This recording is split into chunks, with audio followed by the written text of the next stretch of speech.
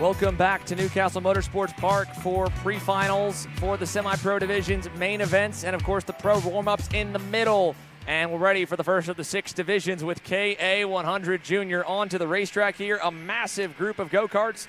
And well, let's take you through the starting lineup for their pre-final with 8 laps on the boards for them to contest this one. First and foremost, Diego Ardiles will be on the pole as he tries to chase that championship with Speed Concepts Racing. It has been him and Max Weiland that were the top of the heap after qualifying. And then it'll go down to Chico Brown and Isaac Malcuit on row number 2. Yeah, I'll just give a shout out to Ardiles, provisionally your champion already. David Cole saying it's locked and loaded for Ardiles, the Speed Concepts Racing driver. You saw the first 2 rows there from Xander. Again, it'll be Brown on the inside, Malcuit on the outside of row 2. Jackson Wolney, who has been very good here this weekend, starting on the inside of row number 3 alongside Ty Fisher, Travis Pettit, and Martin Jaramillo on row number 4. Back on row 5 to complete your top 10, Maverick McKenna on the GFC on the inside on row 5 alongside Enzo Vidmontien and the Trinity Karting Group Kart Republic. Row 6, Drew Jensen and Johnny Stamps.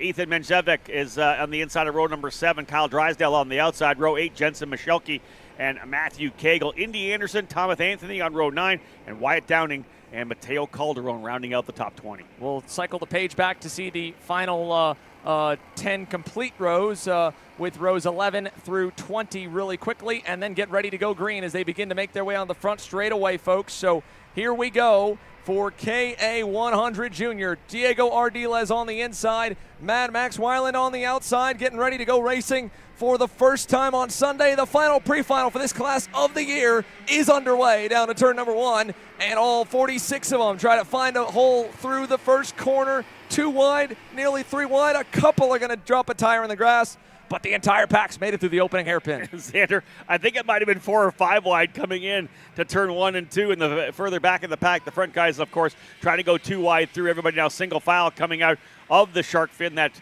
left, right, left combination through the Monza, the infield part of the racetrack. A lot of great feedback from drivers on running that. They just love that shark fin. The first time that we've seen that here in Superkarts USA competition. Big jump to the front, though, for Ardiles, and a great start for Isaac Malcuit as well. He goes up into the second spot, into the cell tower corner. Driver settling into position. We are now running here with the pre-final. This pre-final will be 8 laps for the pre-final drivers here. We'll do 10. We did 10 for the heat races for the drivers in the Pro Show, but 8 lappers here, and a great start for Ardiles, Xander, out to a sizable lead. Yeah, that's a huge lead. I mean, probably one of the biggest ones we've seen in the KA Junior class to this point. So this has been already a big-time jump for Diego. At the end of the opening lap, the gap looks to be around 0.7 of a second. So a big-time lead here for Ardiles to Malcuit, but that just got eaten up quite a bit. Great run down the front stretch for Ty Fisher, Weiland, and for Chico Brown to push and catch up to the 897. Yeah, look at the gap between 5th all the way back to 6th, 7th on down. They got a really good jump there early. You got to go to Jackson Wolney now in the 6th spot, 6/7 of a second back. So that initial group able to settle in. There's somebody's nose cone, so somebody's going to be coming into pit lane here momentarily, trying to figure out what cart that is. Can't quite pick it up as they took that nose over the fence back into the tech area. But Ardiles, Malcuit, Fisher, Weiland, and Brown, the lead 5 drivers. Wolney runs in 6th. Vidmontien, Jaramillo, Pettit, and Jensen the early top 10. Through the horseshoe over to 14. Beyond the top 10, I mean, it's still pretty close, and that top 10 may change. You saw last time by, McKenna was only 0.3 away from Drew Jensen. This pack up front has changed obviously a little bit with Ty Fisher and Chico Brown moving through there. Great low shot in that that last corner before the timing loop, and they'll head on to the front straightaway with Diego Ardiles leading the way. Hey, listen, Ty Fisher was one of the drivers we saw yesterday, really kind of a disruptor in there, battling hard for position. He's now trying to see if he can't come away with that big first national win we've talked about for Ty on that Race Lab TB kart machine, currently sitting there in the 3rd spot. You can see that a great run as well for Turner Brown. He's got himself now up into the 2nd spot. It's still Ardiles leading, but Brown goes into 2nd, Fisher in 3rd. Let's see if we get a 3-driver breakaway. Weiland trying to stay with them from P4 on the Magic Kart, but right now those front 3 drivers see that they can't lock up and Xander pull away here early in this 8-lap pre-final. Yeah, single file, and the opportunity to really at least safely lock yourself into the first 2 rows for the main event is all you can ask out of your driver here, and hopefully they all can recognize that. Yesterday, Chico Brown and Diego Ardiles, the two of them, neither one wanted to give, and neither one wanted to lose to each other, and you could see it on the racetrack in the main, and you can see it even now where Chico dropped that left rear tire off the edge of the racetrack there at turn number 15. I mean, he's pushing to get to Diego, and well, yes, they do have a big opportunity to push away, maybe drop Max Weiland off the draft of the lead group. Will they do that? I don't know. Yeah, not going to happen. Chico is sending it. Right there, as if on cue, Xander. Will they do it? No. Down he goes to the inside. I will say this. I was very surprised by the lack of patience up front. You know, Xander, you've had a chance to do some racing this year. I have not yet, but I try to race a couple times a year. You have to keep that mindset that when you're in that front group, if you just wait 2, 3, 4 laps, you're eventually going to pull away from the rest of the field. Some of these drivers, I expected to see a lot more patience. We didn't see it yesterday, and they brought so many drivers back into the fight who never needed to be in that scrap. I was very surprised. Well, speaking of drivers, you know, teaching patience, there was A.J. Myers and his girlfriend Jordan looking on with his protege in Max Weiland trying to probably preach a lot of that to him, Rob, because, again, all of these young drivers, again, we're talking 11 to 15 years old. There's, you know, a little bit of that kind of schoolyard mentality of each other wanting to be the biggest, baddest kid on the block at every lap, right? But like you said, I mean, there's just a point where waiting isn't the worst thing in the world. It just really varies, right? Depending on and you just have to be in those scenarios enough to kind of know how to play the game, right? And again, not let your head, you know, not lose your head in those scenarios also, because there are times where, let's say a pack is, you know, if this pack connects, right, all 7 of them, I don't want to be where Ty Fisher and Travis Pettit are in 5th and 6th. I'm no longer in control of my own destiny. Exactly. If someone botches a pass for 3rd, well, then I'm going to lose the toe. So I can't wait there till the end of the race. I got to probably chip my way up the group, and that's why you see Isaac Malkiewicz going by. But at the same time, I'd be really smart if I'm in Ike's position, because I don't want to make the pass in the wrong corner. I want to make it where we don't lose a lot of time, and I can basically leapfrog my way, almost climb the ladder of the group. Pass someone, lose 1 car length, 2 max, drive a good corner, and lose the draft to take me the rest of the way back up to the group. I think it's really situational at times, right? Like, you know, Ryan Norberg will tell you if you're running in an X30, a Pro X30 race, sometimes it's pass or be passed, right? When you're sitting there in P5, like you said, you've got to go to 4th, you've got to go to 3rd, because the snarling pack behind you is going to make it happen. But if you're in a situation where potentially the top 3 drivers, a trio, can pull away, that's different. You have to understand where you are. When you talk about patience, you got to see where you are. You have to understand the situation. Yeah, you could be able to pull away, but in this case here, you talked about Malkett. He knows he's got to go. Same thing with Ty Fisher. He's worried about the guys coming behind him. Here comes Malkett. Here comes his teammate Pettit as well. At this point, when they start packing up, you're not in a breakaway. Pack anymore. Now you're in the middle of a fight. Turner Brown feels that I got to go to P1 right now. I can't wait any longer. I got Weiland behind me. I got to go back to the lead. Right, and again, the Ardiles knew that it was also getting close to go time, and there was a chance that could happen where he could get shuffled quickly back to 3rd or further away from the lead. And while he does have the points locked up, he still wants to, like we said earlier, put that exclamation point on his championship season here in KA Junior with a race win. And with the way he and Turner were racing against each other yesterday, that's the last kid on the track I think he wants to lose to, and vice versa. So he's already gotten back around Weiland. We're going to 2 laps to go this time by, and check out the 895. Enzo Vidmontien was not in this group a lap ago. He was back in 8th, 1.8 back. He's about to get up a little bit more. Big run on the inside of Jaramillo. He'll pick up that spot, brings Pettit through, brings, looks to be Drew Jensen through, but they have lost some ground to the leading 5. So let's see where the gap is for Vidmontien as they go across the loop now. This could be a little bit too far back to still make something happen. But never say never. We've got a pass for 3rd, and it's Ty Fisher on the inside. Yeah, Ty Fisher, like I said, had been up on the wheel all weekend long looking for that first big national victory. He'll go to P3. Turner Brown was able to get by and go to the lead. Max Weiland, who was putting the pressure there on Ardiles, made a move a lap ago down in scoreboard. That gave a little bit of a gap there for Brown to stretch away, but it ended up only being about a 1/10 of a second. There's the PSL karting camp, and they are watching young Isaac Malkett work his way forward here again. He's back up into, I believe, the 4th spot. He'll lose another position. Back and forth here, just outside the top 3. So Martin Jaramillo takes that spot back away. as they work their way up and over the hill and into the cell tower corner. Malkiewicz followed him low. Jaramillo a little wide, a little elbow grease getting back by, and Ike retakes his spot, but they've lost quite a bit of ground. We're going to hit the line this time. It'll be 7 laps complete. It'll show the final lap. That ticker will refresh on the left side of your screen, and we will see the battle for the lead potentially recommence because Diego Ardiles has tracked down Chico Brown. We're going to have a fight for P1 here down at turn number 2. Yeah, all about lining things up and getting the main event grid set for this afternoon. Who will it be on the pole? Will we see Brown on the inside, or will it be Ardiles? These two drivers, essentially the rivals here in junior competition. They essentially did a karting seat swap. One starting at Speed Concepts for the year, one starting at Rawlson Performance Group. They end up going with different teams by the end of the year. Of course, now it's Brown with RPG, Ardiles joining the Speed Camp, and they are battling it out here to see who comes away with the race win. One driver off further back, right on the exit of that corner there as they come back over to green corner. But again, look who's into the fight here as well. It's not just Brown versus Ardiles. Here's Ty Fisher in the middle of the fight as well. Ty Fisher could play spoiler. He's going to force Ardiles to get aggressive with Brown, but Brown parks it nicely on the apex there. That was Ethan Skymanichik on the Rocket Racing Company team that had gone off in the second to last turn and went all the way across to the green corner. Now, out of turn 15, final time in the rundown. Here's a look up and over the little crest. Brown to the inside, Fisher defending as well. Last corner now to maybe make that move. Ardiles looking.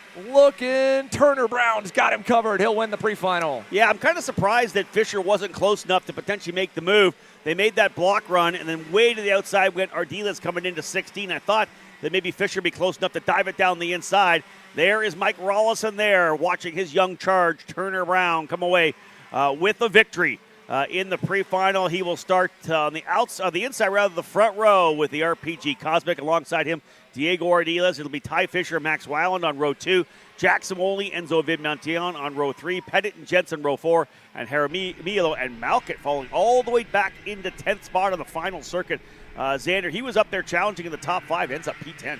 And what I love, what we talked about earlier with mentality, right? I mean, you saw the exact same stone-cold facial impression from Mike Rawlison, thinking, watching that. There was no fist pump. There was no exclamation mark. It's not until that checkered flag flies in the main event, and then you see a little excitement out of the team owner. He's going to look and send not only himself probably a little bit of input if he can get a moment with Turner. He's got his great group of coaches as well to say, all right, yes, you did win the race. Could you have been better here? Could you have been better here?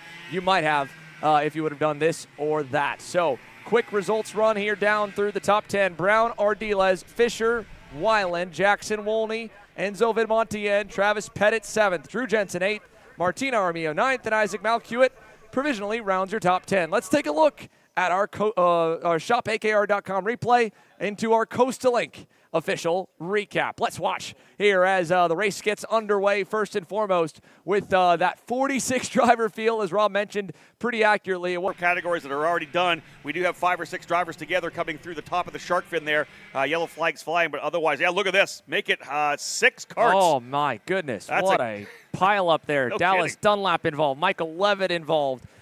Chris Gearum is involved. There is 3, 4, 5, maybe more collected over in the shark fin. So we had a big amount of carnage right there. But already we've even shaken up for the running cleanly the leaderboard and the order. It is Caleb Gaffera, granted our top qualifier, and Henry Wheeler with a good start into second. But Steven Eisert on the Sodi with a great run here to start the pre-final on the 939. He's up to P3 as we go all the way back through that group there across the hill. And now to put 1 lap in the books, we'll slowly get everything back up to work. So again, apologies for that momentary power strike, but we are back underway under alternate power and rolling good here at Newcastle. 1 lap down, 7 laps to go, Rob. Yeah, Xander mentioned the positioning right now for Steven Eisert. A good qualifying session for him allows him to be in that lead group, and now we are underway. Caleb Gaffera out to the early lead. We saw him battle a little bit yesterday after being so quick early on in the day. Didn't have the pace in the main event. We'll see if Gaffera is able to make those where he needs it to be in a longer run. Henry Wheeler slotting into the 2nd spot. Eisert runs 3rd. Josh Campbell now up to 4th. Fernando Luque, 5th spot. Championship contender Overbeck now into the 6th spot. Kaminsky 7th. Lloyd, Drew, and Warren round out your top 5. And as we talk about the battle together all weekend, they were working together in practice on Friday as well. and they've kind of been right around each other in every session throughout the weekend, and they are there again. Luke Kay getting a good run on the straightaway there. You see Wheeler having a little look back. Here's a new leader, though, as Iser will make a move to the inside to get the job done. Gafera almost going off the outside of the racetrack. Wheeler not able to follow Isert through, so moves Steven Isert in the Sodi Kart to P1. Gafera slots back into second. Wheeler third, and this is that opportunity that Luke Hay's looking for. Every time that you get a pass like that up into turn number 2, you're going to open up the opportunity for the drivers behind to get a better run through the corner. Luke Hay just waiting for that last little fight at the end of this to see whether or not he's got a chance to go to P1. Yeah, Fernando Luque just lurking, just again waiting, hoping that maybe something will happen. And again, the sooner it does, the better. If it's only the last lap or the last half a lap, like from here on out, they start battling, he'll get there. He might be able to pick up the pieces and get a third, but the shot at a win will be a lot tougher. So here's a look as we follow with Keegan Kaminsky, who's now into that 6th position behind the championship points leader, James Overbeck, team owner, Gary Carlton from Team GFC, Kyle Wick, Jacob Gulick, watching along as their junior driver continues to roll. Yeah, Sonny Cervelli there as well, really eyeing up on Kaminsky to see whether or not he gets the job done. He gets passed there by both Lloyd and I believe Overbeck, rather. Here's the battle, folks. Back into turn number 1. Big low line there for Iser trying to hold the spot. Luke Kay is loving that. It's going to bring him just a little bit closer. He was a half a second back. Call it a length now as the top 4 drivers now nose to tail. Iser going a little more defensive. They better watch out because that Overbeck, Kaminsky, Lloyd, Drew group could close right back up. Luke Kay thinking about trying to make a move to the inside of Wheeler as they come back over the hill to green. Yeah, and that's going to already bring the next 3 to 4 right into the mix and potentially another 3 after them. Overbeck, Kaminsky, Drew there now. Josh Campbell, Kane Martin, Nick Gabriel not far back either. They're all on the low side with a lap and a half to go, and they're going to go 3 wide for the lead. Henry Wheeler around the outside is going to take the lead in the PSL Barrel Art. What a fantastic move, and Gafera moves the lane to go to the outside. He'll follow Wheeler through. What was 3 went to 4, call it a dozen. 12 drivers probably lined up here as they come through the final couple of corners. Wheeler takes the lead on the PSL Karting Barrel Art machine. White flag flies this time by Wheeler and Gafera. Hooked up once again. 1 lap to go here. Henry Wheeler, Caleb Gafera. Gafera pointed forward, said keep pushing. Let's wait till a little later to make the moves, and backed up in that pack behind Steven Isert. And by the looks of it, it was somewhere on the center to exit of the shark fin in the infield. Meanwhile, Wheeler still leading, and it looks like Gafera is more than content to follow him here on the final couple turns. This is the front row we saw yesterday. Wheeler on the inside, Gafera on the outside. We may see that again here as they come to the final couple of corners. Great run around the outside of the double apex left-hander. Oh, Gafera thinking about the inside. No. I thought he was just going to hold the position.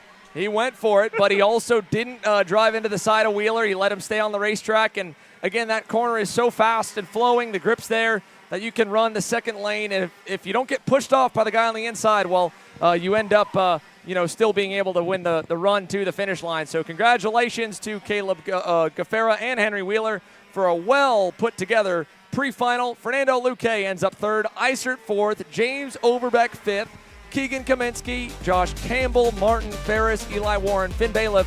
He climbs to 12th, but again, Overbeck climbed to P5. Yeah, that's the thing, man. Those are big points already. James Overbeck doing what he needs to do to potentially lock this in. I think the key to that race was the fact that Wheeler trusted Gafera when they got down into turn number 2. Had he came to the inside and blocked to the inside, it would have been a totally different outcome. I think it was a fantastic run for them. And him to be able to trust him, that's what allowed them to come away P1 and P2. That bit of trust is going to come into handy when they go back out and have to work together, hopefully, in that main event. Let's take a look here on a couple of the highlights from this KA Senior Prefinal that we just were able to witness. A whole lot of battling presented by Coastal Link. Your race recap here. First and foremost, as we got back underway after, again, that momentary power strike on the cooldown lap from the KA 100 Juniors. We were looking to get our recap here from the KA Seniors. Might have a bit of a glitch there, so we'll pull that up in a moment if we can. But we'd love to see as well if there's a moment to take a look at that replay also of what happened to Colin Lloyd and Jake Drew. I know we had a lot of cameras all kind of following the leaders as well as that second pack, and there was definitely something that went on that sent those two down the leaderboard and slowly recovering after the session. So we will be looking to pull that back up in a moment. In the meantime here, we'll get what we can with a quick commercial break and come back with more.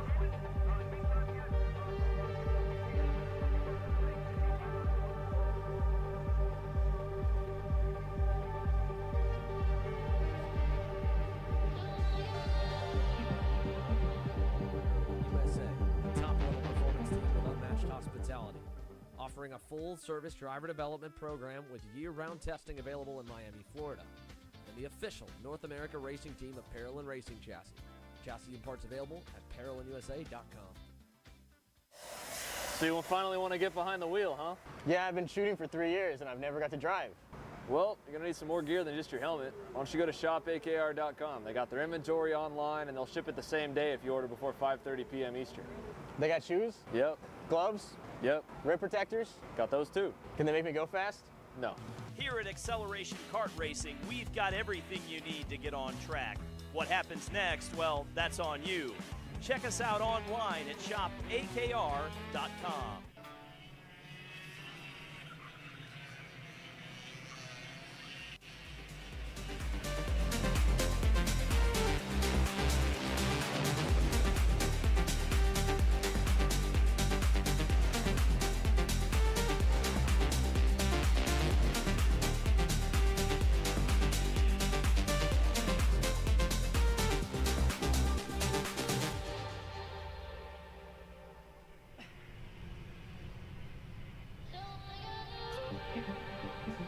So back at it here as we continue to work our way through the pre-finals here, round 6 of the Super Karts USA Pro Tour, the Summer Nationals here at Newcastle Motorsports Park. Jaden Francisco has been so impressive throughout the weekend in the RPM machine. He'll start on the pole position alongside RPG pilot Daniel Ramirez. Row 2 will see your essentially championship winner, Zane Burgess for Sodi Kart, starting on the inside of row 2 alongside Lawrence Perriman.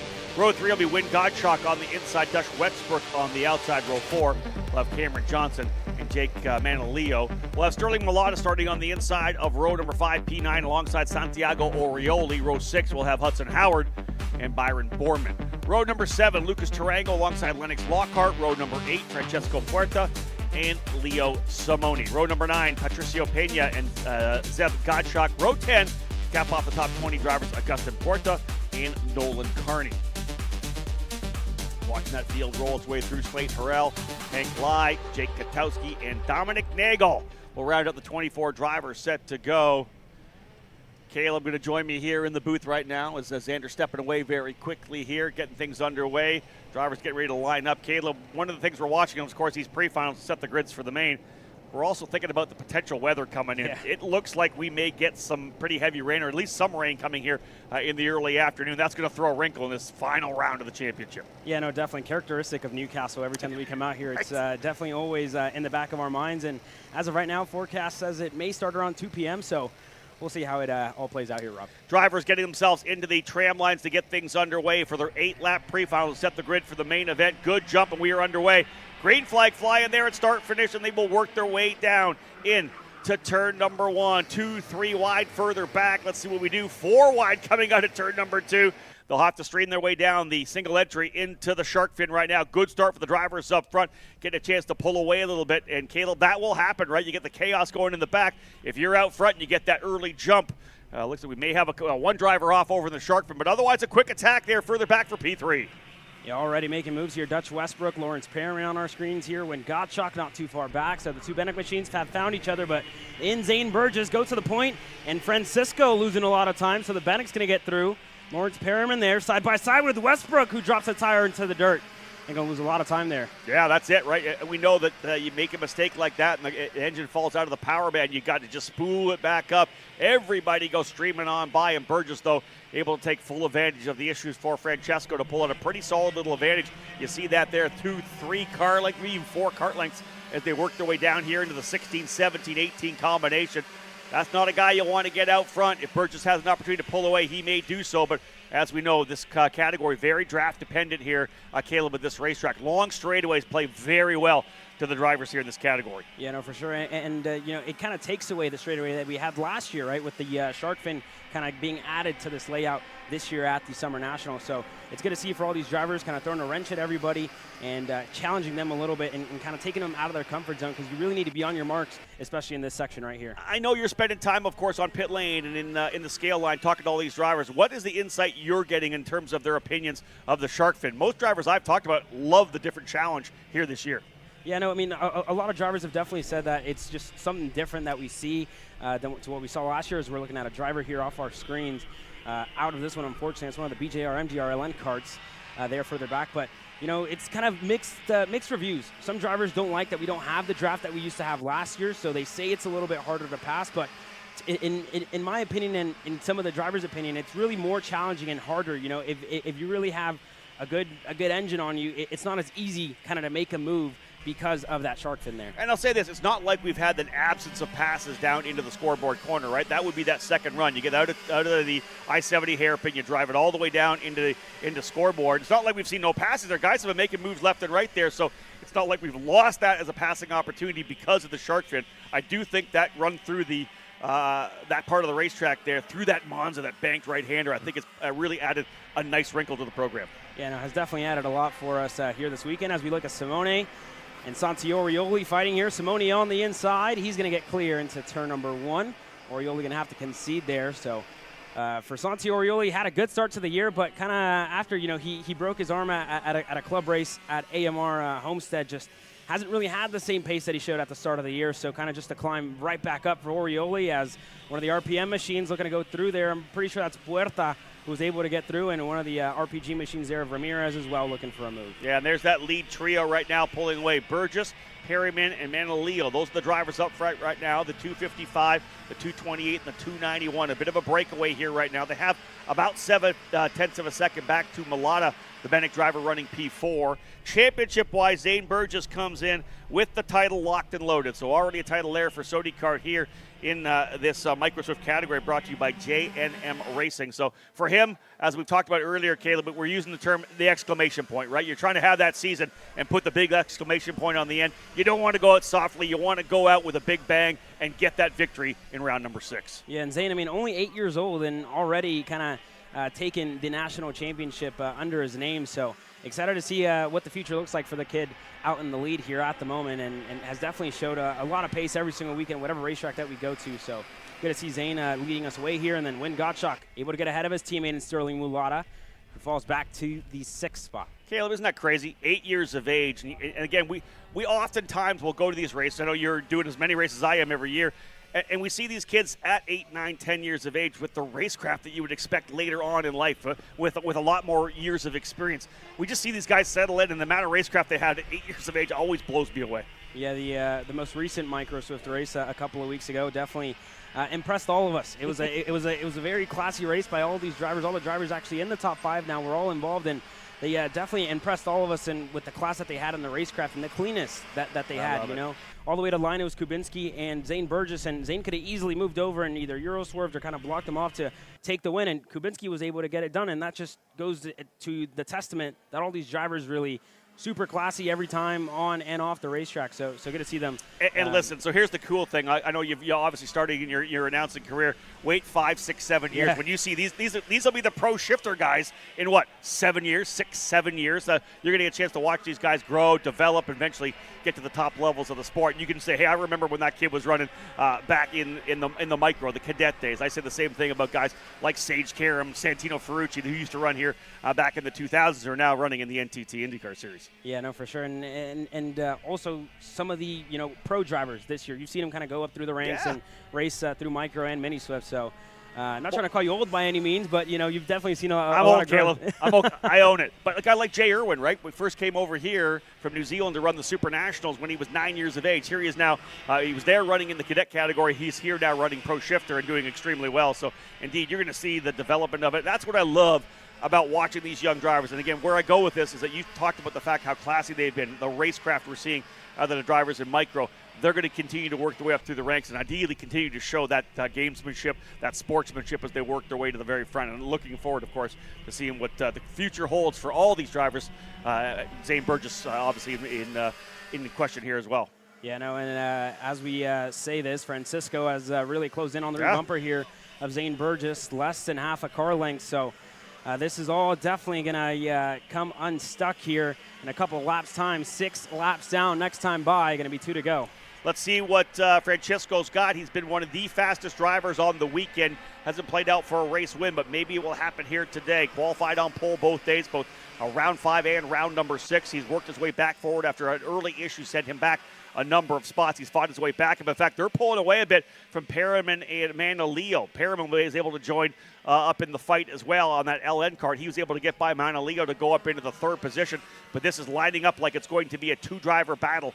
As Caleb said, we'll see the white flag this next time by to line things up here for a battle between Burgess and Francesco. But right now, the great thing about Francesco is he's staying second. He's not pushing. He realizes he's stretching away from the guys behind him. This will be one of those last lap battles where you're not going to bring everybody else back in the fight. Yeah, and I mean, Francisco was off the racetrack earlier on in this race, right after the scoreboard corner, and now, you know, by being patient, by kind of staying in it, by keeping his foot on the gas, his head down, has definitely gained and closed a lot of time to Zane Burgess. Yesterday in the main event, Francisco found himself off the racetrack and thought the race was over, pitted early, and you know, his coach was quick to tell him the race isn't over and you drive until that checkered flag comes in the air. This time around, though, 2 sticks in the air and officially crunch time for Jaden Francisco and Zane Burgess. So we need 2 to go.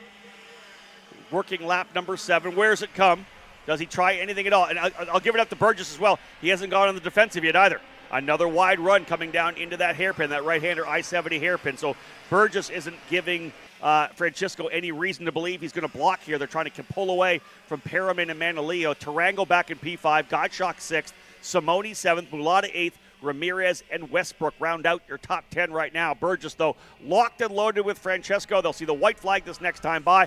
1 to go, and I'll guarantee you Francesco's now starting the strategy, now starting to plan. Where do I pull the trigger? Where do I think Burgess potentially go on defensive? Yeah, and Lawrence Perriman is actually the driver here in third. He's going defensive, knows he wants to start on that inside line when it comes to the main event, because some people may argue that the inside line on the first lap of the main event is probably better than being second or even fourth. So Perriman going to start defending.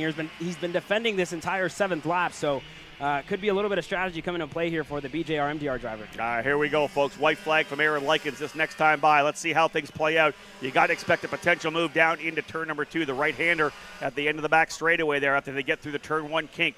Here they come across the line. Again, white flag, final lap here for Burgess and Francesco. Where does Francesco pull the trigger? Big move down to the bottom for Burgess. They'll split coming down to the straightaway and all the way around the outside. I think that Francesco potentially is going to lead it. He does not. Where's the over-under coming down to the bottom of the racetrack? Interesting call for Burgess way over to the right side of the racetrack to begin the final lap. Yeah, it seemed like he just moved over to the bottom a little too early, but Francisco going to have the inside on the shark fin. He's going to go to the point now. So Francisco going to have to hold off the Jamaican sensation in Zane Burgess. Big defense move down to the bottom in the scoreboard corner for Burgess, trying to hold off the attacks from Francisco early in the race. Did not happen. Back down to the inside, coming to the green corner. He'll take the spot back. Still a lot of opportunity to pass still. They got the corner in the back part of the racetrack, cell corner. That'll be the first opportunity here. Big run around the outside. Man, Francesco, beautiful move. He was able to get clear there. What a move into the cell tower hairpin. So now Burgess back on the attack here for Francisco. Going to have to go on the defense the last time around to the last 2 corners. Here's the move to the outside, down to the bottom of the racetrack, inside to driver's right goes Francesco. Burgess right with him, though. He'll fill the inside of the racetrack. He'll take the spot coming into 16. Back to 17 and 18. Burgess, nicely done, and book another victory for him. He'll start on the pole for the main event. Zane Burgess with the win. Francesco coming home in second. Gottschalk worked his way from 7th to 3rd over the last couple of laps. A great effort late in the race for Gottschalk. Manaleo holds on to 4th, able to get by Perriman. Caleb, you talked about that wild battle we saw coming out of green corner with the drivers behind Burgess and Francesco. Gottschalk coming away with a solid 3rd place finish to start on the inside of row number 2. Yeah, Jake Manaleo across the line in 4th. Lennox Lockhart, unfortunately, there looked like he had a spin after he crossed that checkered flag. Lawrence Perriman rounds up your top 5. Then you go back to Tarango.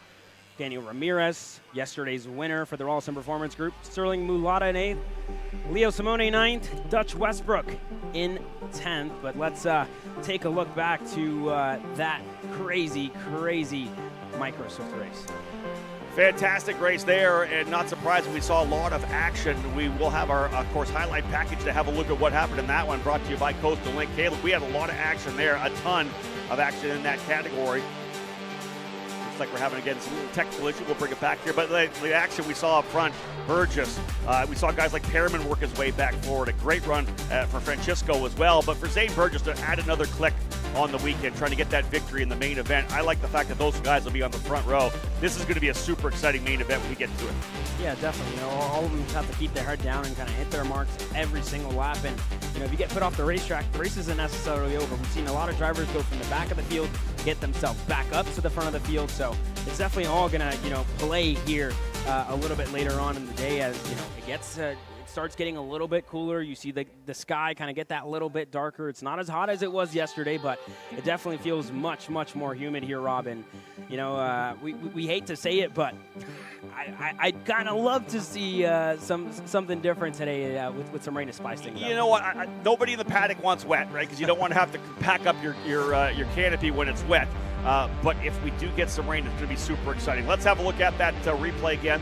Here's the start as they work their way down into the opening couple of corners. We talked about the fact that things kind of dialed up a little further back. One driver went off over in the shark fin, but otherwise a very quick getaway for the drivers up front. Here's that fight a little bit further back as well with Perriman and Gottschalk. This is that move forward again. Let's talk a little bit about the 232. A great run back forward after early issues. Yeah, no, I mean, he found himself off the racetrack, and then you see there kind of picking his points, picking and choosing when he's going to make moves, and then you see the battling further back. But for Jaden Francisco, just kind of being patient, and you see he picks off another one. Yeah. Jake Manolio there for the third spot.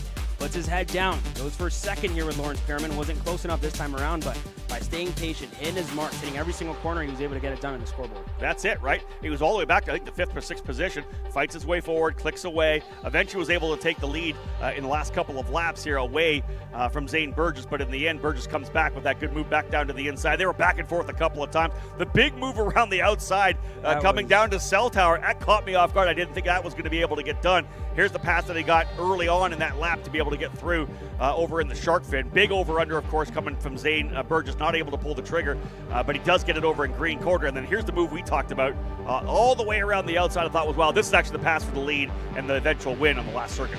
Yeah, but you know, they definitely delivered, I think, more passes for the lead on the last lap than we saw the entire race. So Indeed. pretty cool to see there. So getting things dialed up here for the pre-final for the drivers at X30 Junior. This is one of these championships that I believe is still up for grabs with Jackson Wolney, Diego Ardiles, Turner Brown, all with outside shots at it here. Wolney, as we know, is qualifying on the pole, grabbing those 10 bonus points. He'll start on the front row alongside Turner Brown. Diego Ardiles will be on the inside of row number 2 alongside Ty Fisher.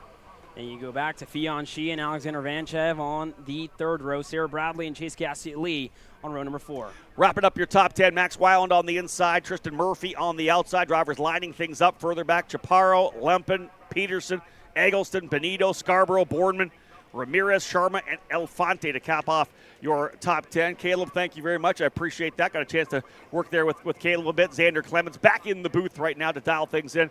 We had a fantastic race there in micro, and I expect a lot more of it here in X30 Junior. Quite a bit here. This race was one to watch, their main event especially yesterday. So let's see it.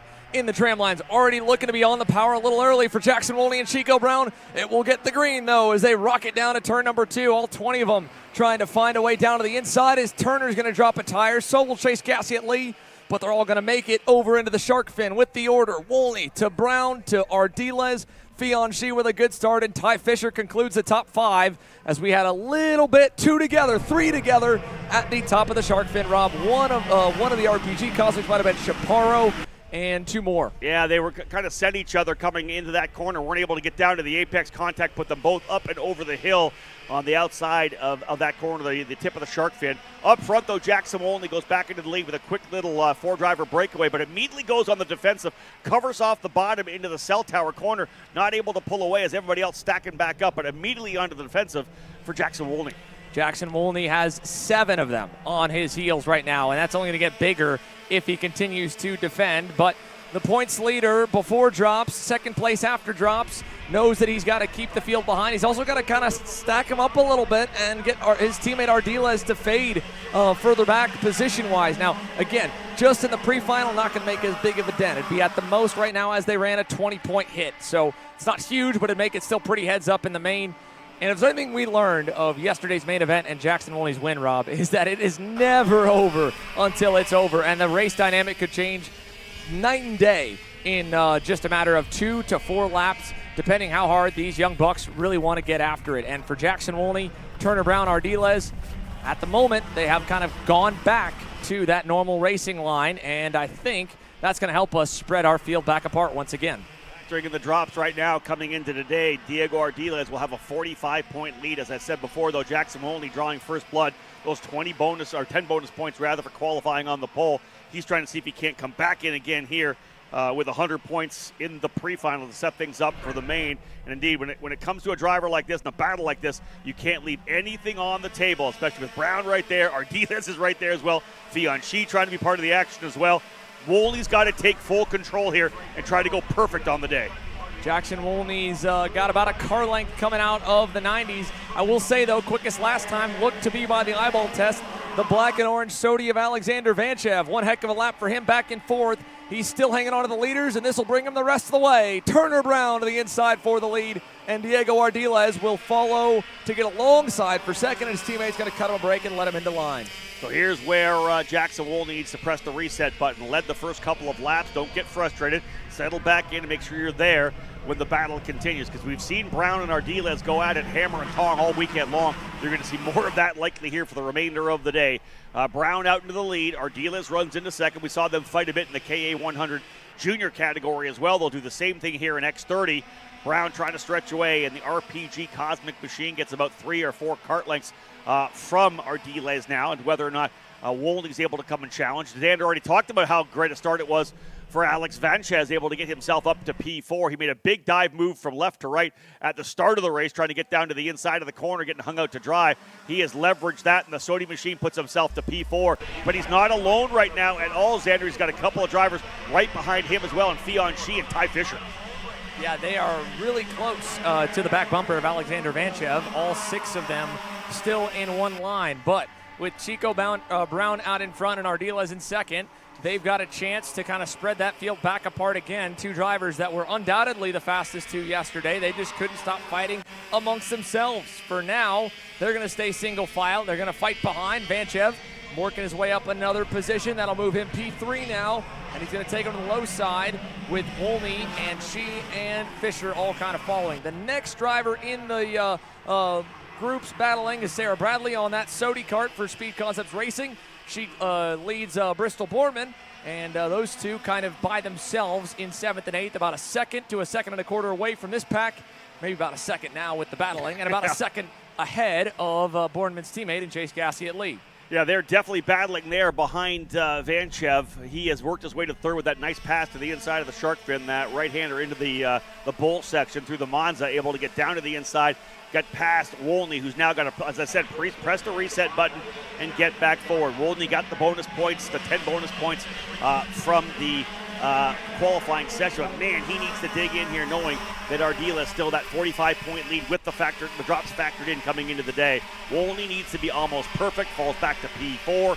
Work to do, and he makes a move back to the inside. Does he hold it? There's Fianchy there as well. Yeah, Wolney goes back to P3. And look at again, while they're mixed up teams up front, there's mixed up teams and mechanics and team members on the grandstands watching, kind of all mixed around and keeping an eye on the X30 Juniors, because there is a lot of team representatives, chassis representatives from different groups in our main pack. Now this main pack is backing up though. It was 1st to 6th, it's now 3rd to 8th. Fianchy and Jackson Wolney, P3 and P4. Ardiles and Brown, yeah, they're long gone already from this 1/2 of a lap worth of battling, and it's not done, Rob. Wolney just kind of got a bit of contact into his right rear tire from Vanchev, and now Vanchev and Fisher have gone by. Jackson Wolney back down to 6th. Yeah, a little bit of a shove there to the apex of the cell tower corner and pushed him wide on the exit. Probably had to check up a little bit to not go off the racetrack. That allowed both Vanchev and Fisher to get by, as we'd said.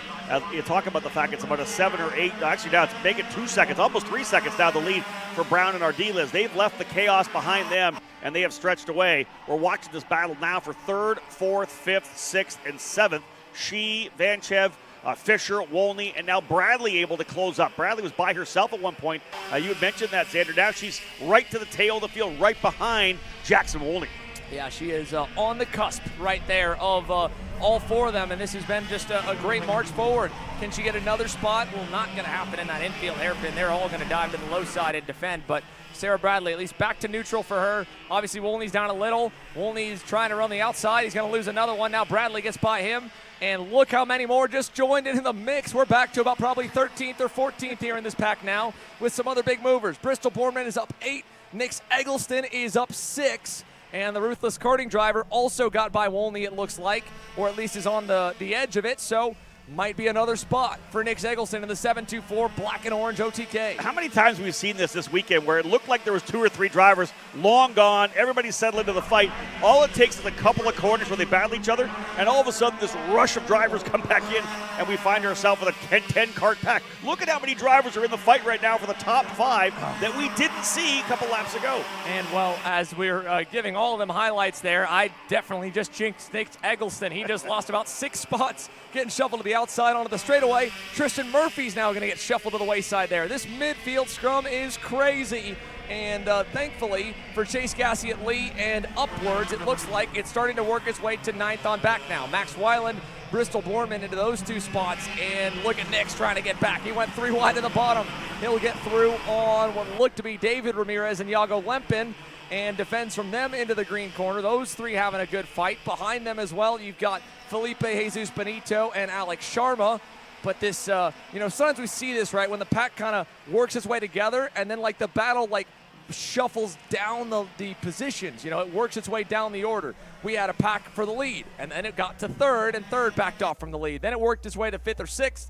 Now 7th or 8th, and now outside the top 10's kind of backed off again. But at one point, like you said, Rob, we did get about 13 of them all in one line, and this might bring them back together. When they come across the line, we'll reset them here for you on the final lap. Brown is your leader. Ardiles 2nd, Vanchez 3rd, She 4th, Bradley now up to 5th, Fisher runs 6th, Wolney all the way back to 7th, Gassioli goes 8th, Weiland 9th, and Byron Borman up in the top 10 with Tristan Murphy right there as well. Eggleston about another 2nd back in 11th.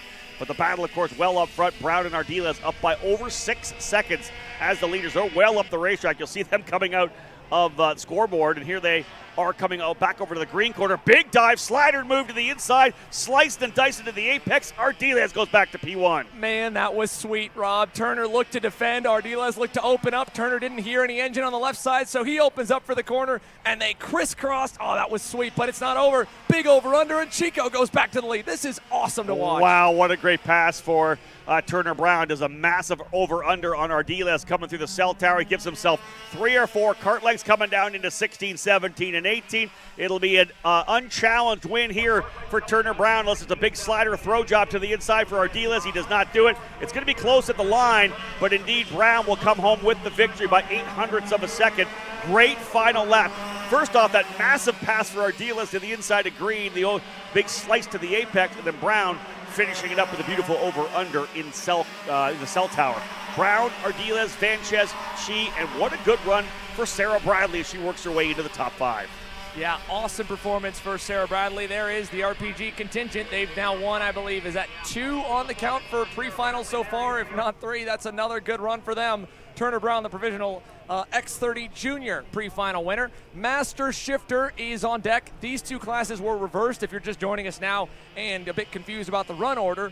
Yesterday, the pro classes ran through the morning with warm-ups, and their qualifying kind of blended in well.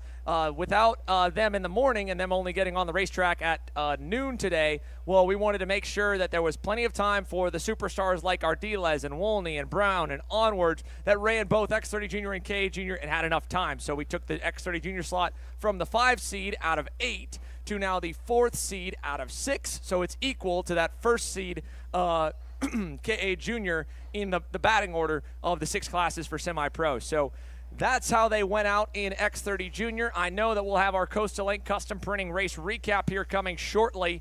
And as well, Turner Brown, Diego Ardiles. We talked to Diego yesterday. I'd love to hear from Turner Brown his thoughts, especially for both of them. I mean, that was, kind of a breath of fresh air, I bet, for both Mike Speed and Mike Rollison and Alex Speed, the team owners, to say, okay, our kids had a good battle, and this time there wasn't contact. Exactly that. At least not enough that sent one of them, either one, off into the dirt. Oh, those last couple laps were fantastic. We talked about the great pass for Ardiles, that knife down to the apex over in the green corner, that left-hander there, and then, of course, the return of favor from Turner Brown over in the cell tower corner as well. So some great racing for those drivers. A number of karts getting picked up that were on the racetrack here, so we're just kind of tidying things up before we fire things up for the drivers in the Master Shifter category, but nonetheless, This thing's probably leaning way towards Ardiles as the champion. Let's have a look at the start as we go back again to the recap of that pre-final. Yeah, first and foremost here, Jackson Wolney leading them down to turn number 1, did a good job, and Brown almost saw that race kind of go off into the dirt, and a couple other drivers did as well, but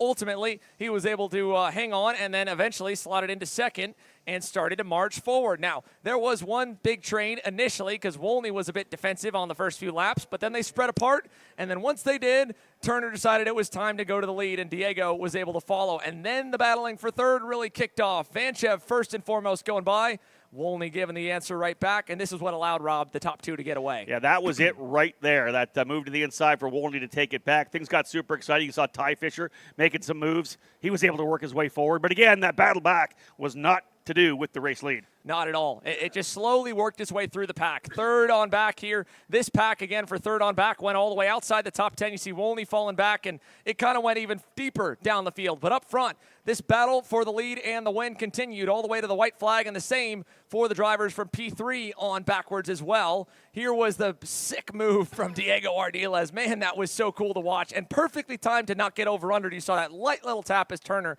went to kind of pinch off the apex, and right at that point, Diego had parked it. But here, he didn't park it enough, kind of got sideways. Turner was able to over under right there before that, and then from there, getting the lead and holding it to the finish. So there it goes for your race recap from X30 Junior. Master Shifter getting ready to head on to the racetrack now, and let's take you through the starting lineup for the Factory Fury GP Kart Motorsport Master Shifter Division. Local hero Tim Hollowell on the pole today. Yeah, been super impressive all weekend long. Looking to try to get that big national victory for Tim Hollowell. Mike Rivera was great yesterday, super fast in the main event, only to get caught up when a brake issue sent Joe Rook to the side of the racetrack. Rivera bent the axle there, but he had pace to close right up on the lead group. Very strong and qualified for Mike on the GFC. He'll start on the outside of the front row. Row 2, your provisional champion, Skitchy Barnes, out of Bermuda on the Maranello, will start in the inside of that row 2, starting third alongside Nick Bedard in the PSL Karting Burrell Art Machine. Row 3 will have Justin Kelly alongside Joe Rook in an all Maranello row 3. Factory kart driver Luis Quiones, former champion in the category, starting in the 7th position alongside Ron White racing driver Jeff Mills. Michael Gouache and Cameron Castles will be on row number 5. Will Lynn and Kyle Yachinsky on row 6, and Ken Schilling will start at the tail of the field in the 13th spot. Biggest field we've had in Pro Shifter this year. Biggest field we had in Master Shifter as well at 13. There's Kyle Yachinsky in the TV kart machine.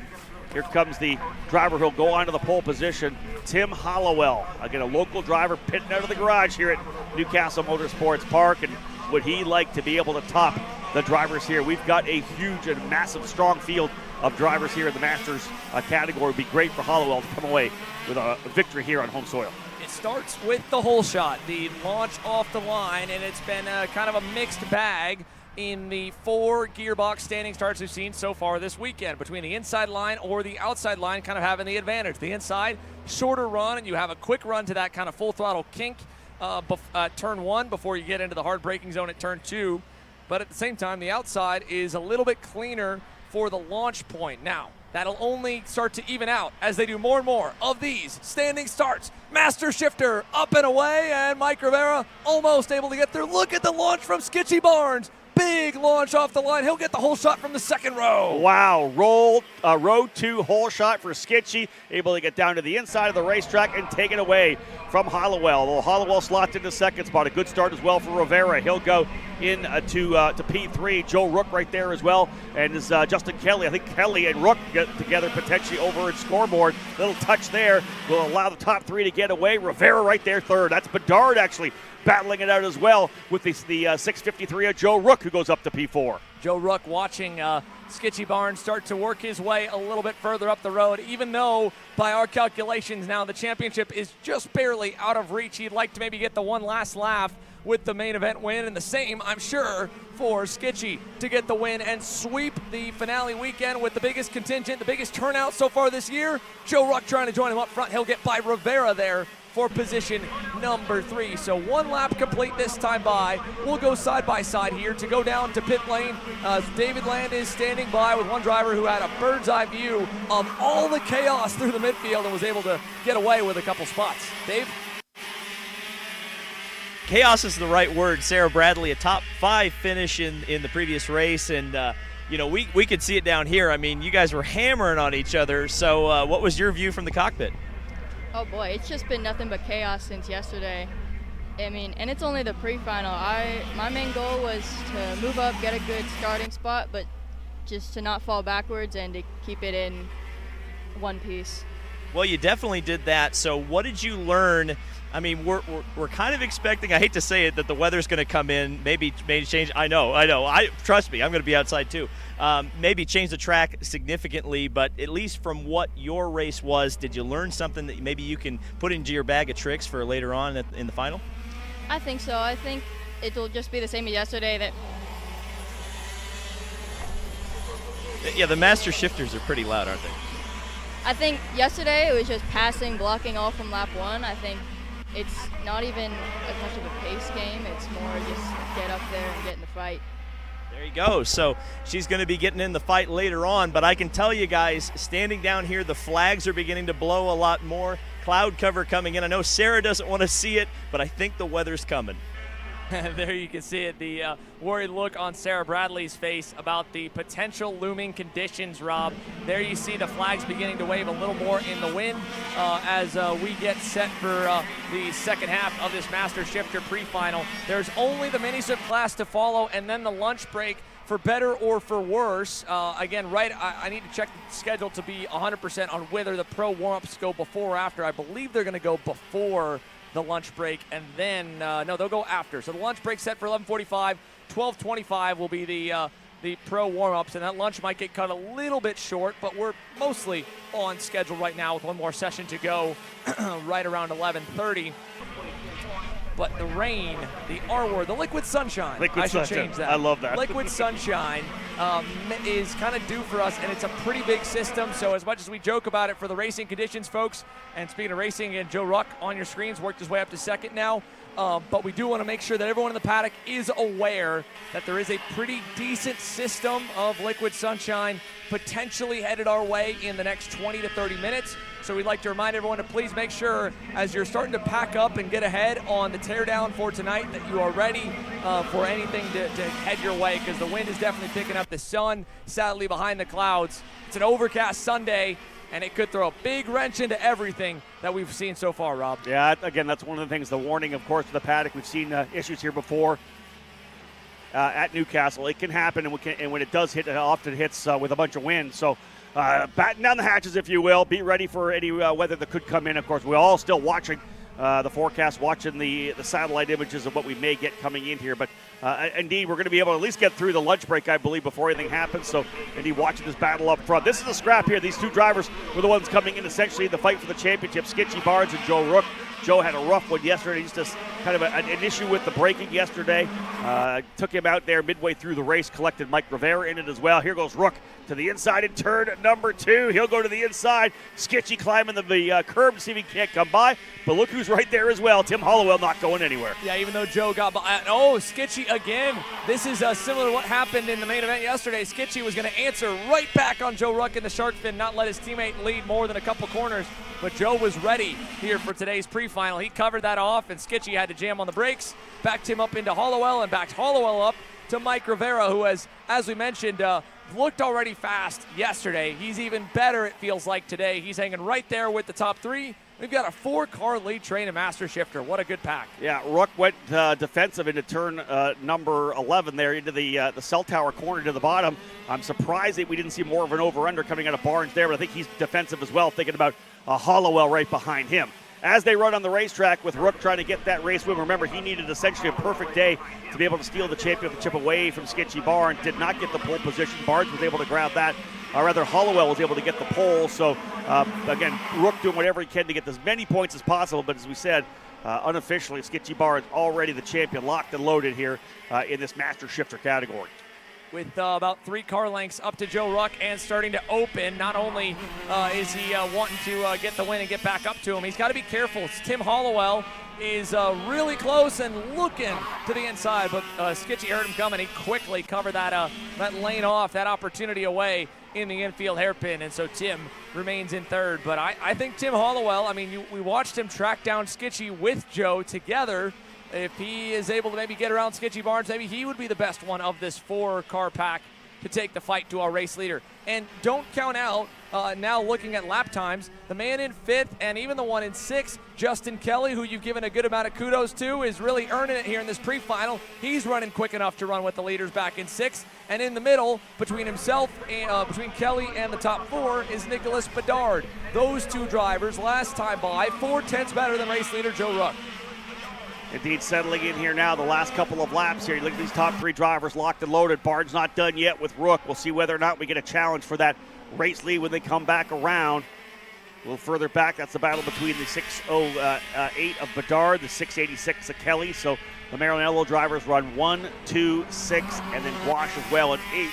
But this is the battle up front. Tim Hollowell's not done yet either. He's putting some pressure on Sketchy Barnes, trying to see if he can't find a way by. Hollowell started on pole, wants to be on the front row for the main event as well. Again, the local driver on that TV kart machine, looking to try to see if he can't win here on home turf. But right now, the two Maranellos, the two of the top master shifter drivers in the country, running 1-2. And they have raced against each other for race wins, what feels like all year long across every event that they have attended. So they know, I think, a lot of what to expect out of each other. Do they know what to expect out of Tim Hollowell after racing him for just one day at the front?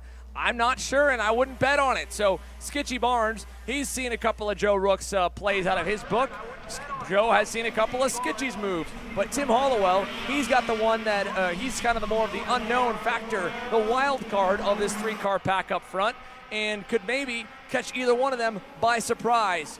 Into turn 2, though, on this final lap, about a car length between them. Skitchy looked like he kind of got a little sideways, a little sketchy out of turn number 2 for Skitchy Barnes. We'll see if Rook able to bring it home. Hollowell, a little tap there coming into the braking zone of the shark fin there. It's trying to find a way by, we said. Again, Rook up front.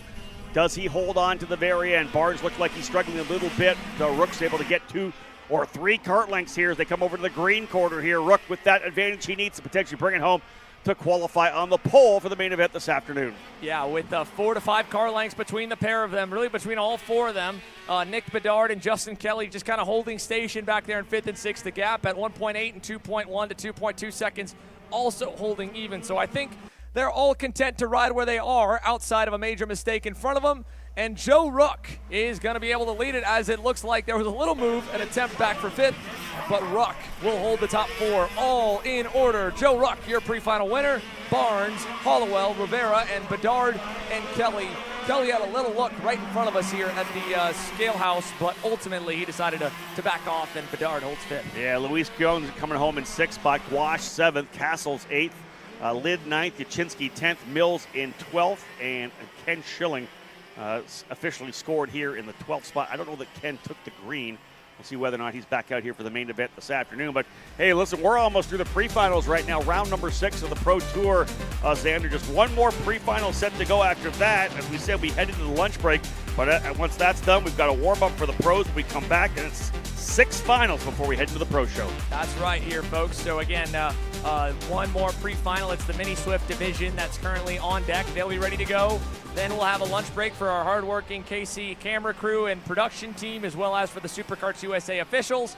And then to close out the 2024 Superkarts USA Pro Tour, it will be a run through the semi-pro mains, preceded by the pro warm-ups, and all concluding with that free-to-view pro show in the afternoon at 3:30 p.m. But Mini Swift's on deck here, getting ready to go green on this overcast Sunday, with, again, the wind picking up.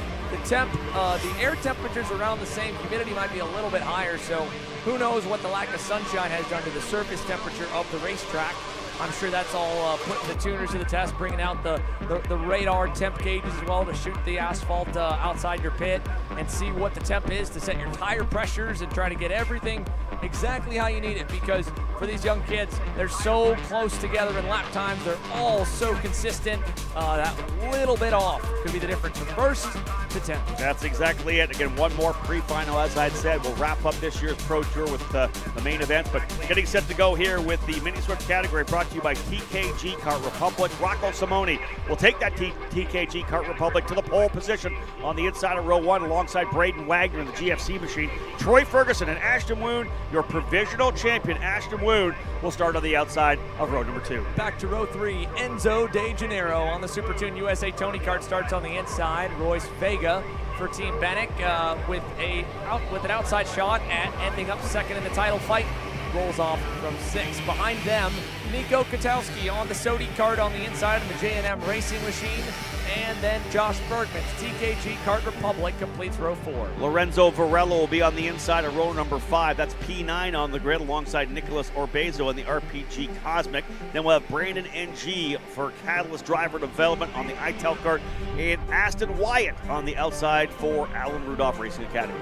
Moving back to row number 7, Easton Kubinski and Ben Gleberman make up that row, 13th and 14th. Kaysen Hodge and Marco Samet back in 15th and 16th. Colton Stiegenberg and RJ Brown will be side by side on row number 9. Grayson Walcott and William Vitor on row 10. Final few rows here for the 30 plus in Mini Swift. Begin with row 11, Maxwell Macha and John McClellan.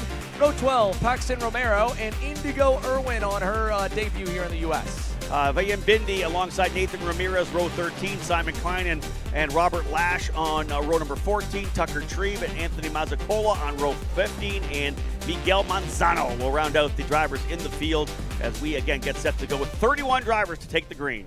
Here they roll, nice and slow coming out of turn 14 to get them all together. This will take us a moment before we are definitely ready to go racing with the Mini Swift category. And again, lunch break will follow this, folks, set for approximately 11:45 a.m. Local time, which if you're looking to go keep an eye on when we'll be back, we'll have our countdown timer on the screen, and we'll return at 12:25 with Pro X30 Warmup and Pro Shifter Warmup midway through today. So last run through the 90s at low speed, and a slow crawl for our Mini Swift class, Braden Wagner on that black and white GFC, and then alongside Rocco Simone in the 109 Trinity Karting Group Kart Republic, who has got them nice and slow to a cruise. And this was the exact angle at the exact about speed when in Micro Swift the front row got spun out together yesterday. So thankfully, at least the minis are all kind of on the same page of what speed they want to roll from first row to back.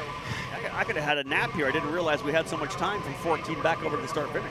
Well, you know, Rob, you've been spoiled with missing some of these races as good as they've been. This is actually probably like only the 90th worst one. We've had a lot more slow pace laps than this, so I'm used to it. And hey, I think we're going to at least get the green on the first time by. But yeah, I mean, it could be a lot slower. Could be worse. All right, that's I promise you. We have seen it all here so far this year, and we're just past the halfway mark with a lot more to go. But we're at the end of the SKUSA Pro Tour, and for the pre-final action in Mini Swift, it's an early punch-off after that slow pace lap for Rocco Simone. He's going to get the green alongside Braden Wagner, and they'll bring him all the way down to turn 2. He blocks down to the bottom, gets a good run there, and on the outside, they're trying to hold on. Oh, 1, 2, 3 drivers off, 1 backwards. Everybody else trying to get back onto the racetrack here. Tough for that driver on the outside, looking in there backwards coming out of turn number 2. Everybody else settling back in to get things underway. Simone goes to P1 from pole. And with that, Troy Ferguson able to go into third, Royce Vega into second. So the 2 drivers kind of vying for that second place spot in the points.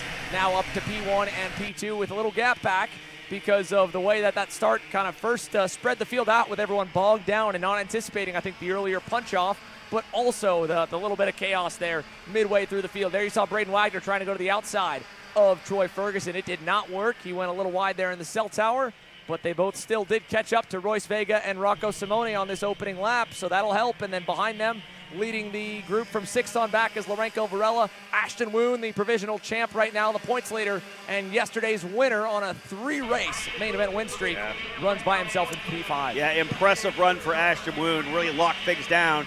Even if Rocco Simone gets the most points, 320, it would not be enough to get by the 264 points that Ashton Woon already has. The best day would put Rocco Simone at 1260. He'd still come up 4 points short. So, as we said, 3 straight race wins for Ashton Woon will make him the SuperKarts USA Pro Tour champion here in this Mini Swift category. Of course, unofficially, SKUSA has to lock it all down and come up with their final results as well. But again, a great year for Ashton Woon. 3 straight wins. We'll see whether or not he's able to make it 4 here this afternoon. He's a little further back, as we said, currently in the 5th spot as Simone has rescinded the lead right now. Troy Ferguson, I believe, into the lead, or is that, I think that might be Ferguson or Vega. Whatever it is, it's a Benek 1-2 up front right now with Wagner into the 3rd spot. So, indeed, Vega is the driver into the lead. Ferguson runs 2nd.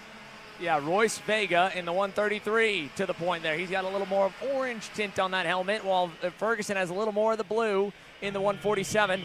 But they are under pressure because Ashton Woon just got by Braden Wagner there for third, and I don't think he wants to stay there. The 195 is going to one place and one place only. That's P1 on the leaderboard as we go to the end of lap 2. Indeed, just early running here, the last pre-final of the year for the SuperKarts USA Pro Tour. Again, right into the lunch break after this, coming back with the warm-up sessions for the Pro categories, Pro X30 and Pro Shifter.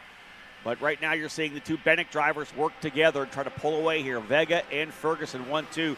Royce Vega, as Xander mentioned earlier, still in a chance to possibly get P2. He and Rocco Simoni in the fight right now for second place in the points. I don't think Bergman's out of the chance to potentially go to P2 in the championship as well. Grab that number 2 plate if he elect to come back to Mini in 2025. But nonetheless, Ashton Moon's worked his way up to third. He went back to fifth early, gets a couple of spots, gets Simoni, gets Wagner. Ashton Moon now the driver trying to chase down the two Bennecks.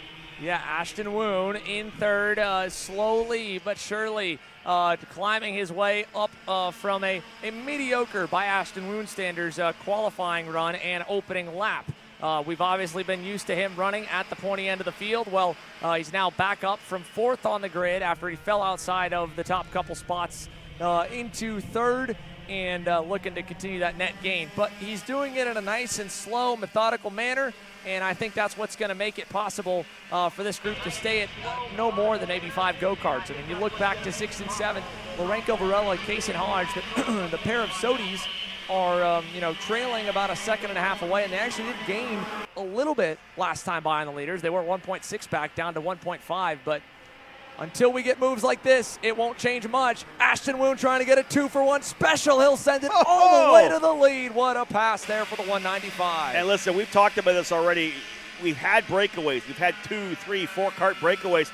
But the minute they started battling, a rush of karts come back in from 6, 7, 8 karts back into the lead group. And we'll see whether or not that plays out, neither closing up a little bit. All that was that nice move to the inside for Ashton Woon to take over the lead. And look at the drivers coming back in. Varela, Hodge, and G all trying to get back in the fight here as well.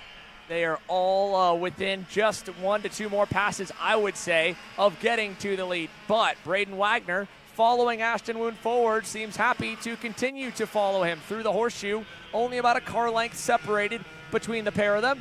Vega and Ferguson right there, third and fourth, and then a little gap back to find Rocco Simone in the 5th spot still. So, yeah, I think you're right, Rob. We're going to be at 7 deep to call it here in maybe a moment or two. Varela's now, I think, faded maybe behind Kaysen Hodge, more or less. But we've got some reports coming in. Potential liquid sunshine early, a little bit early. Yeah, sprinkles, I'm being told, outside. So this is going to start working its way in. We've talked about the fact a front is coming into the racetrack here. We are very likely going to get some heavy rain here for a couple of hours, potentially a couple of hours. That's going to change things and how they play out. Of course, for the number 1, the pro warm-up, whether or not you go out as in a wet weather warm-up session, thinking it may be dry in the afternoon. But Xander, as soon as we roll into those main events, if we're wet, this changes a ton of stuff in some of the categories where it's closer in terms of the championship. And unlike in the dry, where yes, we talk about changing track conditions from grippy to greasy to green conditions and whatnot, the wet is a whole other animal and a much wider spectrum. So even if, let's say, the showers do pour during the lunch break, for the pro warm-up, whether or not, it might dry back out for the main as we see contact. Oh, man. Royce Vega up and over the rear bumper of Braden Wagner for a moment. Luckily, no harm, no foul. But back to the warm-ups there with the potential for more rain.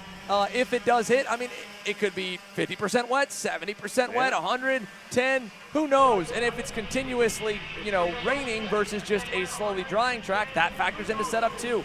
I don't know what you gain out of it, but it's also championship on the line, a big prize pool on the line. I don't think you sit it out. Yeah, agreed, especially with the 2 pro categories. We've talked about a couple of these classes are already locked, rather, because of the championship and what the drivers have done over the first 5 rounds. Everything's wide open in both the Pro X30 and the Pro Shifter class. Nothing locked in terms of the championship. So, indeed, these drivers have to be ready for any condition. As Xander has said, it doesn't matter what it is. If it's 10% wet or 100% wet, these drivers are going to have to be ready for that, be ready to tackle it to see whether or not they come away with a championship. As the main pack heads out of the infield, we've talked about 8 of them or 7 of them. Kaysen Hodge has kind of faded a little bit back there in the 198. He's 9/10 away from Brandon Eng in the Catalyst Driver Development at Kart, so we might be back down to 7. The good news for Kaysen Hodge with 2.5 laps to go, not only are they going to start to battle, and that might get him back closer to the leaders, but he's got about a 5 to 4 second cushion to Paxton Romero and Grayson Walcott back in 9th. They lead a major mid-pack train from 9th, 10th, 11th, and you can kind of group them all together, maybe back to 20th.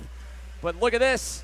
Back with Braden Wagner for 4th, trying to hang on. He's going to end up losing that spot. Lorenko Varela was able to sneak through. And up front, 2 to go. Vega, Ferguson, and Ashton Woon. A 2-on-1 battle here for the lead. Yeah, 3-driver breakaway, 2 Bennecks with the Super Tune right behind him. Will it play for the Medic drivers up front? Do we see the next group get back in? Varela, Wagner, Simone, and G. Do they come back in there? Oh, a little drop there for Varela, I believe, dropping the wheel. Well, that might have been Wagner dropping the wheel on the outside of that corner.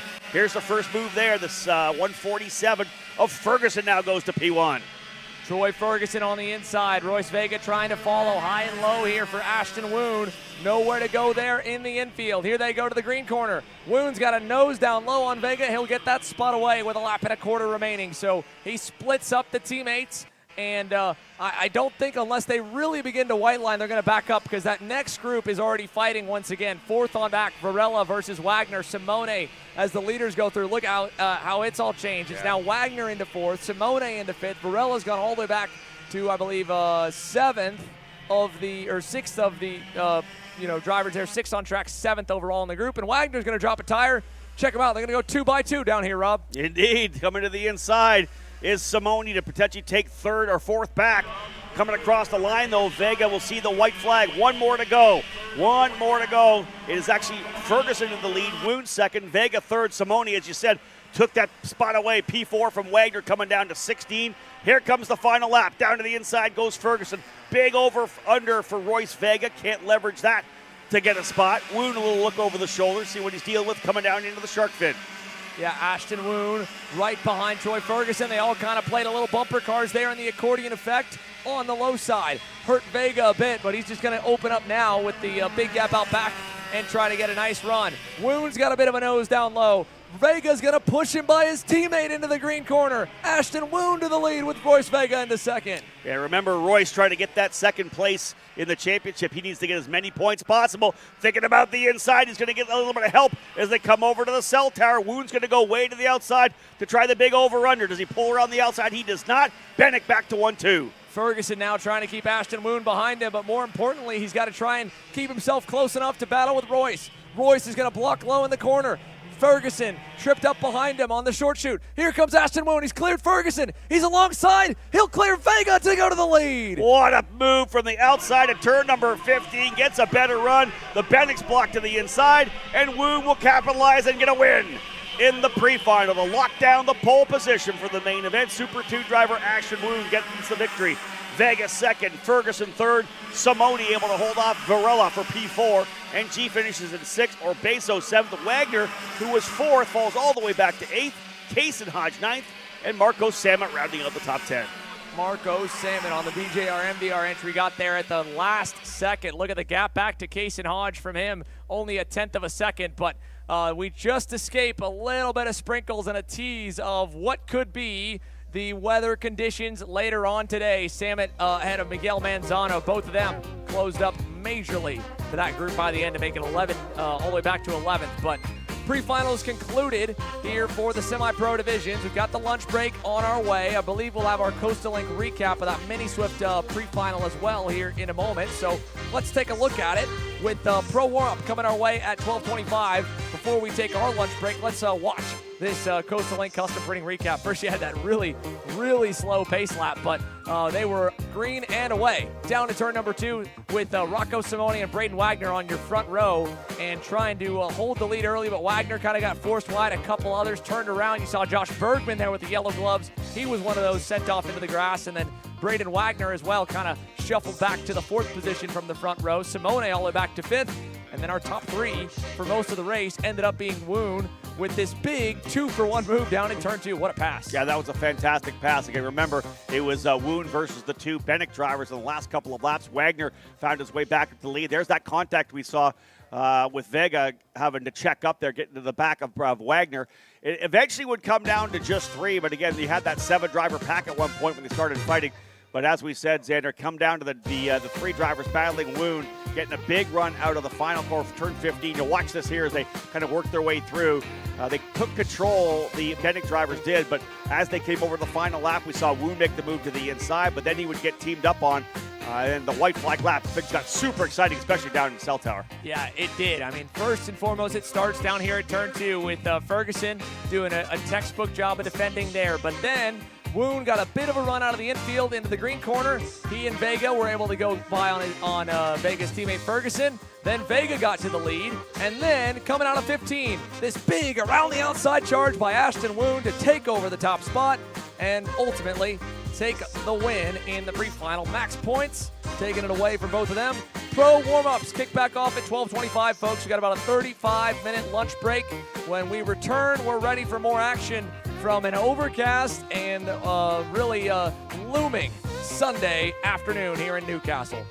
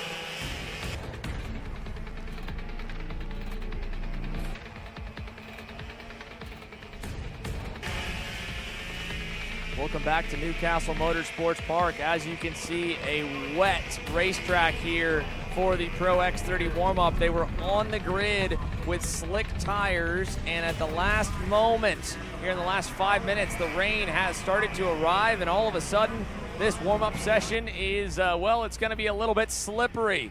Watching Harley Keeble and ADT work their way through the green corner. Harley Keeble coming from the UK and DeTulio from Miami, Florida. They're used to conditions like this. Would not be surprised to see the two of them start to populate towards the top. At the same time, I would also not be surprised if many of these pro drivers in X30 and or Pro Shifter may be headed for pit lane, especially those that are not in the points fight but are looking just to try and have a good race today, because it's so hard to tell what you can gain from a session like this when the track is damp and you're kind of getting a little bit of that liquid sunshine, as we've been calling it, around the racetrack.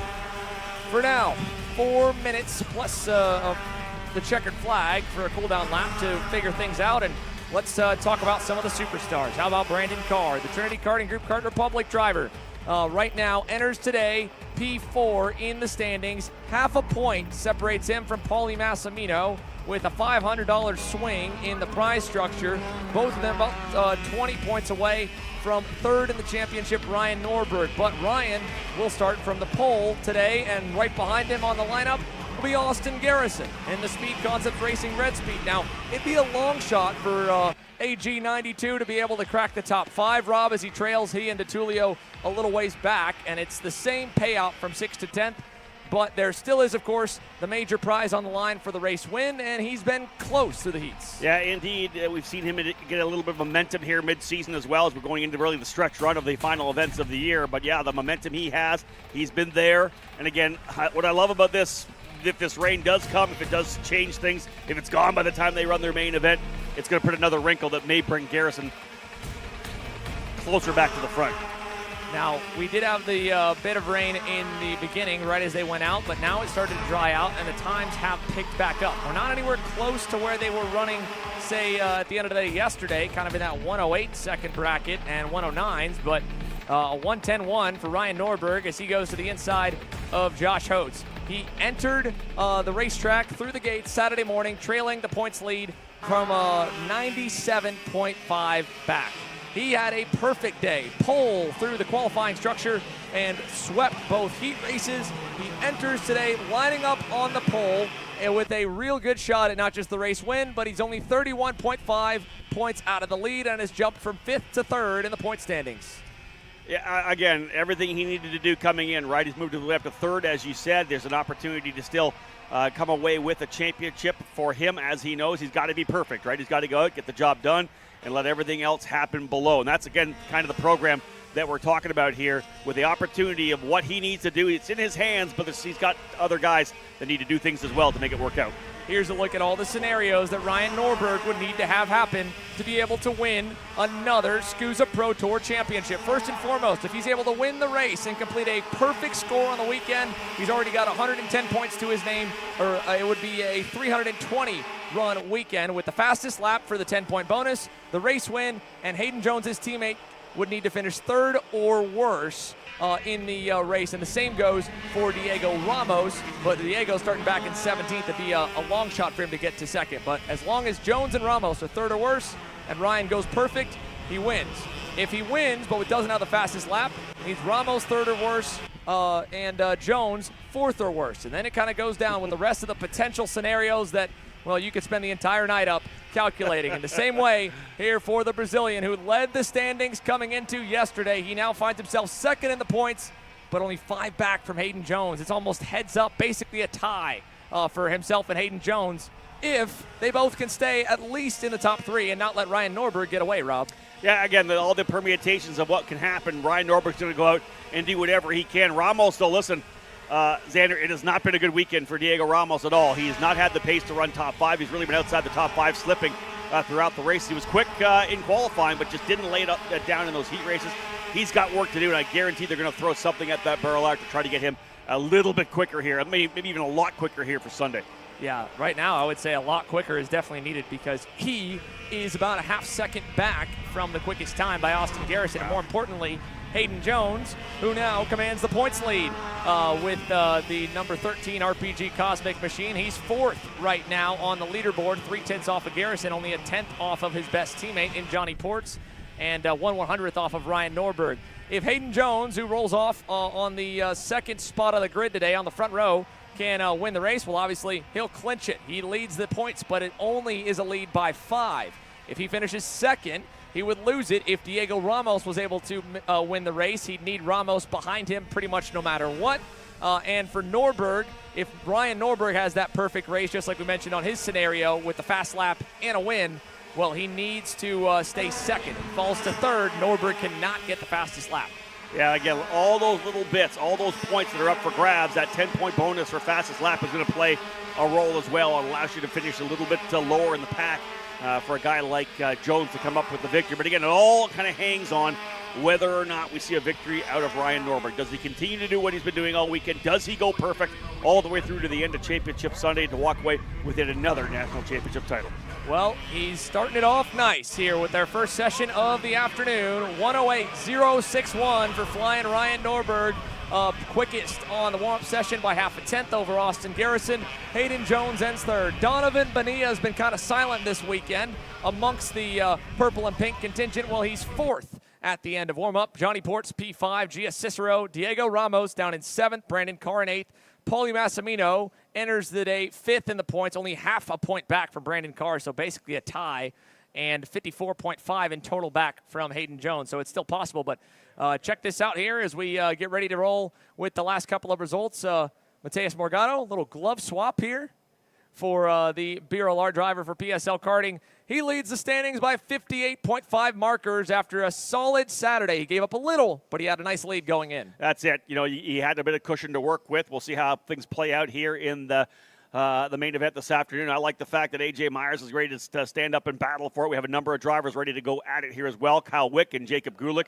Those are the two drivers who did not have a good run in qualifying, did not make it through to the Super Pole qualifying session. They've kind of fought their way back a little bit, Xander, to get themselves back up into maybe a place that they can challenge from. But really, A.J. Myers has been the guy that's right in there as well. Morgado, of course, has been quick. So we'll see who steps up come main event time. But again, Morgado coming in, as you said, with a decent little advantage right now over A.J. Myers.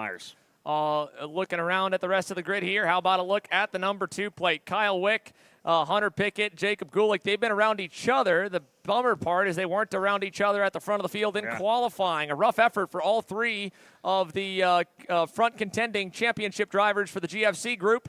They had to claw their way up the boards in the heats. They did so, but after everything was kind of calculated through Saturday, they find themselves pretty much out. Jacob Gulick is only mathematically still eligible if Mateus Morgado would suffer a DQ, and more than likely he'd have A.J. Myers with almost a last-place result as well. So at this point, they'll be battling amongst themselves for the 3rd and 4th spots in the championship. Gulick enters 3rd, about 30 points up on Kyle Wick, 29 to be exact. And then back from Wick, 26 to Hunter Pickett. And Jay Irwin enters only about 9.5 back from Pickett. Talon Yockel, 3.5 back from Irwin. So from 3rd back to 7th, it could change quite a bit, especially even 5th to 7th, only 10 points there.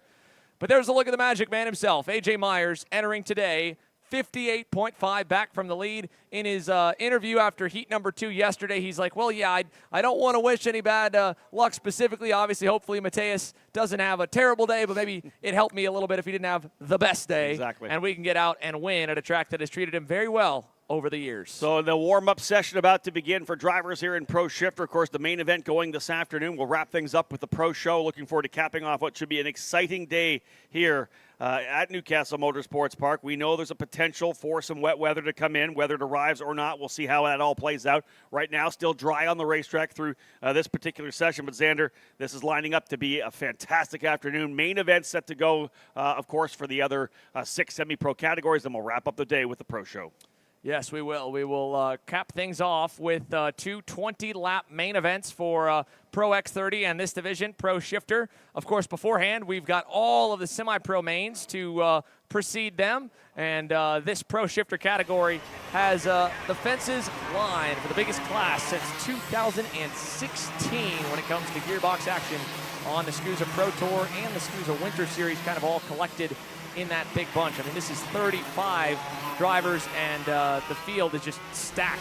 Anyone in the top 10 lineup could run really well today and maybe score the victory. And beyond that, there's a lot of big names that just are a little bit off. Maybe last year even they would have been 7th or 8th. Now they find themselves in the mid-teens. We've got problems further back. One of the PSL BRLards had his hand up. That is Daniel Fellows, sadly, in the number 33. He's already out at the beginning warm-up.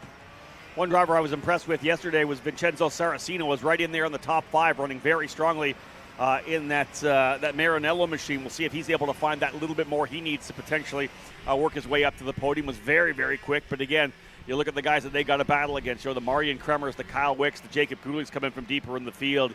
The Marcus Kajak here we know has had tremendous speed as well. There's just so many good guys. Even Billy Musgrave as well. He's dialed things in. We talked to him yesterday. He's happy with the way things are going with that overall package, the factory card and his power plant. Things are going in the right way for him as well. We may see Musgrave P1 by the end of the day as well. Billy Musgrave is finally through on the first of what feels like all of the 3 SKUSA Pro Tour weekends, a smooth run of sessions into the main. Good quality through to Super Pole. Good couple of heat races, consistent runs in the top 5, mixing it up with the strongest field of the year.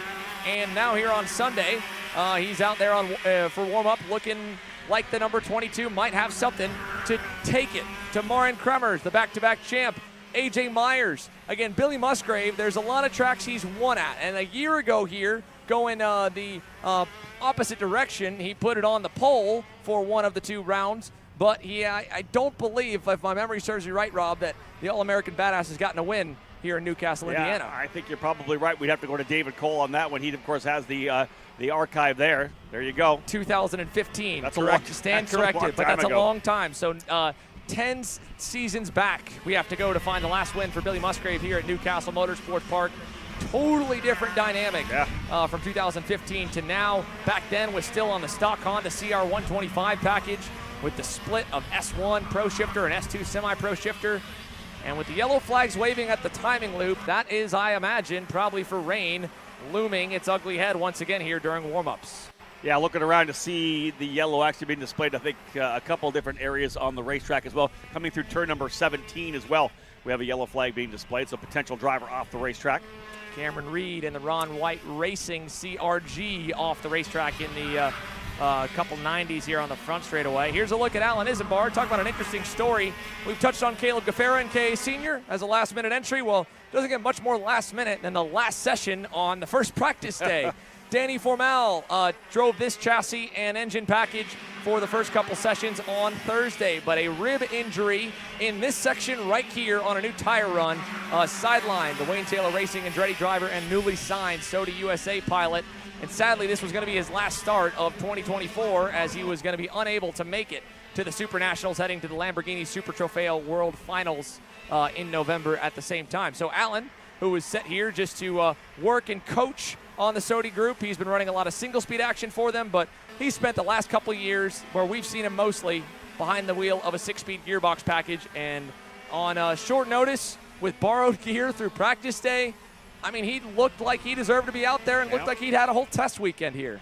Yeah, Isambard, we know we've watched him for the last couple of years become, of course, one of the top shifter kart drivers coming out of the state of Florida. Always super quick in the Winter Series, Superkarts USA Winter Series each year. And again, we'll see how he does. He's going to be a driver that's going to be battling inside the top 10 as well. We know he's had great speed. We followed him a little bit yesterday with the onboard camera. Had a couple of quick reaction times to get himself out of some trouble early on. But again, I expect Isambard to be one of those drivers going to be battling in the top 10, potentially even battling in the top 5. As well, battling in the top 10 and top 5. How about Marcus Kajak? Talk about a topsy-turvy Saturday. First and foremost, he stuns the American field with a pole award in the Super Pole format. Then, in heat number 1, he has a great battle with the Magic Man AJ Myers, but just comes up a couple spots shy, a couple turns shy. It was a head-to-head fight for sure. And then on heat 2, well, he got into line right behind AJ, headed down this straightaway off the start, lined up behind the Magic Man, and as everyone was lined up behind him, well, he got spun around in front of the entire field and had everyone drive over him. Part of the benefit of the warm-up sessions here at the beginning of each day of action, while it may seem for those of you at home of, hey, why aren't we racing yet or doing something that really matters? Well, this is why. Marcus Kayak and the SRP factory team Marinello group wanted to make sure that nothing fell off and the go-kart was back to as good as new. And right now he's down in 9th, about a half second off. But it's tough to read because you know that some drivers may have tried to run new tires or a newer set than a used set, and may also be breaking in some engines during this practice session before the main event. So he ends up down in 9th, but a very scary moment that thankfully he was okay. Kart able to be fixed as well. Yeah, exactly that. And back at it again here. Excuse me, to be able to, again, like you said, get a feel for it after the issue that happened. Everything's straight, everything's ready to go. The warm-up for him, not even so much about trying to find extra pace or making any changes whatsoever, about making sure that kart is 100%, as you said. Jay Irwin's been a driver that you guys have been watching throughout this summer. He has had a strong year. We're seeing him step his way up, and talking a lot about Jay, the Kiwi driver, ready for PSL karting. Yeah, this now turned 16-year-old Kiwi had his birthday on Thursday for practice day here in the States. And as usual, he's a big fan of the afternoon warm-up start to of the day because it's basically midnight when we start our day at 9 or 8 a.m. with warm-up sessions. So if you see Jay Irwin in the morning, well, he's not necessarily lazy. He's just literally so jet-lagged he's barely awake. But he's been able to turn up the wick over the course of the year. He got a podium in Orlando. He's won another major event with the next one that we were at, the Star Series at Charlotte. And he was okay at Cincinnati for the SKUSA Pro Tour. That has put him with a legitimate shot to move up into the top 5. And, you know, this is exactly where the championship prize, I think, is going to benefit. He's a prime example of a kid that we would love to give a shot to continue his career. Marin Kremers here in the number 1. Very fast and a very crazy weekend, but to close it on Jay Irwin, 6th in the points, a guaranteed 2025 season. It makes it that much easier for a country he's relatively unfamiliar with to be able to try and find a home and go for a championship next season. For Kremers, sadly, this is the last day we get to see MK1 on the racetrack with the number 1 plate, at least for the next 365 days. Oh, AJ off. AJ Myers off there with something amiss here in warm-up. Doesn't seem too concerned about it. Yeah, seems all right, but he'll end up, he did go 3rd right before that happened, whatever was the issue for the Magic Man. So checkers out now, and Myers will end 10th and a half off of the times. There's Caleb standing by. Caleb, let's send it on down to you here and hear what went wrong right there.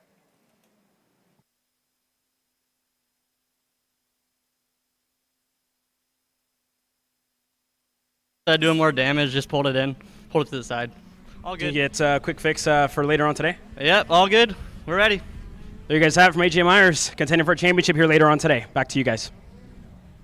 Apologies about that here. We'll get the intel of exactly what was said right there at the beginning of the interview while the audio was coming through. But there you go. AJ Myers said, yeah, we'll get it fixed. No problem. Whatever it was, no big deal.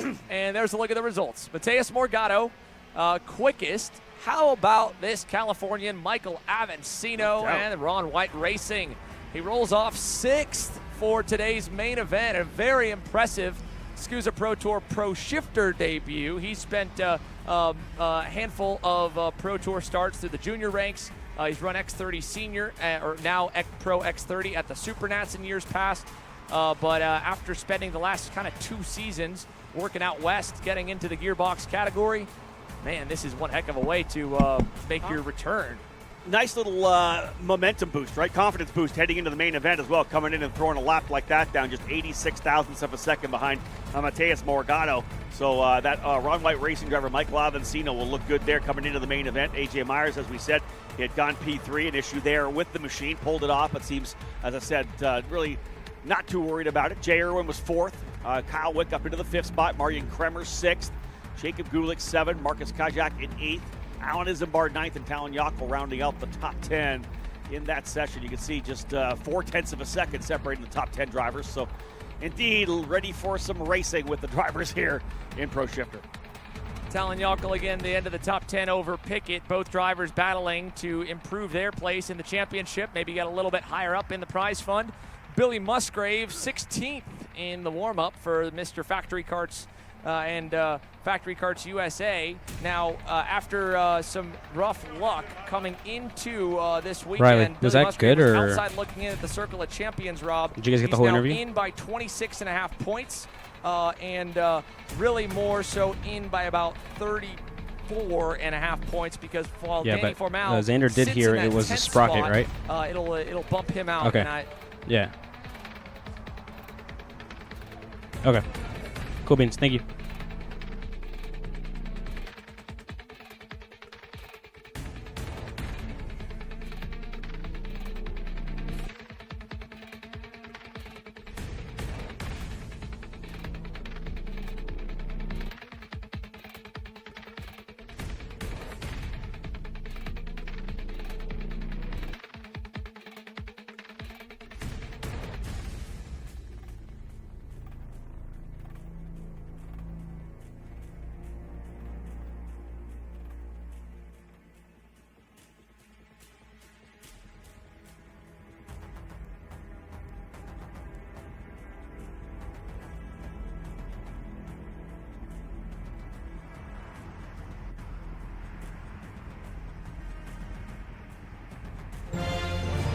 PA boys, PA.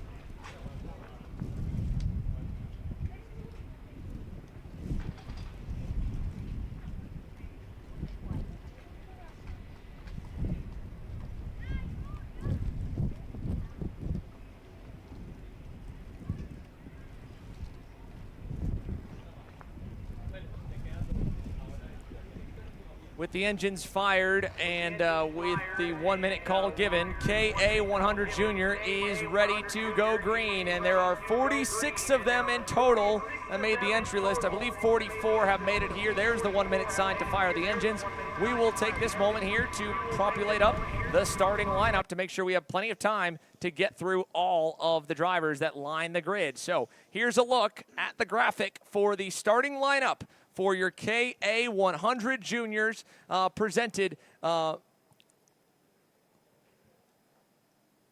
Nash Motorsports. So Nash Motorsports KA100 Junior at 44 total drivers. Here's a look at how the starting lineup will be set for their main. Let's take a look at it here with Turner Brown and Diego Ardiles on the front row once again. The RPG Cosmic alongside the SCR Red Speed as all 44 split the pit lane cam and begin to make their way at full speed down that access road and up the hill towards turn number 2, Rob. Ty Fisher will be on the inside of row number 2 alongside Max Weil, and Jackson Wolney, one of the drivers in the championship scrap, will find himself P5 alongside Enzo Vidmontien, Travis Pettit, and Drew Jensen, row number 4.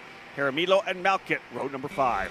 Back to row number 6, it's Johnny Stamps and Nico Sarfanti on the GFCs. Row number 7, Chris Drysdale and Alexander Vanchev. I had said that Jackson Wolney was in the fight for the championship. That's actually in the X30 Junior category. A little further back, Matthew Cagle will be alongside Nix Eggleton on row number 8, Wyatt Downing and Bristol Borman on row number 9. Back on row number 10 to continue the order. We've got 19th for Jensen Michelke and 20th for Maverick McKenna on the 887. Jackson Gibson and Dean Peterson back on row number 11. Ezekiel Haight and Chase Gassio-Lee on row number 12. Lillian Scarborough alongside Christopher Yutzi on row 13. Tristan Murphy and Xander Malatesta make up row number 14 right there, and then 15 with Edgar Rodriguez and Ben Cranston to round off the top 30 starters, but still more to go as the field is slowly making its way through the back 90s, beginning with Alexis Bayarjan and Jackson Elefante. Tyron Scott starting in the 33rd position. Jake Resende in the 34th spot. Further back to cap off the field, Alex Miller, Indy Anderson, Thomas Anthony. You that one. There's no way I'm going to get that one the first time by. Malaswamy. Then Luke Cruz, Mateo Calderon, Ethan Skymanusic, Luca Popescu, Jackson Young, Darren Kidd. Rob, it has been one crazy day, one wild weekend. 230 drivers for the final time for all 8 divisions on the SuperKarts USA Pro Tour. It gives me great pleasure to pass it off to you for another one of those famous Triple Gs. Let's get things underway here, folks. Main events on round number 6. Field set into the tram lines. Time to go racing here on a Sunday at Newcastle. We are green, green, green. The race up into turn number 1. A little slider there for Turner Brown. 4-5 wide further back. Can they get through cleanly? A little bit of dust. Everybody rolling out, throw it over to the shark fin, and it looks like we are underway cleanly up front here. A good little lead early on for Turner Brown. Ty Fisher, though, digging. He'll go to P2. Yeah, good start for him, and a different helmet, it looks like, for the TV card of Ty Fisher, anticipating maybe some of the rain. Actually, no, that's Travis Pettit. Wow. What a start for Pettit through the swarm. That's who that is in the white helmet. Fisher's still there with his colors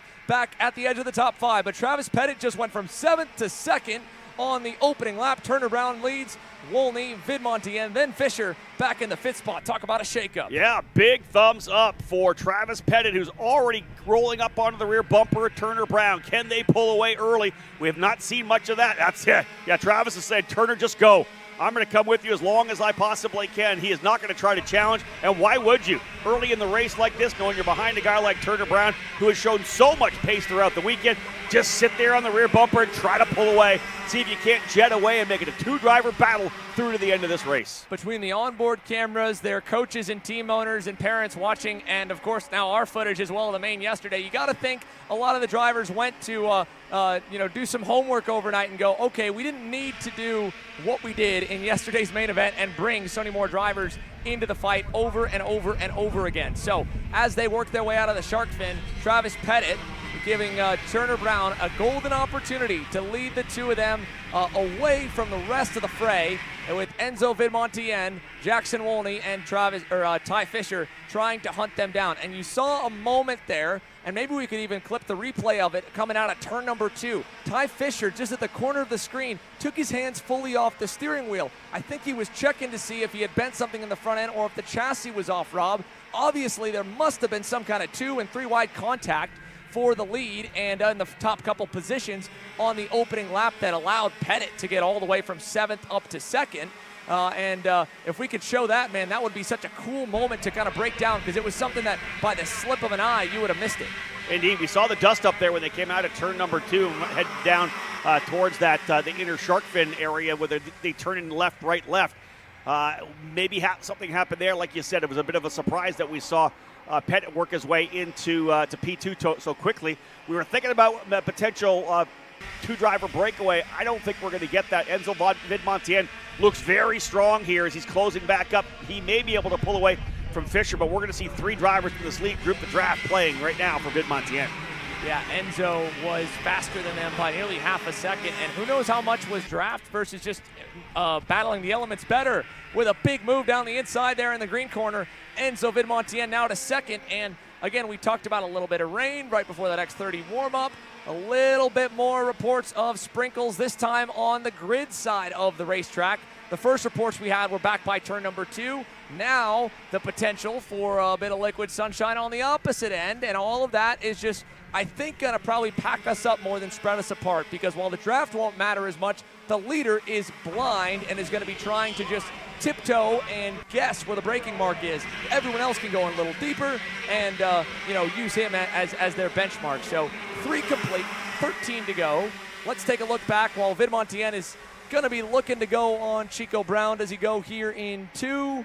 Yes, he does. New leader Enzo Vidmontian to the inside.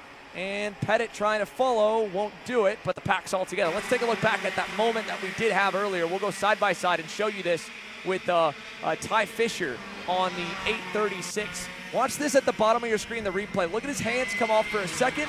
Oh, both of them actually. I thought he was checking the chassis.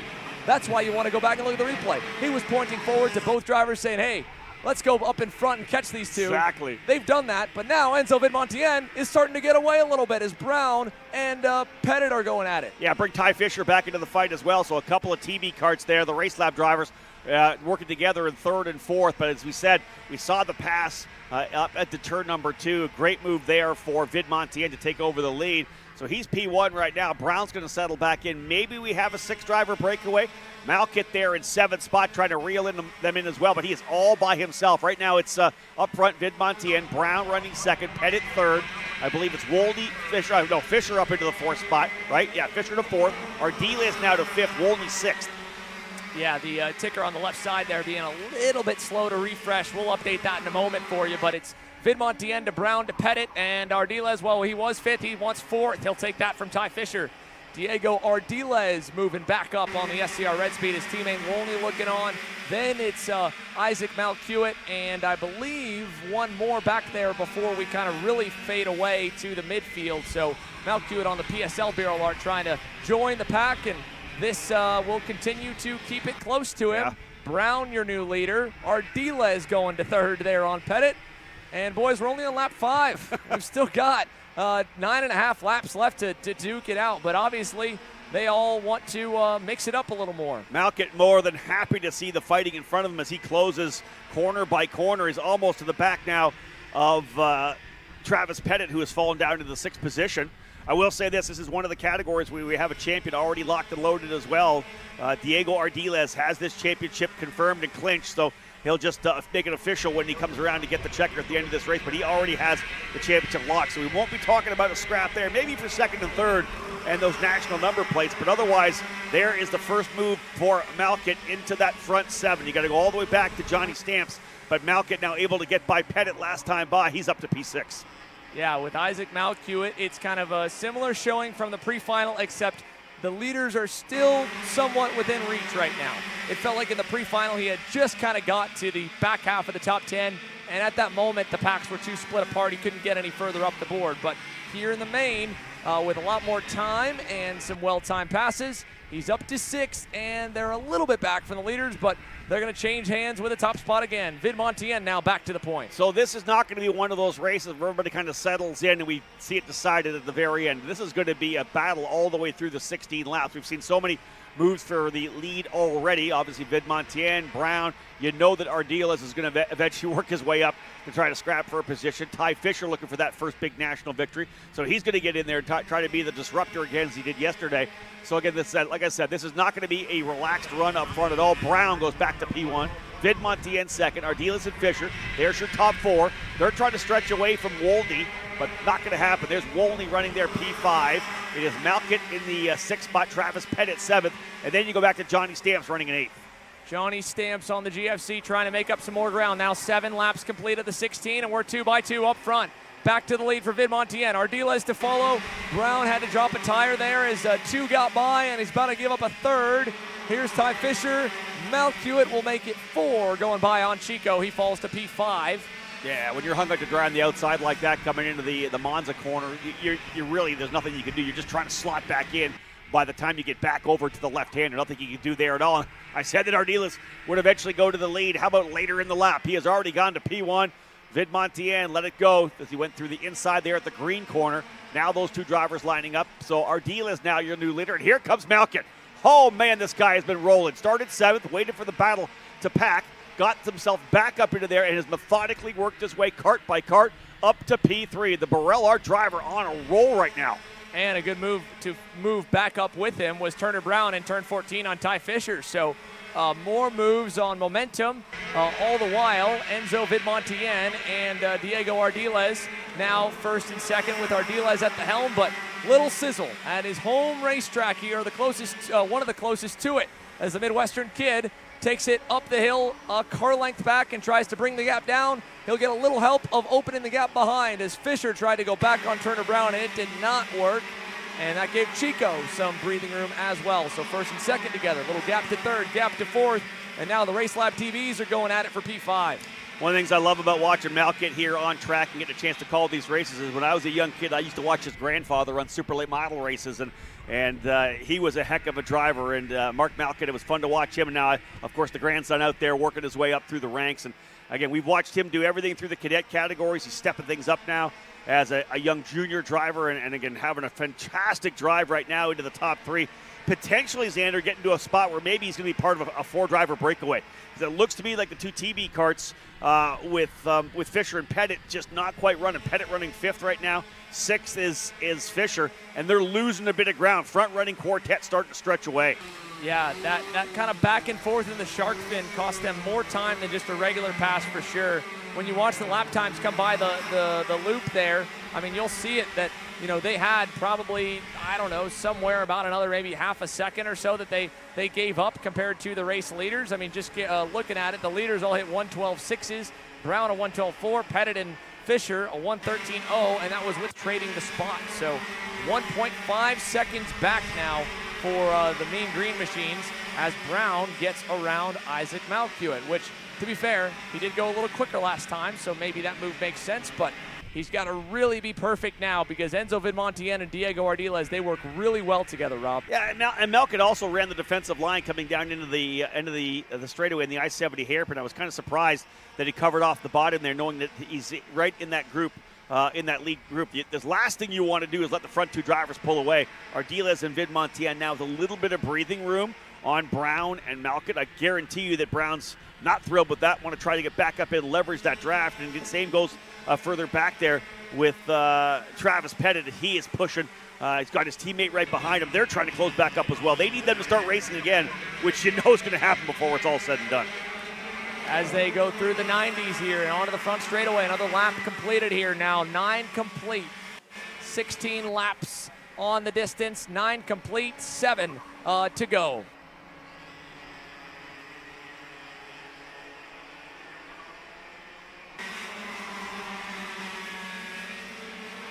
Through the shark fin for Ardiles, Vidmontien, Malkiewicz, and Brown. Now that time by, looking at the time charts here, Rob, Ty Fisher and Travis Pettit, they kind of got their stuff together a little bit. 2 tenths gained right there.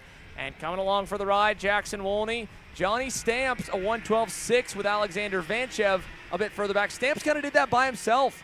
The GFC driver, up 3 spots net on the race, and he's starting to make some real moves. I mean, he could almost taste the draft off the back of Jackson Wolney. Yeah, what a great run for him by himself, like you said as well, putting a good lap down. He needs them to battle it just a little bit more, but there's Johnny there in the GFC having a strong early run here through. We're now into the second half of this race, but he's doing a good job closing back up. And again, just stay close enough for when the battle does happen, you can get in there and try to find your way into the top 5, right? Because you know the scrap's still going to happen. Ardiles is out front. Vidmontien loves to lead. Turner Brown's almost back there as well. So I think we've got lots still to come with a number of laps still to go. Quite a few here. 6 laps remain on the board here. 10 complete as the field exits out of turn number 2 and heads towards the shark fin once again. So for your KA100 Junior main event here presented by Nash Motorsports, this is still, again, not yet, I would say, to that last stage where things really begin to pop off, if you will. But unlike yesterday, they're being a lot smarter in the midsection. The field is kind of spread out nicely and cleanly. It's made it a little tougher for a kid like Johnny Stamps in the 8th spot to get to the lead because he's definitely got the speed to hang in that pack. But he needs them to kind of back up to him a little bit. But 2.6 seconds from the lead, 1 second back from Jackson Wolney. Keep digging. In 2 or 3 laps, they're going to fight some more. And Chico Brown, Isaac Malkiewicz latching on. They might be the first ones to kind of kick that off. That's it. Yeah, because I'm seeing the patience right now at Enzo Vidmontien, right? Happy to run second right now, right behind Ardiles. Just trying to stretch away, see if they can't drop somebody off the back of the peloton. Right now, it's the 4 drivers up front. Pettit, Fisher, Wolney still trying to wait for them to do any kind of action. We haven't seen Ardiles go defensive yet either. 11 laps now down, a handful of laps to go, and here we go. There's a move to the inside. Vidmontien book it through to the inside of turn number 2, and he brings Turner Brown with him. Ardiles goes back into the 3rd spot. This is going to bring Malkit right in there as well. The 2 TV carts of Pettit and Fisher still digging. And the same goes for Johnny Stamps back at 8th. He's got 3 seconds on Alex Sanchez. Nobody behind Stamps. He's just waiting for this to really start to heat up to potentially arrive on the scene. Well, look at heating up right there. Malkiewicz back on Ardiles, and Diego's like, dude, don't let Enzo get away. How many times have these drivers here, for those watching along, done this, where Enzo Vidmontien gets to the lead and then they continue to fight for 2nd and 3rd, and Travis Pettit getting the boot right there, turns sideways in front of them all. Vidmontien's lead is massive now as they exit turn 14. Chico and Malkiewicz, they've got to work together or this race is going to go straight to the 895. Johnny Stamps just got a spot. He was able to slide by that cue ball helmet of Pettit there, who was running at one point 5th. He's all the way down to 8th right now. It'll now be Ty Fisher leading that next group to try to reel in Malkit and Brown. But it's those 2 drivers, Malkit and Brown, who are now over a second behind Enzo Vidmontien. Brown says, my turn. He'll go back to the inside. Malkit's got to give it up. The last thing you want to do is fight, because Vidmontien, like you said, Xander's starting to stretch away a bit here. And this is so tough. I mean, how many times do we watch it? How many times do they need to do it before eventually they're able to prevent Enzo from pulling away? But Enzo Vidmontien was so fast in the opening couple laps. In clean air right now, he's still hitting 112.7s. That's not much slower than what the best the pack could do in the mid to low 112s. And who knows how much the track is getting dirtied up by drivers further back, kind of giving it their all in the last few laps here of the season. We're headed to the line this time to see 3 laps to go, 13 complete, and it's a 1.2, maybe 1.3 second advantage from Vidmontien back to Chico. Back here to Johnny Stamps, running right behind Wolney. Travis Pettit at one point was as high as P2. He's down to position number 8. I don't think he'll fall any worse than that. Still about a 3-second cushion back to Alexander Vanchev and Drew Jensen. Indeed, the scrap here, though, for Johnny Stamps, trying to get the most he can. Remember, he was back at 8th position, quite a ways back, waited for that fight to happen, and when it did, he arrived quickly and was able to get by and move his way up to that spot, up to 7th position. He's going to challenge Wolney here still. You can see things are kind of paring down, though, to a couple of carts. Vidmontien's lead still 1.1 last time by. Brown and Malkit lined up. Ardiles and Fisher there as well. Wolney, Stamps, all with Pettit there. So everybody kind of lining up to try to work their way back forward. There's a look at a full grandstand there for the first main event of Sunday in the tricky conditions. Johnny Stamps, very impressive drive here, up a number of positions from where things kind of shook out off that opening lap and trying to maybe get a top 5 out of it. Now into 6th ahead of Jackson Wolney. Little gap, as we've seen, to get up to Ty Fisher and Diego Ardiles, but a big move down the inside for Jackson. We'll take back that 6th spot here, coming at 2 laps to go this time. One thing of note, it's not over yet here, Rob. There you can see the gaps visually coming down. Turner Brown trying to carry the race on his back right now and bring everyone into the mix, because he last time by 2/10 better than Vidmontien.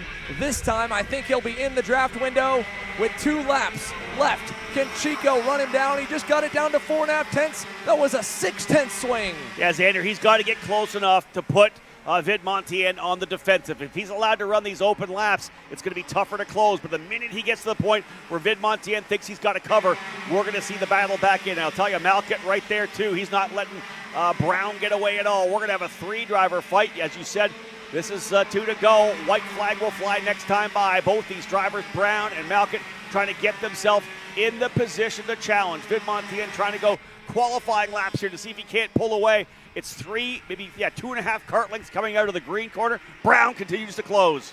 Turner Brown, car length away from Enzo Vidmontien, a lap and a half away to close out the season. Enzo's feeling the heat. He's going to start defending. That's going to bring potentially Diego Ardiles and Ty Fisher back in the mix. They're only a 1.5 seconds away. This is a barn burner closeout to the 2024 SKUSA Pro Tour. 3 drivers together up front. Here comes Chico with a nose down low. Turner Brown to the lead in the scale turn. What a fantastic move to the inside. Malkit trying to line him up as well. So move Brown to P1 to start the final lap. Here comes Ardiles and Fisher as well. The white flag flying. Final lap here in KA 100 Junior. Brown will go to the inside the defense. Here comes Ardiles to the outside as well. Can Fisher find a way by? Big block to the bottom of the racetrack. Ardiles trying to go around the outside of Malkit, and he doesn't. He'll go to P3. What a move by Diego here as he's already clinched the title. He wants to walk it off with a win. Brown, Vin Montien, Diego Ardiles fighting back for fourth as well as Mal Hewitt versus Ty Fisher. And into the infield corner, Vin Montien to the high side. Ardiles to the low side, door to door as they exit the hairpin. He'll tuck back in. Ardiles didn't get the run he wanted out of the corner. Again, another defensive run to the inside. Look at everybody coming in the back, too. It is Malkit there, right with Fisher. Wolney, Stamps, they're all coming up to be part of the action here. Top 7 drivers separated by less than 2 seconds when they came across the line. Again, the cover down to the inside of cell tower corner for Brown, but be ready for Vin Montien to pull the trigger. They'll work their way out of the double left-hander. Xander coming through 15 for the final time. He's got to make sure not to open the door right here. Vin Montien's trying to get low. Brown covers it off just in time. Enzo to the high side. Ardiles to the low side. He gets by Enzo Vin Montien. Last turn, Vin Montien on the inside for P3, but Turner Brown will win on Sunday as Malkiewicz slides it across the line. And Isaac Malkiewicz getting shuffled off ends up nosing ahead of Vin Montien at the checkers. What a finish. Keeping Aaron Likens excited and alert there at start-finish, waving the double checker for the first time here today. What a run for Turner Brown. A solid pass, and then that move by Ardiles in turn number 16 to get to the inside of Vin Montien. Unbelievable. Malkit is third in the order, but he didn't make the corner. I don't know whether or not they're going to allow him to hold 3 because he didn't get back around to the corner. We've seen that before. That is third right now unofficially. Vin Montien in 4th, Ty Fisher in 5th, Jackson Wolin in 6th, Johnny Stamps ends up in 7th, Travis Pettit 8th, just over a second, Xander, coming across the line. Unreal, Rob. What? I mean, the bar is set right very high for the rest of these 7 main events to close out the Pro Tour. Let's go through the rest of the finishing order as well, ending off, of course, Drew Jensen to cap that top 10. Here's the back half of, or the back middle, really the mid-pack. 16th to 30th, all finishing, ending up down there in 31st for Mateo Calderon. And then finally, to close off, the 44 that made the green, sadly the only one unable to finish, Nick Eggleston on the Ruthless Karting X-Spree in the 824. Everyone else able to complete the last main event of the 2024 SKUSA Pro Tour. Diego Ardiles, the provisional champ by our unofficial math, and Turner Brown, the provisional race winner. But that was crazy. Let's look back at it. How about this Coastal Link custom printing race recap? First and foremost, that green off the line for 44 of them down to turn 1, Rob, and into this turn 2 hairpin we knew was going to be crazy. Yeah, even further back, we knew it was going to get exciting. Turner Brown, you saw that there were 4 or 5 wide deeper in the field. Number of drivers dropping wheels. That's where we thought a potential damage to the car of Ty Fisher, but they all settled in. They all started working. We eventually saw a breakaway of about 7 karts. Yeah, and it slowly kind of spread back apart until Enzo was the one that to bring them together as he marched his way up the grid. I believe the one driver that really got hurt off that start that we caught was Mad Max Weiland. He was the one that kind of went off to the wayside off in the grass there, but sadly, his recovery only ended in 16th. This group traded the lead, well, quite a bit. Even though it seemed tame at times, 16 laps is a lot of time for these kids to get after it.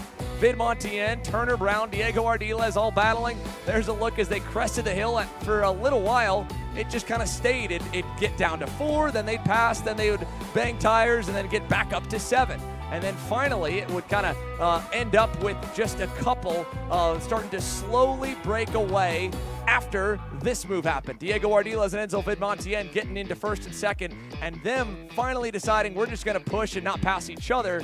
Well, that was able to spread the pack out, and it just became between these 4 at first, and then Turner and Isaac Malkiewicz pulling away, continued to keep it at 4. Yeah, then the arrival, of course, of Ardiles is what kind of fired things up near the end of that race. He was right in there getting things going. Again, Brown got shuffled back a little bit. Look how far back he was at one point. Back to 4th spot as Vin Montien was pulling away. But Brown would start the battle, start to work his way forward. Ardiles was not particularly thrilled with Malkit and the way he was fighting and potentially letting Enzo get away. But then as we talked about, there's that contact that put Pettit off the side of the cell tower corner. But Xander, we talked about it. All it took was Brown getting close enough to Vin Montien And the minute he started covering down and defending down in cell tower, it brought everybody back to fight. And while we would love to show a replay of that awesome move where he got the inside, we're already getting ready to go racing again. Turner Brown again, the winner after he was able to claw his way forward. And that just goes to show that we were expected to have a little more kart recovery and more time, but with 43 of the 44 KA juniors finishing and giving us a race like that, the bar is very high for these KA seniors. And on your screen, Caleb Gaffera in the black and blue Chad Dawkin Racing 969 will lead us to green alongside Fernando Luque. But in the middle, back on row 3, is James Overbeck. He leads the championship by a slim margin over Finnegan Bailiff. It was 93 before you take drops into account. We estimated around 29 points after drops going into today, but he ended 5th in the pre-final. Bailiff ended 11th, and they've got work to do to try and see who decides as the or who leaves here as the champ. Into turn number 2, KA Senior is green. Bailiff already trying to make up some ground as he gets around Eli Warren in turn 2. Yeah, one driver 4 wheels off in the mid-pack. You saw that. Good start here, though, for Caleb Gaffera. He and Henry Wheeler, who have been together all weekend long. They practiced together. They ran through the warm-up together. They have been up front all weekend long together, and they pull away 1 and 2. Good start for Overbeck. He's going to go up into 3rd spot on the opening circuit here, so he gets right into the middle of the fight. Luque there in the 4th position as well, and then a good start there as well for Steven Eisert as he holds on to P5. Through the cell tower hairpin here, Caleb Gaffera, Henry Wheeler, and a couple car lengths back to James Overbeck on that 3rd position there. The BJR MDR LN kart, yesterday's winner over the 903 of Henry Wheeler, who has been having a very consistent weekend through all sessions from Friday when the transponders first went on. There's a look at the massive line of karts here in KA Senior, presented by Sodi Kart Racing USA. And with 1 lap complete, we'll look at how the leaderboard updates. It's Gaffera to Wheeler, Overbeck, Eisert on your screen there in the 939, Luque in 5th, and looks like we've, at least like you said, Rob, we had a couple go wide, but they've all made it through the opening lap except for 2, Ortiz and Anthony Rivera in 36 and 37. One thing we haven't seen yet is a 2-driver breakaway up front. It's always been drivers battling. We've seen the 2 drivers become 4, become 6, become 8. We haven't just seen the 2 drivers potentially pull away. Will it be something that could happen here? It's all going to be up to Overbeck and Eisert. Can they work together and get back up and leverage the draft to pull away? They're doing a good job of it now. Gaffera and Wheeler, of course, I'm sure they've talked about the fact, hey, listen, let's see if we can get out of here and get away from everybody else and fight it out just between you and I. But right now, Overbeck's coming. Steven Eisert going to make a move to the inside of the hairpin there. He'll go back to P3. Yeah, big move there for Steven Eisert. This year should have been probably his banner year. I think that's what he anticipated. He ended last year very impressive. He won the Rock Vegas event, led into the Supernats with some speed. Maybe didn't have the results there that set the world on fire, but his performance in November scored him an opportunity to race out east a little more this season with Sodi Racing USA, and there's been a couple good runs, a lot of glimmers of hope and speed, but not really nearly as much hardware as I think either party would have hoped for. Could he close out at least the Pro Tour with a podium? Maybe more than that right now, as he's still got the leaders well within sight. And speaking of keeping the leaders in sight, more moves further back. Overbeck sliding behind Fernando Luque, and Finnegan Bailiff moving forward. He's up to 7th now as he chases Josh Campbell. Yeah, this is the battle again. We look at the championship fight between James Overbeck and Finnegan Bailiff. These are the 2 that are going to scrap it out here. We'll, of course, be trying to update our Excel spreadsheet to let you know where they are on the racetrack and who indeed will potentially take this championship unofficially when it's all said and done. But this is the best we've seen out of Bailiff all weekend long. So for him to kind of step things up as he is right now, putting the pressure on Josh Campbell, he's got to be happy with being able to race his way in. Couple drivers involved in an incident further back. The yellow will come out in that corner. Otherwise, leaders continue to run. So with 1 off there, here come the leaders into turn number 15. Caleb Gaffera, Henry Wheeler, Steven Eisert. Gaffera is showing a lot of pace right now here, Rob. There's the big move from Finn Bailiff, and more importantly, bringing Jorge Ortiz by. I thought Ortiz was off. That is Jorge Ortiz. The AKT Racing Energy driver is actually, looks like his transponder's not responding, but he's now following Finn Bailiff up the boards. He's in the top 10 between Bailiff and Josh Campbell, and is pushing him forward. So keep an eye on that, folks. Jake Drew actually 11th, Eli Warren actually 10th, Kaminsky 9th, Campbell 8th, and that blue and red energy is Jorge Ortiz, who has run a very limited schedule in 2024. Looks like If the transponder's on the go-kart but not working, he may get hand scored. Another pass there for Steven Eisert. He's able to get by Wheeler. He goes now into the second position. So indeed, move Eisert up to P2. Wheeler back to third. They still have a little bit of a gap back to the drivers running fourth and fifth. That is Luque and Overbeck. If we look at the kind of permutations of what could happen here with the championship, the fight between Overbeck and Bailiff, if Overbeck wins with third or better, no, if Overbeck wins, he wins the whole thing, obviously. But if he finishes third or better, he's fine. Bailiff would have to win for him to finish third or better. So really a great opportunity for Overbeck to get this done. Bailiff essentially needs to go and win this race. And sadly, he lost some time this lap. Jorge Ortiz went around him, and that has opened the gap up. You can see the delta. 8/10 back from the lead for James Overbeck in this group as Steven Eisert goes to the lead, and Josh Campbell, Finn Bailiff 2 seconds away. Now let's go side by side while we're still deciding this championship and this race early on here with some nice battling for the lead. Chico Brown won in the most spectacular way possible. A 3-wide pass for the lead down into the scale turn. He's standing by in the scale area with Dave. Yeah, Chico, I mean, that was exciting, unbelievable. I mean, you've been pulling off passes like that all week, but just talk about that amazing pass for the lead. I knew I had second secured because of my drop race, and I was like, why not? So I went in the marbles, slide job, and I thought I was going to get over-under, but apparently not, and from the rest way on, just blocked. Slide job in one of these. I mean, we see the rubber down in the scale lines. Sliding these things isn't necessarily the fastest way to do it. How was it the fastest for you? I mean, I was in the marbles, so I knew that I wasn't going to be able to brake stable, so I was just like, and I ended up getting it. Chico Brown, yeah, he got it all right. The race winner in spectacular fashion. Back up to you guys. Thank you. There you have it from Chico Brown. Never know what we're going to get when we give Turner Brown a microphone, but that kid is bursting with personality. And good to see a smile on his face for a birthday weekend win. Turned 13 years old yesterday. I believe the slide job was that was the move. Right there, nice. Chico's still got to keep at least some moves in the playbook for the X30 Junior main. We know that one's going to be crazy too, and it'll be coming up here in about maybe an hour or so. For now, we stay glued in on this KA Senior main. And while we were listening to Chico describe his race, well, this race has changed a little. James Overbeck's moved up to third, and thankfully for the case of Finn Bailiff, while Overbeck did move forward, the battling between Eisert, Luque, even Wheeler and Gaffera has allowed Finnegan Bailiff and Jorge Ortiz to catch on up to the field. So as they begin to work their way forward towards the leaders, let's go side by side once again. We had one half of that battle. Let's hear the other half on track and the provisional champ, Diego Ardiles. Suppose I should I guess I'll introduce you as provisional champ for now, but Diego Ardiles, exciting battle. We just talked to Turner. I mean, give us your side of it. Yeah, it was a very difficult race. Everybody wanted to lead. So at the beginning, I stayed in front. Turner was pushing, Enzo was pushing me, and then they both passed me. I made a mistake on going to pass Turner. I fell back a little bit, and at the end, I catch up again. So I guess it's not officially official yet, but you are the provisional champion. How gratifying and exciting is that for you to take the title as a SKUSA champion?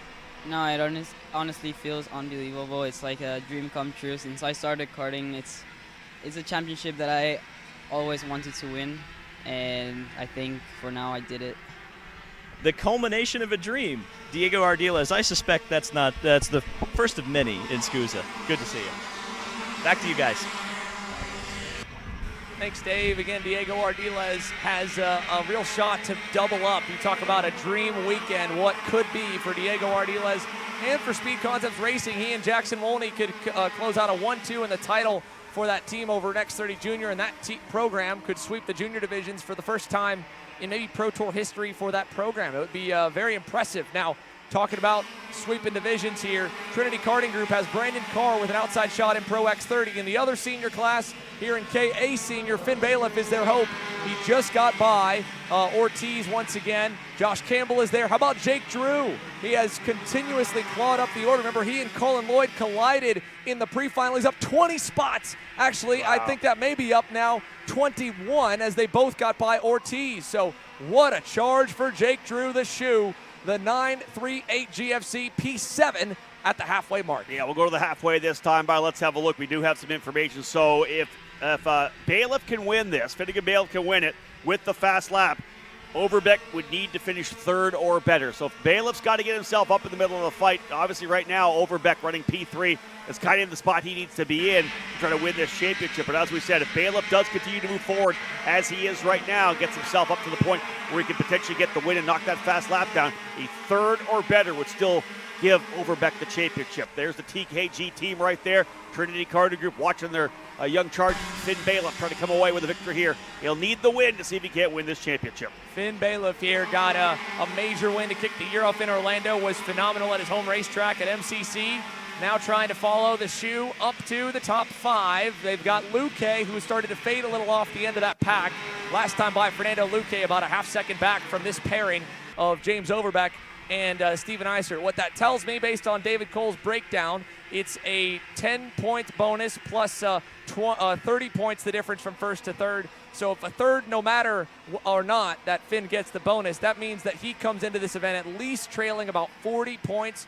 So I'd mark it, let's say, call it around an average of 41 to 44. So as they run right now, let's say they flipped. If Bailiff got to third, if Overbeck faded back to 7th, it would be still only a 36-point swing.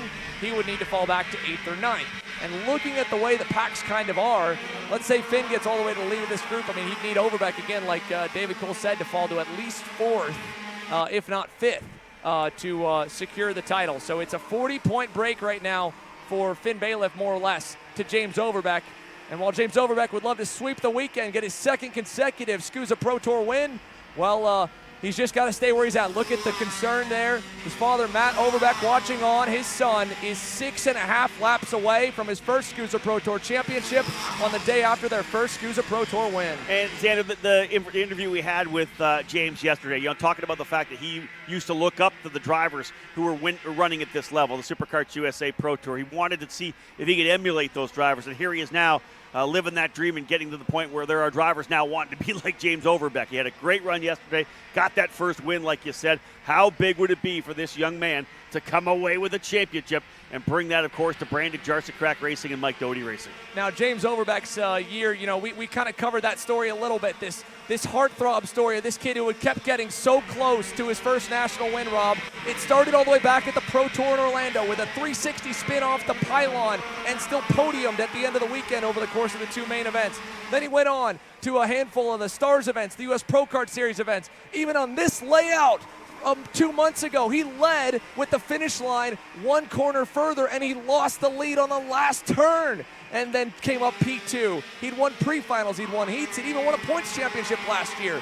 But then at Cincinnati for the Pro Tour alone in June, he came up half a car length short of Stephen Miller, breaking down a 2-second gap. Finally yesterday, he broke through with a SKUSA Pro Tour win, his second major win on the year, and now it could be a first career Pro Tour championship if he can knock off another few laps ahead of Finnegan Bailiff. There's a look at Finn's dad, Sean, all the way at the top of the stands there, along with him, Brandon Carr, kind of watching on. They were working together with Jake Drew, but as we see now on the charts here, Jake Drew has pulled away a little bit. Let's check in with that GFC driver. How about this? Fernando Luque there on the red and white Super Tune Tony Kart is going to start giving some draft to Jake Drew, who's up 22 spots, and it's not done. He might get all the way to the lead. Yeah, what an amazing drive right now for Jake Drew. Up front, Gafera and Wheeler still working there, Overbeck as well. They have not yet raced yet. That's the one of the things we've seen so many of the races here this weekend, the leaders just have not worked together. Gafera and Wheeler locked up doing what they need to do. This is Drew trying to close up now on Luque. That is 5th and 6th. So Jake Drew all the way up, 22 spot improvement, right up there into the 6th spot, trying to break his way into the top 5. Two things here to quickly note, Rob. First and foremost, we saw Bailiff get past. Eli Warren and Keegan Kaminsky able to get by him down at turn number 2. Second, just got more reports of more liquid sunshine, this time hitting us on the short chute down out of turn 14, headed to us by the scale tower. So does that worry you when you start to see the drizzles on the helmet if you're Jake Drew? I think it worries you a lot more if you're Caleb Gafera and the first one to hit it. Yeah, indeed. Gafera and Wheeler. We talked about the fact they have a half a second now on Overbeck. There's your leaders right there. Wheeler stays glued to the bumper of that Chad Dockett Racing Kart Republic machine. And indeed, will they be able to pull away? Look at this. Again, still Overbeck and Isert working together. They have not stretched that much here. 3rd and 4th still there. The minute these guys start racing for the victory, you're going to see Overbeck and Isert back into the fight. And if you're James Overbeck, again, right now, as they run, you're safe. You've got nearly 3 seconds back to Finnegan Bailiff, but you're catching the leaders. You know you have a chance to potentially walk it off with a double main event win. How much do you kind of, pull your punches back, if you will? Because, again, one wrong move, either by yourself or someone else, misjudging the potential for liquid sunshine and rain and going off the racetrack could take that championship completely out of the question. Yeah, nothing is over yet. 12 laps down, 4 more laps remaining in the 16-lap contest. And again, wondering whether or not the rain will arrive more stronger than it has been. Just a little sprinkle here and there, we're being told. But right now, it's still Gafera up front. 4 drivers locked and loaded up front. Fernando Luque trying to come into the fight as well, but it's a front-running quartet through the cell tower corner. Gafera, Wheeler, Overbeck, and Isert lining up. Finn Bailiff back into the 9th position right now, but as you said, Overbeck just going to bring it home here for a podium finish to lock down the championship. Isert's going to go to the inside, coming to 16, book it. He's through. Isert goes to P3. And again, James has to be careful. While Henry Wheeler still is trying to secure a top 3 number plate in the championship for the 2nd consecutive season. Again, he's running as the 903. That's because he had the option for the number 3 plate. As well. He was 3rd in the points last year to eventual champion Aiden Levy. And you're not seeing double if you're just tuning in. That's Caleb Gafera sporting Levy's gear, leading, while Drew making a move there on Fernando Luque. But Caleb Gafera, last second opportunity to race. He has nothing to lose, all to gain, especially after yesterday with the pop-off causing some carburetor issues that slowed him down and took him out of contention. So he wants a win because he felt like he got robbed yesterday. Wheeler got 5 hundredths shy of the checkered flag for the win. He wants it. And Steven Isert would love to cap off a weekend and a season that has been filled with hardships and a lot of promise and a lot of hope. This would be a nice kind of bookender. And then, of course, Jake Drew, well, a one-off man as well. I was like, don't count Jake Drew out yet. You actually said that he may be able to come through for the win. He gets by Luque. He's the fastest driver on the racetrack now. He's almost closed up to the tail of Overbeck here as well. Overbeck running P4. There's the leaders again back through into the last couple of corners here. 2 to go as they come back in. Lap 14 in the books. Aaron Likens given the 2-lap sign, and it's still Gafera and Wheeler up front. Wheeler has shown fantastic patience as he continues to pull away with Gafera. 3rd, 4th, and 5th, not close enough yet to challenge. A bit of a defense there for Gafera. That could bring everybody back into the fight. That's going to make it 6 deep, and if you're James Overbeck, I'm sure you're sweating right now. Make sure you position your go-kart nicely. Don't get a pushback penalty. Don't get knocked off the racetrack. Actually, he just made an offensive move. A pass on Isert in the shark fin. Overbeck to 3rd, and the top 2 get a little bit of a gap to dance. Wheeler versus Gafera. Jake Drew getting around Steven Isert. He's into 4th. Yeah, and Wheeler looked at Gafera coming out of turn number 2 and said, keep going. Don't block yet. We got to keep stretching away. It's got to be a last lap battle. Gafera has blocked a little bit here to run some defensive lines. What does he do coming down? Yeah, he's going to defend down into the cell corner. Overbeck's coming back into the fight as well. Does he go back to back? We'll see what happens. The white flag will fly this next time by. Gafera through the double left-hander back to 15. Wheeler's going to stick it to the inside. New leader. Henry Wheeler, Caleb Gafera, James Overbeck looking low. He's going to cut him a break. Just trying to close it off, but sadly the defending is going to bring another driver in the mix. Here comes Jake Drew, the shoe in 4th. White flag in the air, and we've got 6 of them racing for the lead in the win in KA Senior. This is it. Who will take the win? Who will take the championship? Bailiff back in 10th position. So right now it's a good spot here for Overbeck.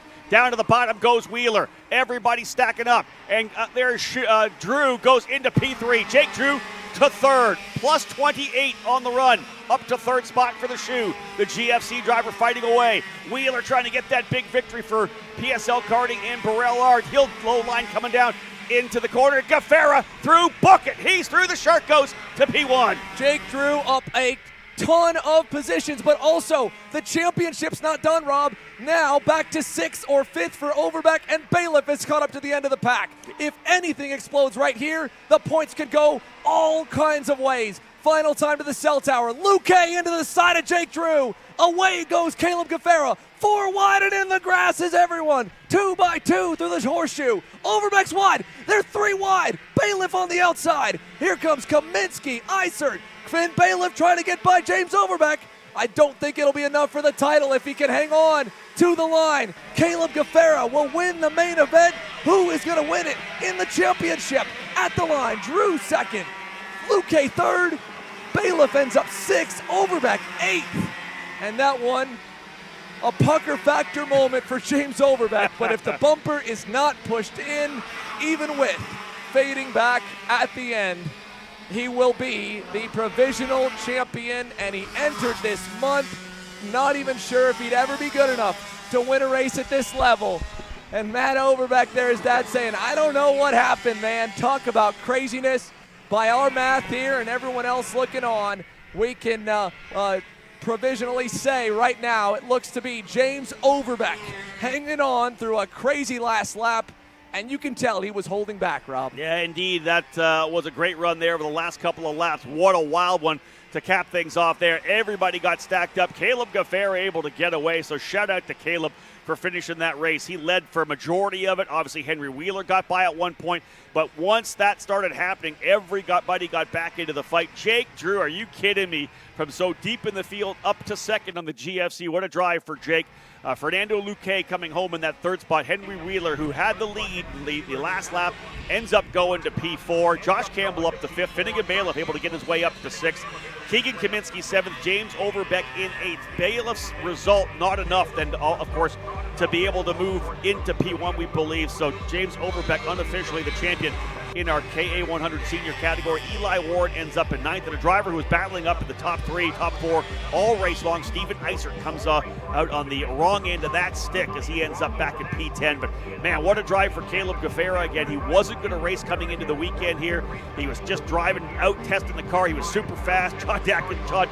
Chad Dawkins said, listen, you're here. Let's just drive this thing and see what we can do, and he put it up front. So fantastic job there for the Shark, Caleb Gaffera, getting the big victory. But I'm telling you, that run for Jake Drew, unbelievable what he was able to do over the final couple of laps there. Incredible. Just incredible here. There's a look at Sean Bailiff there. His son Finn did an awesome job as well to get as much as he could out of the weekend here to try and end up, and there's still a lot of penalties, a lot of shuffling that could happen in the points. Before we go to our Coastal Link custom running recap, we'd like to keep an eye on the scale line here because we know some celebrations are in order. They've just begun rolling the carts through. Caleb Gaffera back there, big smile on his face as he catches up. Jake Drew up 26 spots by the count, 26 positions. And again, for a lot of the race, you know, Henry Wheeler, Caleb Gaffera, they were just pounding lap time. So he not only passed 26 go-karts, but a lot of them, he had to do it in a smart way where he still was making up ground on the race leaders. Now, they're still going through the scale line here with Wheeler ahead. But we've got, of course, the micros down on the grid. There's Chad Dawkins, team owner. Happy with that. Heck of a debut. Good weekend. Yeah, Kart Republic getting the victory there with Caleb Gaffera. And $1,000 because they're up on the 30-plus class count. So cash money. Little cash money bonus for the KA Senior main event win today. The question is, does Caleb get to keep it or does he have to give it to Chad? Yeah, well, look, I mean, he's kind of borrowed about everything. He borrowed the cart, the engine, the helmet, the gloves, the suit, the shoes. Give a couple bucks to Levy, too. Yeah, maybe give a little tip to Aiden Levy there for the good luck. I mean, this was, again, the package that basically we have a shot won the of championship Overbeck, last year. and I think he has a push. Oh, no way. Pushback bumper for James Overbeck on the 948. It's not over Well, This is gonna go deeper. the interesting thing about it is, does this race become his drop, right? That's the key, right? So we'll see how that plays. So we'll see how it plays out. It may not be over yet, so we'll see how things shake down here in the end. We'll, of course, do the best we can. Again, for this one, all bets are off right now. We got to see what happens when we finally get the official results at the end of the day. Yeah, we'll see those when they go through. But first, let's take a look at the Coastal Link Custom Printing recap. This crazy run through turn number 2 saw a couple drivers off and into the dirt, but mostly good. The only driver off there really that got hurt was unfortunately Connor Ferris. And off the bat, as they kind of spread apart, well, Steven Eisert, James Overbeck started to assert themselves, and it looked like Finn Bailiff had something to march through the field. Again, an 18th place qualifying effort put him down the order, and he was quickly moving in the first few laps. But once he kind of got to about 6th, on the cusp of getting the leaders, the pace just kind of started to fade. You saw there at the end, it was 5 in this lead group right here, and this is about the midway point with a lot left to go. For example, Steven Eisert got to the lead. Another driver was on the move. We saw Eisert just methodically work his way forward, picking drivers off. Then Luke Hay got in there, and he was starting to step things up. You can see that Overbeck was kind of just reacting to what he could, working his way forward. 3rd for a time there. And again, big run down the straightaway here. We saw these leaders finally start to pull away. Things kind of settled in there for Gaffera and Wheeler as the race kind of went on. They were able to pull away, but once they got into it, then we saw Overbeck back there. Eisert was right in the middle of the fight, but again, the big battle we'll see in a couple of seconds is that run through that we had from Jake Drew.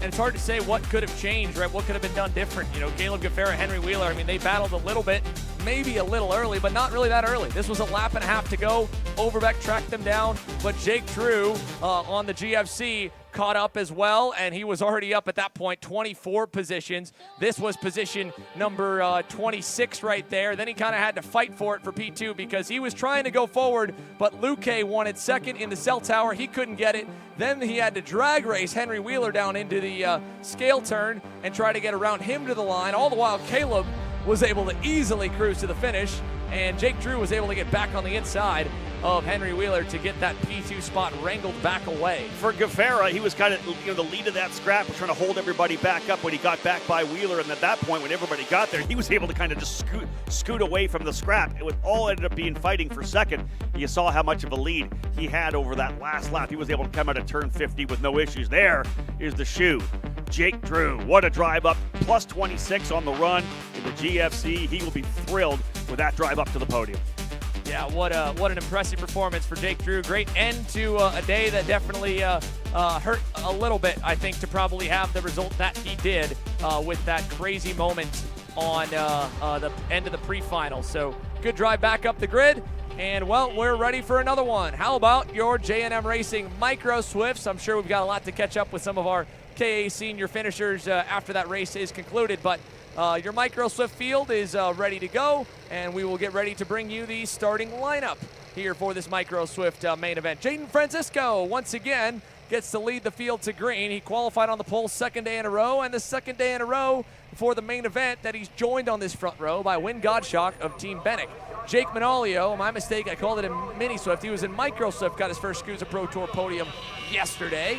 And he's joined on row 2 by Ruthless Karting's own Lucas Tarango. Best career starting spot for Lucas. Indeed, going into row number 3 and 4, Sterling Mulata on the inside, on the Bennick. Outside, the Sodi Kart driver Zane Burgess. Row number 4, we'll have Lawrence Pearman on the inside, Leo Simoni on the outside. Burgess, as I mentioned already, starting in 6th, already your provisional champion. Then back behind Zane Burgess here, and Pearman and Simone, Danny Ramirez and Hudson Howard to conclude the top 10. Cameron Johnson and Dominic Nagel, row 6, with Lennox Lockhart and Byron Borman on row 7. One little thing I'll throw in here before we get to the grid. I just got a call. That actually was the first national senior win for Caleb Gaffera. So not only an opportunity, his first national senior win. You saw the rest of the grid there. Field setting up, getting ready to go. Now the main event, round number 6 for the drivers here in the Micro Swift category. Green, green, green, and a fantastic start from the inside for Francisco. Able to hold the spot clean and green out of the opening corner, and he'll lead them down to the shark fin. Yeah, good. Oh, no, big problems. Lennox Lockhart's around, and I think Daniel Ramirez got tagged with him. Oh, man, the RPG Cosmic, the winner from yesterday, off, and there's Lennox Lockhart. He tried to drive back onto the track and got beached on the side.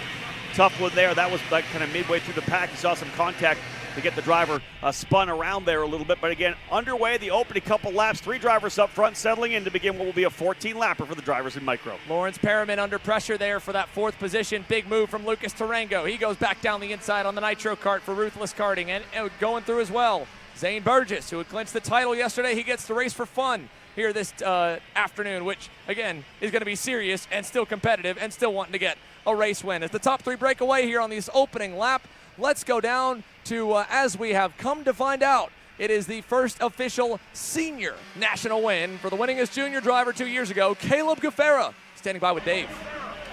Yeah, what a weekend for Caleb Gaffera. I mean, you weren't even planning on running this. You have a borrowed suit, and you get your first senior win. I mean, could you script that any better? Hollywood couldn't script it, I know that. Yeah, I mean, it was a whole put-together weekend on Thursday. I was just coming up here to coach, and Chad was like, you want to drive and get data? I was like, yeah, sure. He goes, oh, well, we're pretty fast. You want to race? He's like, why not? Well, a race car driver never says no to racing, but, you know, kind of walk us through that because it was pretty wild. How did you keep that angry horde behind you? Well, it was me and Henry pushing away. We were trying to get away as much as we could. We were talking about it in the beginning, and I was like, just try to get away as best we can, make it a 2-car battle. And then we tried to get away, and it came down to the last 2 laps. Henry got underneath me in the right-hander out of the double Fs, and I was like, I got to play this right and put my cards out there. Like, where can I go? And he just left about a car open in the hairpin, and I threw it down. Now, far be it from me to listen to a race car driver, but you asked me to do something, and I'm going to do it. He's a little bit sweaty, but he wanted to flex on everybody. He wanted to do some push-ups. Okay, Caleb. Down, up, down, up, down, up. Yeah, that's Caleb Gaffera. This kid's in great shape, let's tell you. Okay, I feel like I have to give some backstory to that, Rob, because you haven't been with us as to why. So I mentioned earlier this weekend, and I'll make it short because I know the Micro Swift parents are wanting us to get back to their race.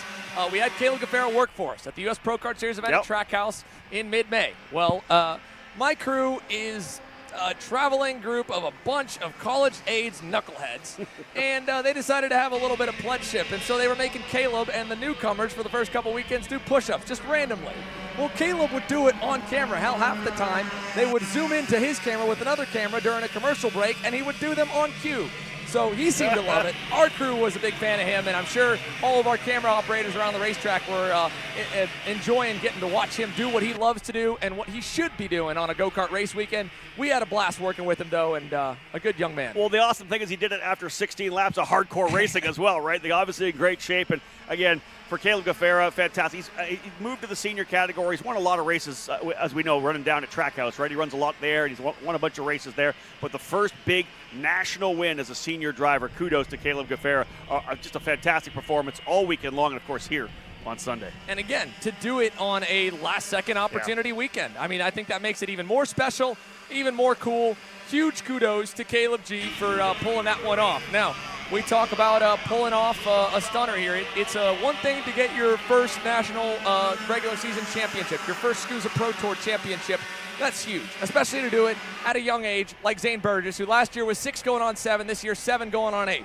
As he goes to the lead on Jaden Francisco, he's not just on the cusp of the championship. He's got to mathematically clinch with a round to go with how good he's been this year, and a P2 yesterday helped secure it. Now, having some more fun, trying to add another tick in the win column.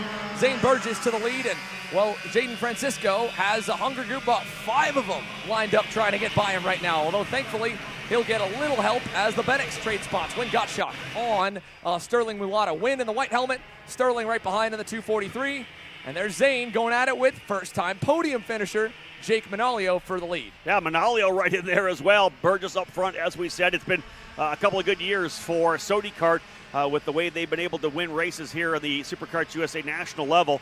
And again, with Burgess up front and early in the running. Again, we haven't seen a lot of these drivers settle in and try to pull away. We've seen just tons of passing all the way through the entire 14-lap race. We saw it yesterday as well. Nobody settling really into a position to try to stretch away, try to break away. Everybody's been scrapping, and there you go. Manalio makes a move for the lead to get by. Burgess right there with him as well. Right behind is Francisco still. So look at this lead group, though. What have we got? 8 drivers, I think, in the lead group. Yeah, 8 drivers across the line. Manalio, Burgess, Francesco.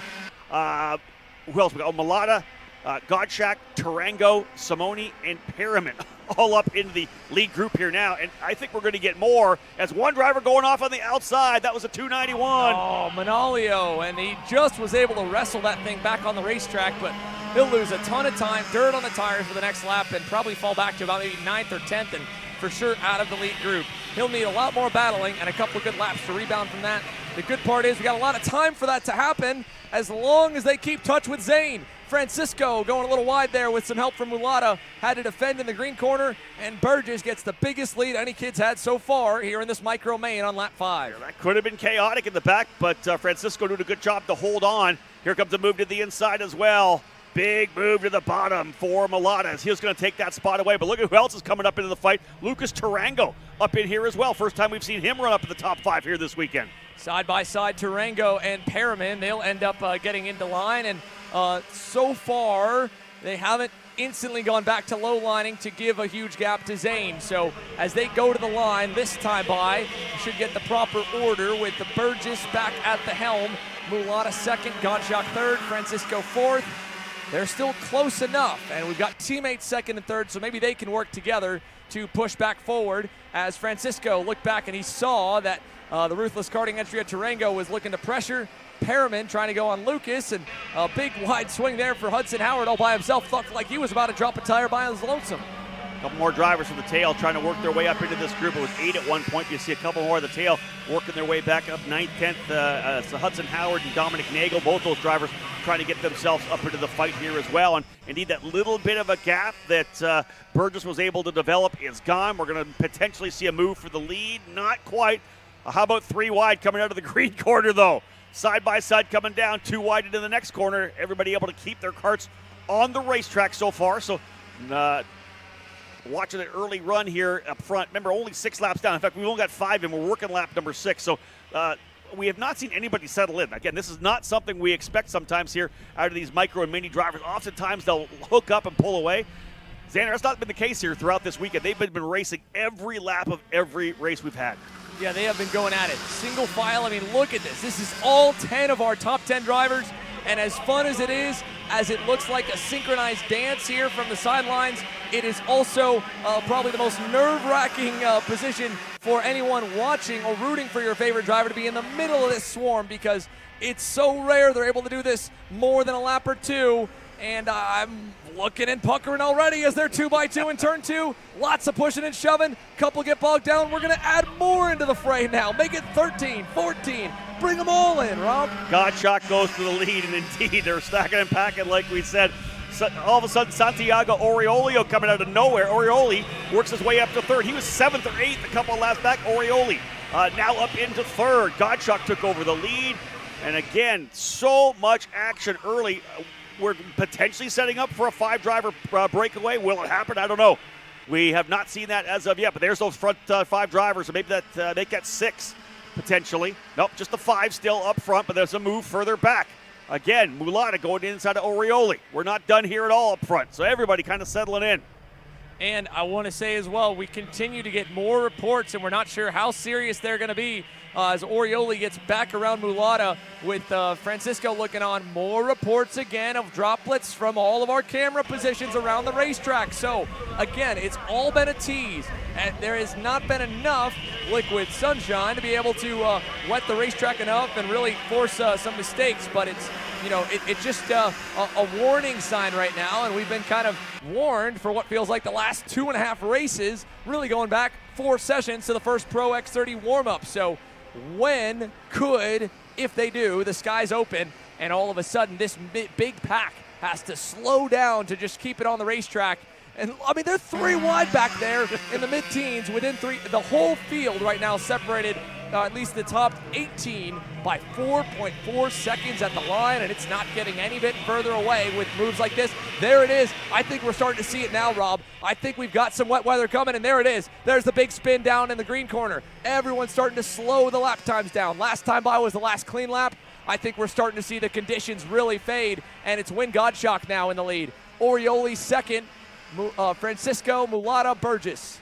And again, all these drivers need to be really cognizant of what corner could be having that wet weather. We saw the spins coming out of the scoreboard corner, the hairpin, left-hand hairpin on the inside of the racetrack. Otherwise, they got to be ready for any kind of dampness when they come through any of these corners right now. Everybody still running cleanly up front, but a lot of action. Again, nobody wanting to settle up front either. They've been passing each other back and forth. We'll see the new leader come through. I believe that's going to be Francisco back into the lead again. Yeah, Francisco goes back to P1. Burgess goes back a couple of spots. Burgess back to fourth now. Gottschalk second. Orioli in third. Burgess fourth. Mulata fifth.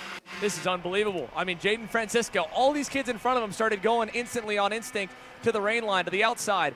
And Jaden has just gone to the bottom. Now Orioli's trying to do the same. Santi with a slide job there on the inside of turn 2. He'll go to the lead for what was just going to be for second. And they're packed up again because nobody knows the exact limit. It's literally changing corner by corner right now, as I think it may have been dried back up a little bit. That last lap, they had to slow about 2 seconds. So is it getting worse? Is it getting better? Seems like at least the kids are adapting to it a little bit better, but how about it for Orioli? He's not going to be able to hold that spot if he opens up, and Francisco and Gottschalk get by. Yeah, Orioli almost went off on the outside of that corner, dropped the right side wheels, but again, we'll go 3 wide coming up down here into the cell tower hairpin.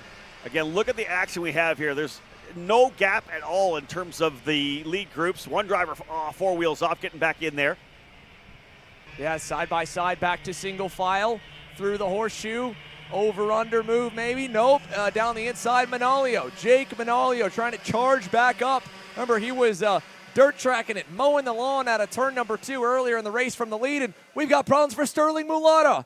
Mulata is off is that the backside of the racetrack? I'm trying to tell where exactly we're at. No, this is right in front of us. Sterling Mulata spun off to the side, going into the scale tower hairpin, or scale tower 90, and I know between that and the incident that our replay team is hard at work trying to get all those clips together. If it stays calm enough, we can go side by side. Maybe we'll pull the replays up before the race is over and see if we got the angle of what happened first with that big pack right at the beginning of the rain where about 6 on back kind of spun in the infield hairpin, and then maybe what happened to Sterling, who was running in the front. So what a bummer. With 5 to go, Sterling Mulata's out. Seeing drivers take different blinds here. Yeah, there's a little bit of a almost spin there coming through turn number 5. Lawrence Perriman, and he's obviously thinking it was someone in front of him. He was P6. Yeah, he was frustrated. Lawrence Perriman and the BJR MDR LN Kart going off. There's Jake Manolio now knocking on the bumper of the 252 of Dominic Nagel. Nagel at one point was just barely in the top 10. Now he's up in the top 5. There's Lucas Tarango. One of the RPM drivers just got around him. That was Francisco Puerta. So Francisco moving up another spot. Where's our leaders? Well, it's Jaden Francisco leading Win Gottschalk, back to Santi Orioli, then Burgess, and then Manolio, who's digging for P5, and he'll get that spot away. Yeah, we're going to see these front 3 drivers potentially pulling away just a little bit. Jaden Francisco still leading up front at the RPM number 232.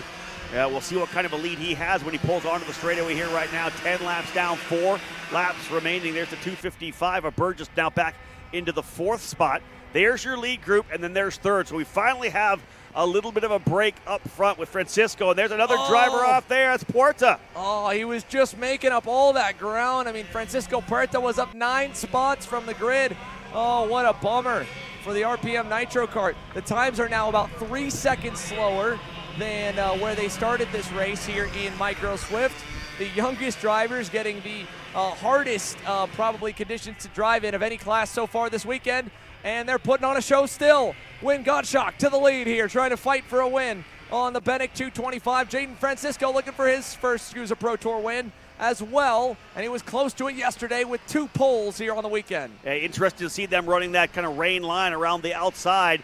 But to make that pass, Gottschalk had to go down back to the racing line coming through the green corner. So, indeed, good run for him to be able to get to that position. These 2 drivers trying to stretch away from Santiago Orioli, who now is in that 3rd spot. There he is trying to chase. Look at the big gap behind Orioli before you see the next group of drivers.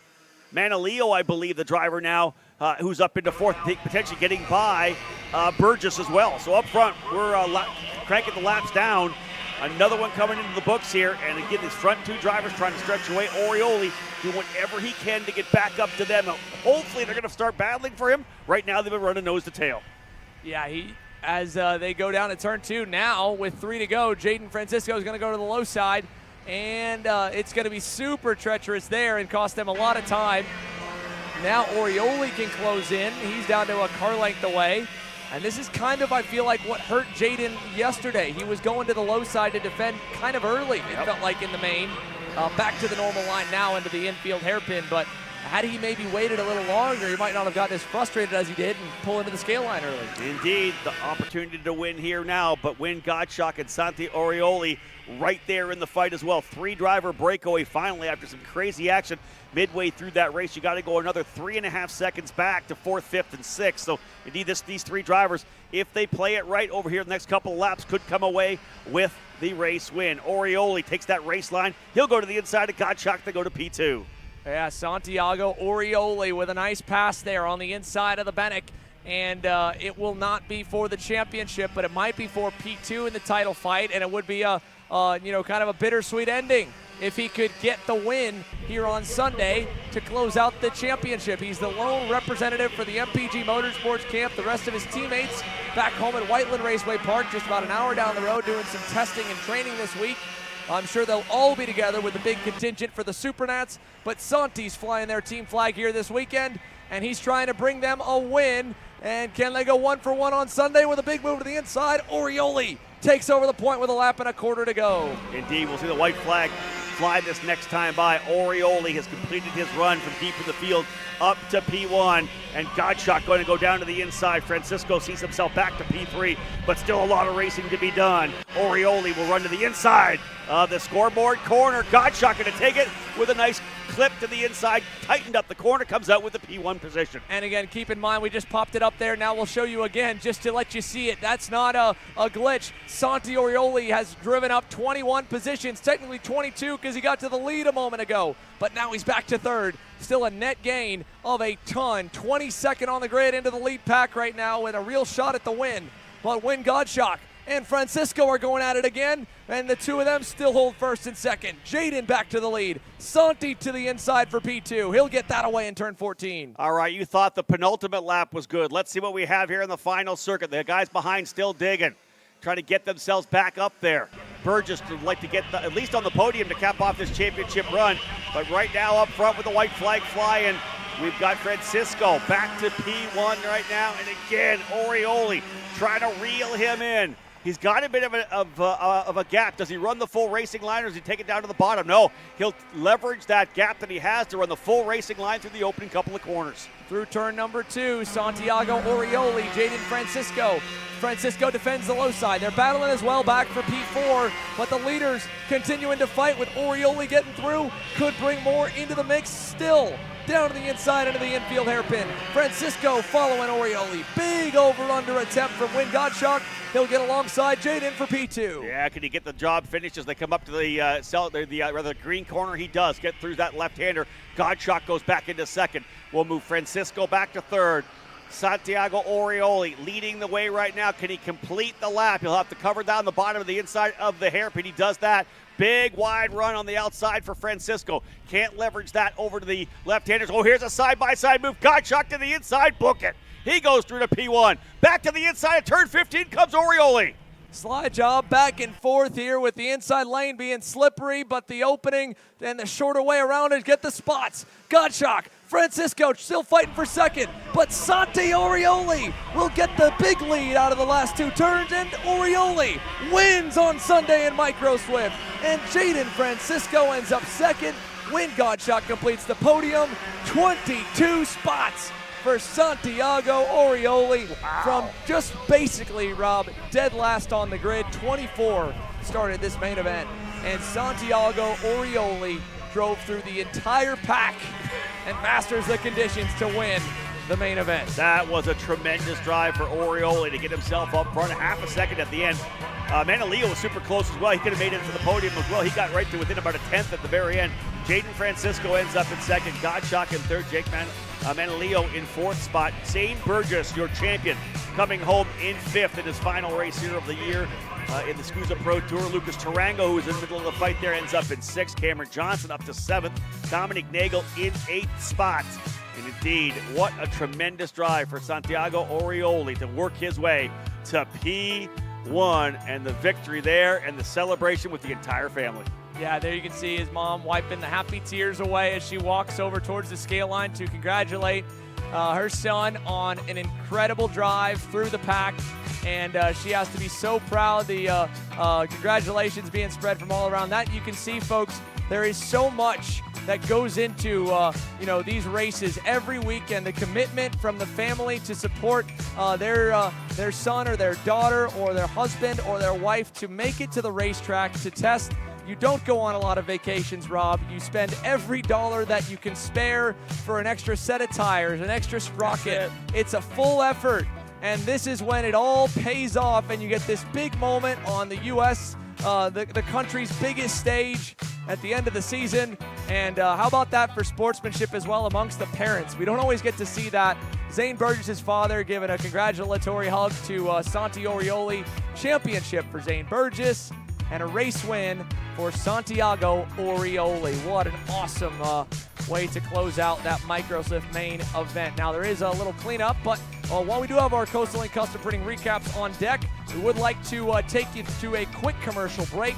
We will bring you back on the other side with 3 more major main events for the semi-pro classes, and then, of course, at 3:30 p.m., the Pro Show here for the SKUSA Pro Tour.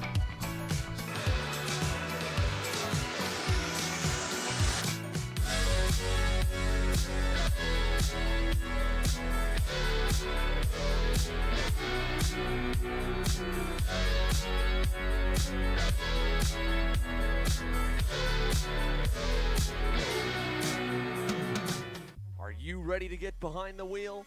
From Formula One to NASCAR and IndyCar, all the pros start here.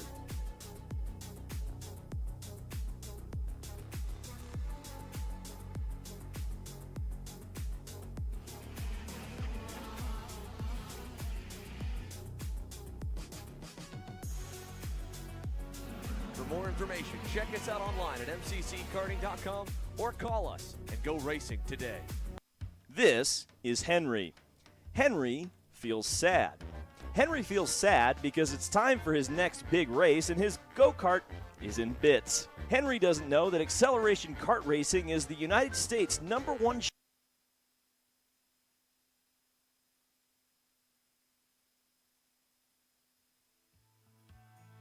Well, congratulations all around for Santi Orioli's drive. Results obviously provisional, and that's just how they finished on track for all classes.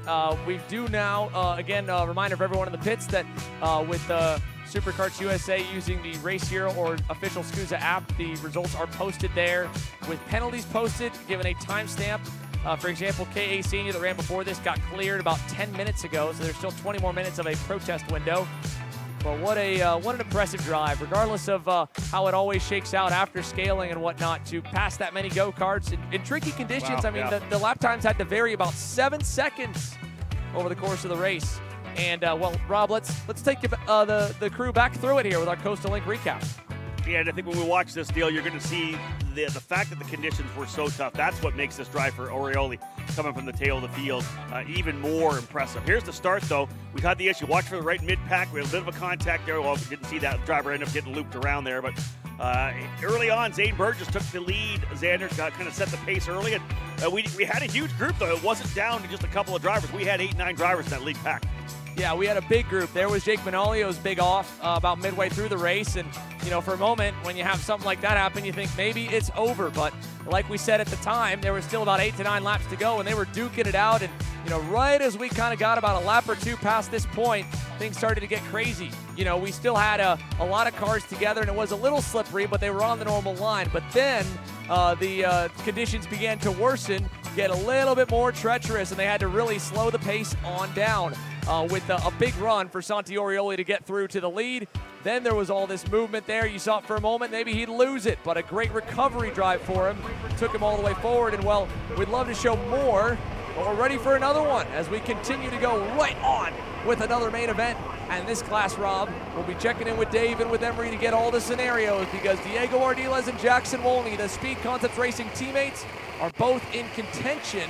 But Wolney has to roll from deep on the grid. Ardiles on the outside of the front row as Chico Brown is trying to double up on Sunday. We're green for X30 Junior.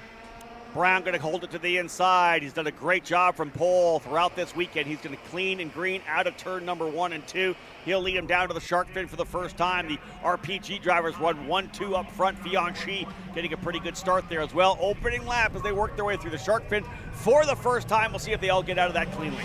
Yeah, into the inside here. Clean run out of the shark fin and the infield hairpin with a spot gain for Ty Fisher. The Race Lab TV up to second. Fianchy now back to third. Here's a look back. That's Sarah Bradley, Chase Gassiett Lee, all kind of in the mix there. Looked like one more kind of tacking on. Might have been David Ramirez in the mix as they go to the cell tower hairpin. Max Weiland up a couple spots. He's got a great start here to rebound from that KA Junior start where he got shoveled to the wayside. And that was a good pass by the Coastal Link kid, Nash Motorsports' own Chase Gassiett Lee getting by on Weiland. So I believe that'll put him around sixth. It's the top two with a break. And then a big pack of cars here, third on back, led by Fianchy. A new leader as up the road, Ty Fisher was looking, and Ty Fisher has gone by. Turner Brown for the top spot. He leads the way out of turn number 1. Wow, but we saw how aggressive Ty Fisher was and the pace he had in KA 100 Junior here in the X30. Immediately to the lead. Will he and Brown pull away? Could they do that? Could we finally see two drivers pull away and make it a battle here in the junior categories to stretch out? We'll see. Right now, though, Fisher's got that TB cart out front. He and Brown looking to try to see if they can't pull away and make it a two-driver battle. Big shuffle backwards for Mad Max here. He's going to lose another spot to the inside for Alexander Vanchev. Tristan Murphy to the inside as well to Max Weiland. So he'll get by on the Magic Kart driver and drop him from that great start down a couple spots. Now Vanchev loses a couple, loses 3, maybe 4 with a big move up the inside by Nick Eggleston. Yeah. So all jockeying on the cold tires and low air pressure here early, and still probably somewhat of a slippery racetrack, forcing a lot of these passes to kind of get overshot and give the driver that gets past the opportunity to answer. Like right there, Fianchy loses the position to Chase Gassiett Lee. He could have sent it right in front of us, our building there, the scale tower. He ultimately decided to wait and show a bit of patience, which was a smart decision by Fion. Xander, with the differing conditions, right? Every time these cars come out there, it's a little bit different. So those first couple of laps, really kind of a fact-finding mission, right? A reconnaissance run to see where the track is, where that grip level is. Once you kind of figure it out, then you can go back to work.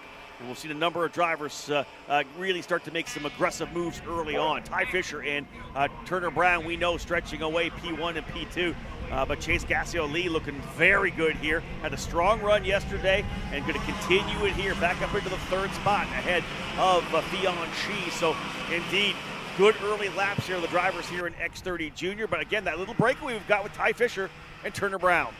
Yeah, nice little breakaway there. Jackson Wolney, on the other hand, look at all the spots he's already made up.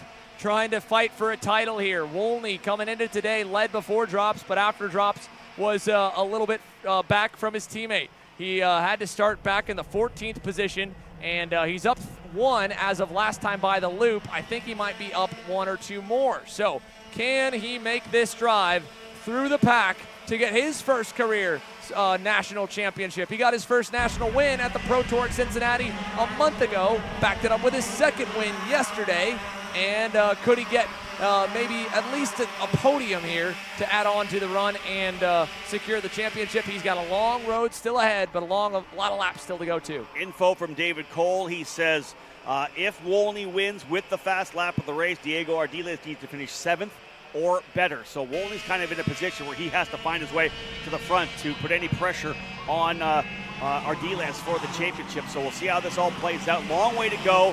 And you know that things will get more exciting when it's all said and done as Fisher and Brown continue to try to press away. But this time Brown makes the move to the inside and Ardiles right there in third. There is a significant gap, almost a full second, back to Chase Gassiett Lee, who runs now in that 4th position. So the front 3 drivers try to pull away. We'll see whether or not they run as they run. If indeed Ardiles starts to get aggressive, tries to start working its way back to the front, we may see Gassiett Lee and Bradley and and Vanchev able to get up into the fight. Through the 90-degree corners to the line. This time it'll be 4 complete, 12 to go. Turner Brown, Ty Fisher, Diego Ardiles. As you mentioned, Rob, Ardiles already has the KA Junior title clinched and signed and sealed, but he needs to stay in the top couple spots just to stay safe. It's not a huge margin, but it's not a small one either, so he can race a bit, and he just did just that with a nice pass on Ty Fisher in turn number 2. For Turner Brown and Ty Fisher, this is about one more race win on the weekend and on the season for Ardiles. He's just got to be smart. Again, the race that he had yesterday, super aggressive, and at points there were a lot of drivers in this lead pack in X30 Junior, which is kind of non-traditional. This class has produced a lot more breakaway races than the KA Junior counterpart. Yep. But it just came down to aggressive defending and passing and back and forth action. If Diego can ride for a little bit and maybe, let's say, push Turner Brown away, then go for it, well, he could try to put the icing on the cake with a race win and the title. As he runs on the racetrack right now, Ardiles would have the championship by 80 points as they run, with he running in the second spot right now and Wolney down in 10th. So although Wolney's got that victory, it's not looking great, let's put it that way, in terms of trying to get a championship here, as Ardiles running very strongly up front. And indeed, we are getting that gap, as I had said. That's the key, as he's been able to, these guys up front have been able to pull away. Even though Wolney +5 started in 14th up into 9th spot, Xander, he's got to keep digging and hopefully see some kind of battling up front. Which he's not seeing right now, No. sadly.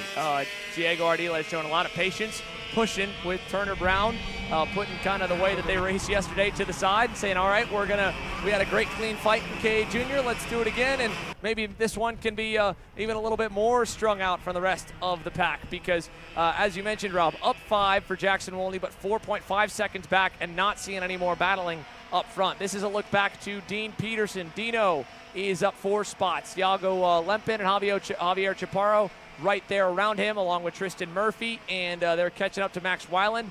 This is all just outside the top 10. Nix Eggleston, last time by on the Ruthless Karting X-Prix, was quickest. He went purple at a 1:10 flat. So can Nix Eggleston track down Sarah Bradley, maybe score a SKUSA Pro Tour podium? Nix has been pretty active this year. He's been a contender at a number of the Rotex events out west and a lot more West Coast racing for the Arizona-based operation.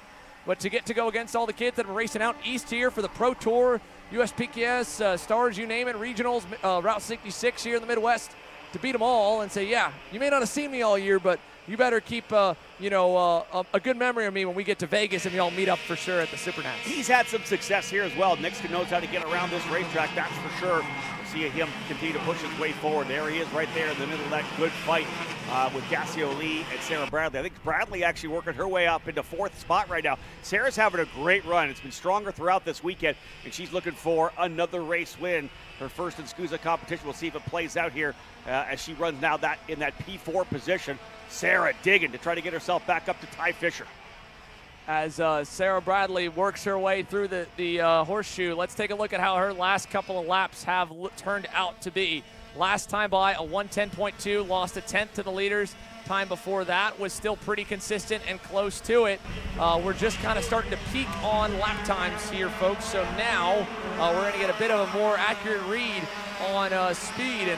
And man, that was a huge lap out of the top 2. Nix Eggleston still owns the quickest time, but Brown and Ardiles, a 1:09.9 for the pair. And we have seen this kind of slugfest of pace, raw speed between these two young men many times over, going all the way back to the Winter Series in January, Rob, where it wasn't just a matter of them pushing away from the field when everyone else was the same speed. They were smart.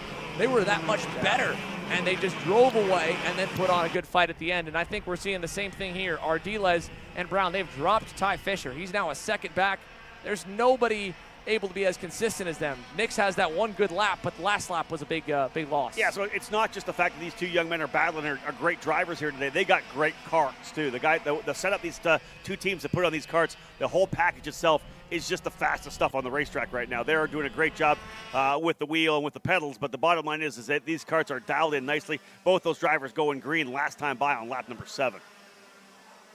We'll hit the halfway mark this time with 8 complete, 8 laps to go on the 16-lap main here for X30 Junior, and another lap time battle. Last time, Brown had him by a half a tenth.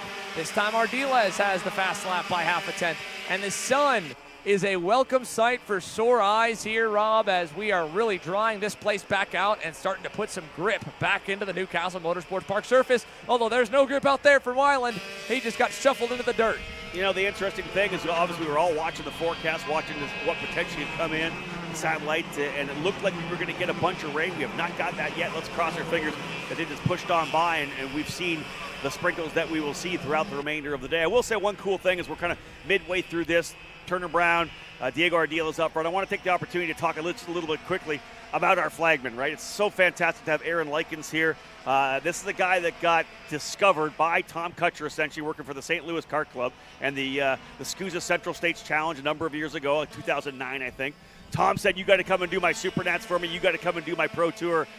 From there through USAC all the way now to the NTT IndyCar Series, only the 7th ever official starter for IndyCar, the Indianapolis 500, and to have him here with us staying. I wrote a little piece that we put in the Paddock Insider on eKarting News on Friday, but to have him here, sticking firmly planted with his roots in karting, it's so fantastic to have Aaron Likens here. I like to say that here's these kids out here getting twin checkers, not only from a guy who loves to be at kart races, but he also gives the twin checkers to the guys who win the Indianapolis 500. That's a really cool connection between karting, Aaron, and the Indianapolis Motor Speedway. And it won't be long till we probably see a couple of these names on your screen dancing the pylon at the famed Indianapolis Motor Speedway, just about an hour down the road. That's it. Turner Brown and Diego Ardila very well. It could be two of them, but also credit where credit's due for Nick Eggleston's drive. Ty Fisher, something definitely seems to be a bit off for the TV Kart. He was a second off the pace of the leaders last time. I don't know if maybe they went a bit of an intermediate setup, kind of banking on the rain to maybe return, or the conditions to stay where they are. With the sun coming out, the temps coming up, and the grip going back down, Fisher has faded behind Eggleston to fourth, and now behind, I believe, Sarah Bradley and Chase Gassiet-Lee, who have also caught up to him. So that'll update when they cross the line with now 6 laps to go. Eggleston to third, Bradley fourth, Gassiet-Lee fifth. There's Jackson Wolney, 7 spots gained, looking for spot number 8. He'll get a big run on Fisher to the inside and clear in turn 2. Wolney's drive continues 8 spots up, but again, to win the championship, he needed a heroic drive, and he needed the kid in second to have a bit of bad luck. And right now, Diego Ardila is making his own luck, hanging on to the coattails of Turner Brown for the lead. What a great run for Nick Eggleston, working his way back forward, as you said as well. Now up into the 3rd spot. Sarah Bradley runs in 4th, and indeed Wolney continues to push his way forward. I will say we had another look at the forecast there, and I don't think we're totally out of the woods yet when it comes to more precipitation. We'll see whether or not more comes in. We are enjoying the sun right now, drying out whatever moisture was on the track over the last couple of races. So we'll see whether or not we do get a little more of the damp stuff come in. But otherwise, right now, clean and green. There's Nick Eggleston. Great shot here as they work their way down into turn number 16, 17, and 18. Another solid pass a bit further back as well. But again, Nick's just digging his way forward.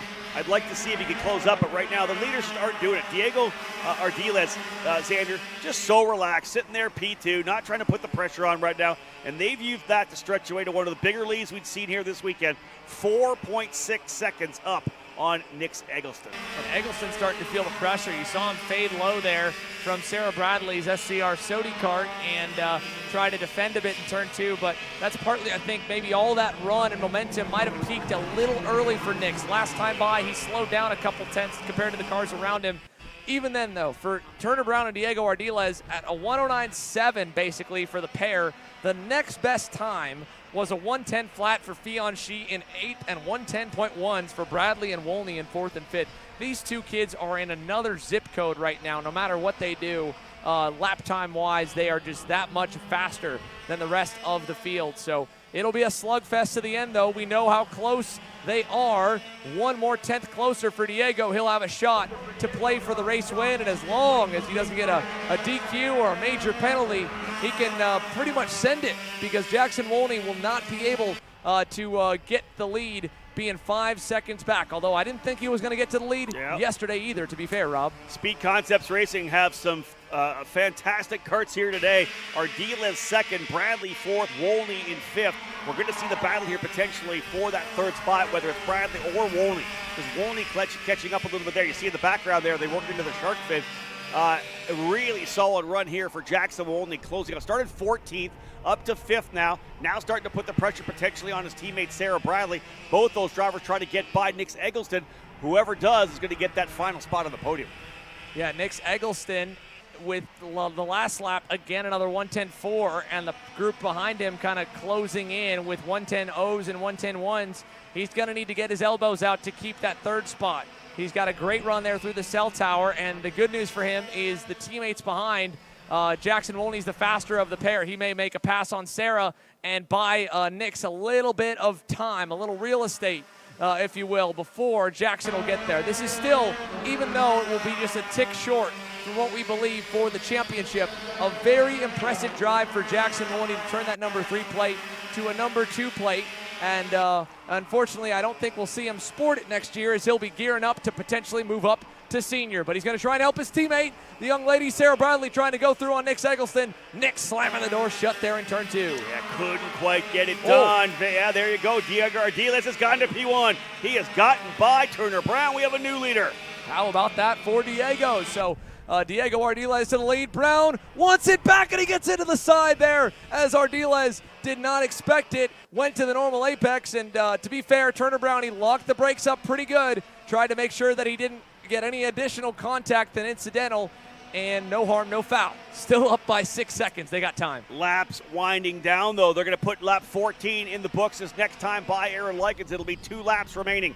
2 to go, so a fight for the race lead, and very most definitely a fight for 3rd, 4th, and 5th as well. Chase Cassioli is up there as well behind Wolney, so that's further back behind the lead group here, who will now work its way around to get the 2 to go sign. 2 laps to go. They have a massive lead, 5.5 seconds over that next group, but Wolney able to get by Bradley on that last lap to move Wolney now up into 4th. Here again, now he's going to start the cover down the bottom of the racetrack. We're going to start getting a little more defensive. We got ourselves a fight up front here. Listen, if you're battling for P3, you never know. That could be a battle for the win if these 2 drivers get together and go off. Over, under, and finally there, Diego drags the brakes coming out of the shark fin to keep Turner pinned back behind him. Nowhere for Chico to go. He's going to have to get really creative. This was where Ardiles had that sweet move, and he knew that he wasn't going to open it up so Turner could return the favor right there in the green corner. A lap and a half remaining, and the 2 kids who already have given us one big show for the lead are trying to do it again here in junior. Turner all the way to the outside into the cell tower. Ardiles down low and up and over the curbing, keeps it parked and in the lead, Rob. Yeah, this is going to be big for the final lap here as they're lining things up. Brown not able to pull the trigger coming to the double left, doesn't get it done in 15, but thinks about going all the way down to the inside. Oh, he almost tosses it away. Side by side, coming out of turn number 16, over to 17. He's around the outside, and Brown gets it to the outside of turn number 17. White flag flies. Turner Brown is your leader. They got such a big gap. They're not having to worry about anybody else behind them, and Wolney has gone to P3. Wolney to 3rd. And he caught up 2 seconds that lap alone. Ardiles with a hold down low in 2, but he hit the marbles, and Turner gets the over-under completed with the car length to boot. Wolney and Eggleston duking it out back there for 3rd as well, as Chico defends just a little bit through the shark fin with about a half car length lead. He should be able to take mostly a normal line, but he wants to keep it safe, so he goes a little narrow, and now up by a car length to the green corner, still to the center of the racetrack. Ardiles to the high side, little bit wide for Turner Brown, and it's not done yet. Final half of the racetrack to go, and Turner Brown, Diego Ardiles are back again, separated by half a car length. Lots of opportunities still to overtake. This time it's to the bottom of the racetrack for Turner Brown. Around the outside, thinking Ardiles got to set himself up for 15 or to make the run down into turn number 16. Pretty decent gap there. Here's the big run. He'll go to the inside of the track. Ardiles is going to go to the outside. Here comes the crisscross. They come through 16 rather, back to 17. Can he do the over-under? He is lining him up nicely, side by side coming through. It's not going to happen, and Turner Brown will win. What a big day for Turner Brown and the Rawlson Performance Group Cosmic. He wins by just over 1/10 of a second. Nick Eggleston back around Jackson Wolney. Eggleston goes to P3, Wolney 4th, Chase Cassioli 5th, Ty Fisher in the 6th spot, Sarah Bradley dropping to 8th of the last couple of laps. What a run for Jackson Wolney. Even though he doesn't get the podium hardware, that's still a ton of spots gained. Drives his way up well into the top 5 and 3rd for a moment, but credit where credit's due. Nick Eggleston with an awesome performance there to end 3rd. And Chico gets a sweep of the junior classes here on Sunday with another great battle against Diego Ardiles. All results again provisional, but with Diego Ardiles, while Turner might have won the battle, Ardiles has won the war. We can calculate a provisional double champ, Diego Ardiles. That it was a dream come true to win one. He's now won 2 over a matter of 2 hours. What a performance. Let's take a quick look at that Coastal Link custom printing recap here of another great junior race here, and more than anything, a clean fight up front for the lead, which was awesome to watch. First here, they all made it out of turn number 2, got a little bit hairy further back, and remember at the start of this race here, we were still dealing with kind of those slippery conditions, so you can see the drivers just hanging on, and the moment you were offline or a little bit different than where you normally would like to be, it was a lot worse than, say, even earlier in the pre-final today. But lots of shuffling until eventually here we started to go back up to the lead and caught this moment with Brown going by on Ty Fisher, and then not much longer for Diego Ardiles to do the same, as sadly the TB car driver just didn't quite have what he needed there. There was Max Weiland with his off-road moment, and he faded back. But these two here, the battling, just getting kicked off right before that moment there. Brown tried the inside, was setting up for the over-under, Rob, and Diego was protecting really well. Yeah, it was exciting to see these two drivers actually work together and pull away. That move that he went down to the inside, almost got it done, and almost dropped the wheel and went off. This is the aggressive action coming to the flag as well. This is Ardiles back to the inside. We had so many great overtakes. Couldn't quite hold the inside, and a perfect over-under for Brown to get that spot away. He's able to go back to the lead once again. Final lap, though, was huge. And I'll tell you, Ardiles threw everything he had at him. He almost was able to hang the outside coming through 18, but this is the driver who will come away with another race win, sweeps the junior categories, turn around for RPG, another victory on the day. And again, as a driver here, you go to you get that first kind of smile and sigh of relief when you roll through the scale line. The second one comes once you've officially met or exceeded the minimum weight, and we're going to see the celebrations begin for Turner Brown as the X30 Junior main event winner. From Marin Kremers, Hayden Jones, there's his cousin Hunter Pickett, his mom, and the family here for Chico, giving him a bunch of celebratory hugs there. What an awesome performance for Turner Brown here on Sunday, and I'm sure that water feels pretty good. Feel good for me and you too, Rob. It's a little hot up here. I'll take one of those 100%.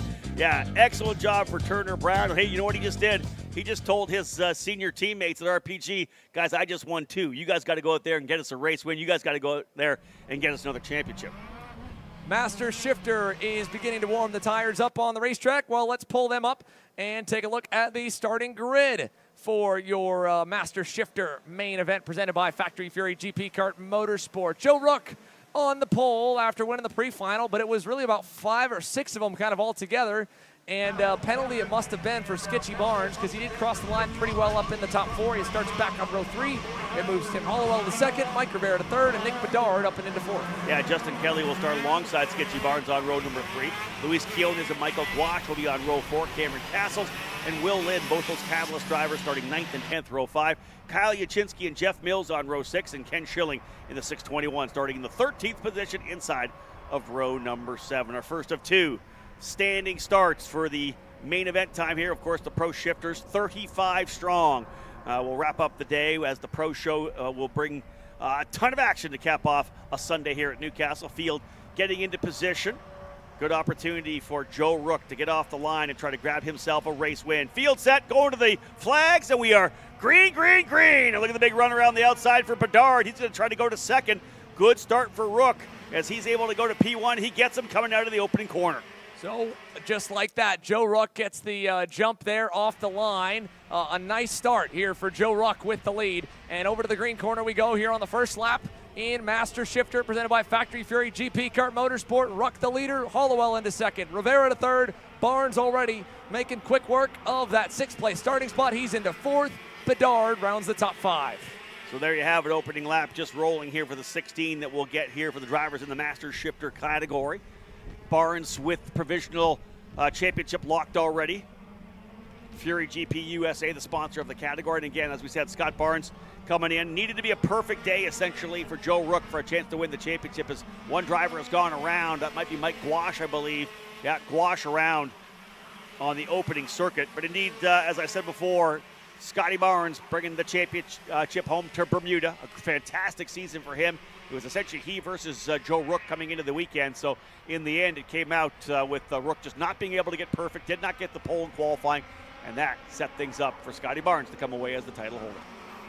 And that means that here in this main event, he can just have some fun and maybe try to get a win to close out the year. But to do so, he'll have to get around that man right there, Joe Rook, on the 653. Has a big cheering section here. The Midwestern-based master shifter driver, him and his wife very active in the CrossFit community. It helps him with the racing fitness. He's able to go the full 16 laps very easily, I would imagine, even as difficult as it is just to go as fast as they go. And I know he's got a big cheering section of friends and family here for what is basically a home race for him and the fam. So hopefully he can bring them a win on Sunday. It's been a good day for him. He already got a pre-final victory.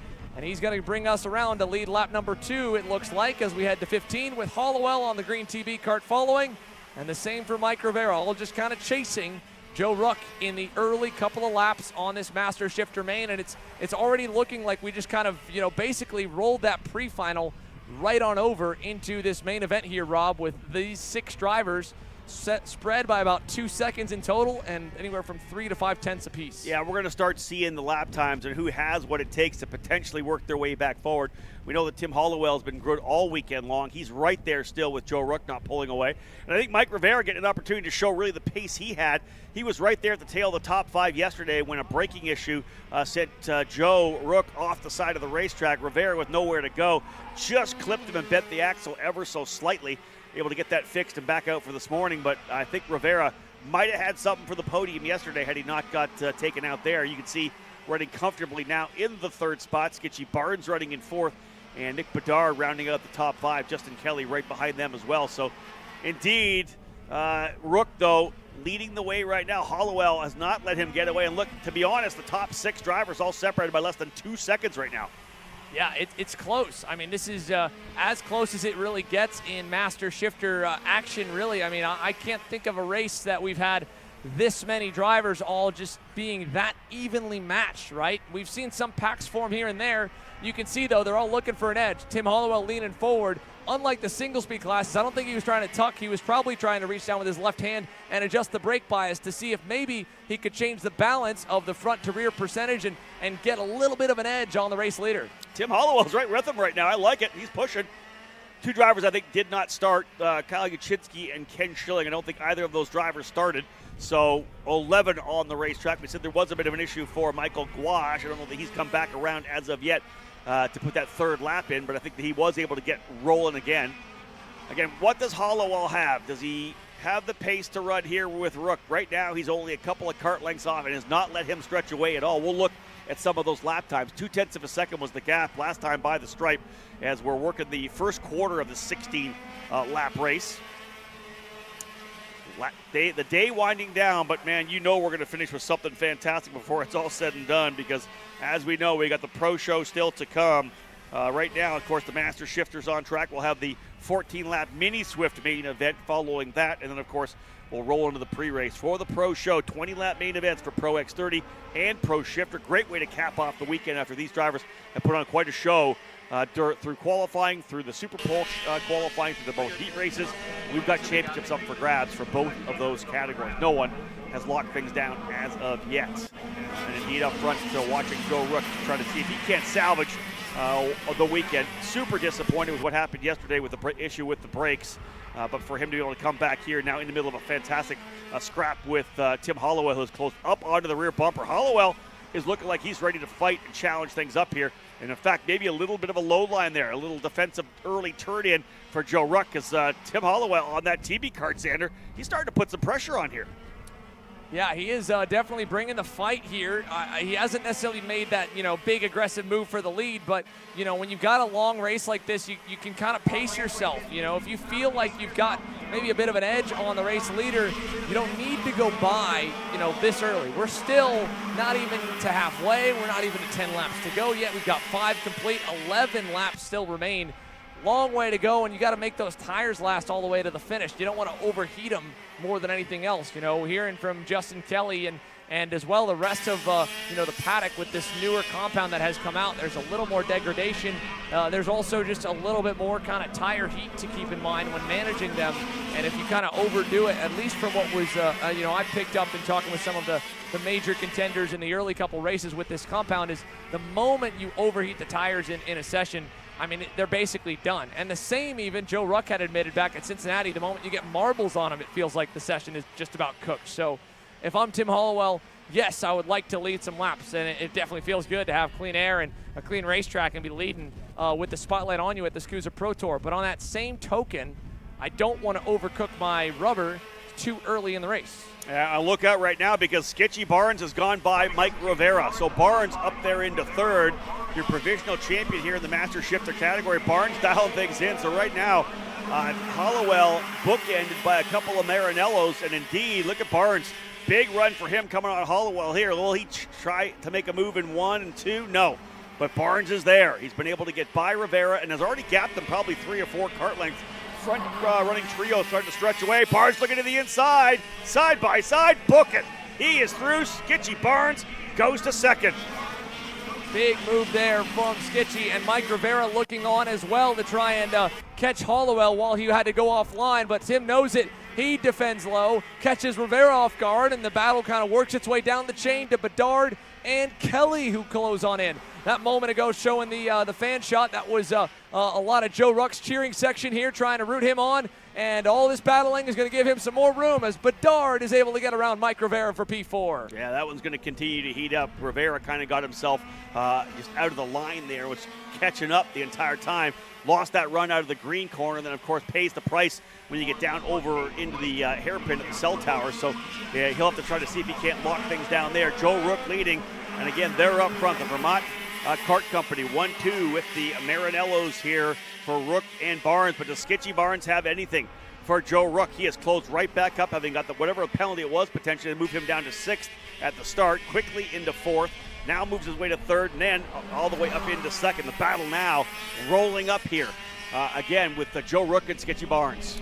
Rolling towards the infield hairpin now, and coming out of that infield corner.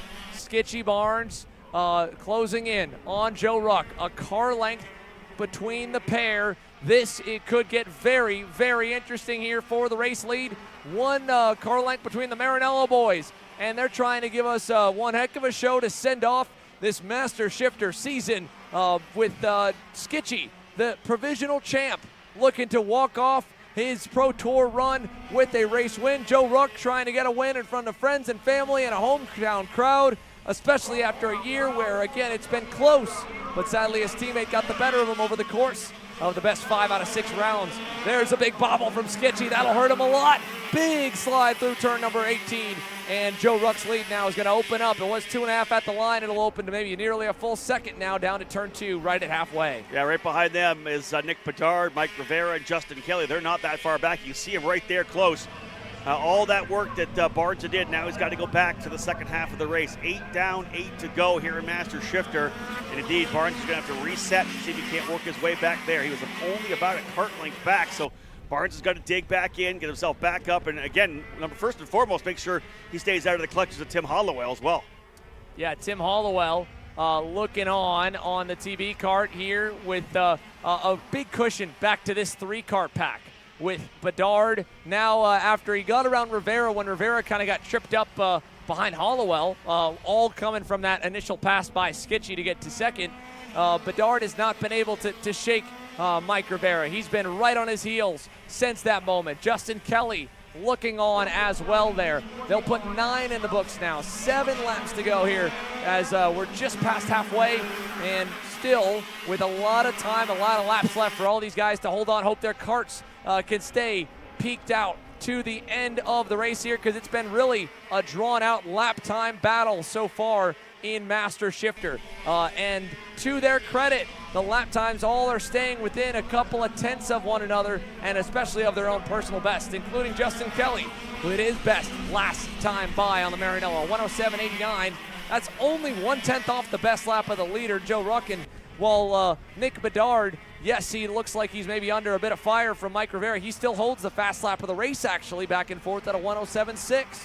Yeah, so a lot of different drivers showing well here in this top 6 grouping. And again, really well done by the drivers here in the Master Shifter class. 13 in total entered for the weekend. 11 took the start of this race. I think we're down to the 9 drivers left on track here as both Will Lynn and Jeff Mills out early.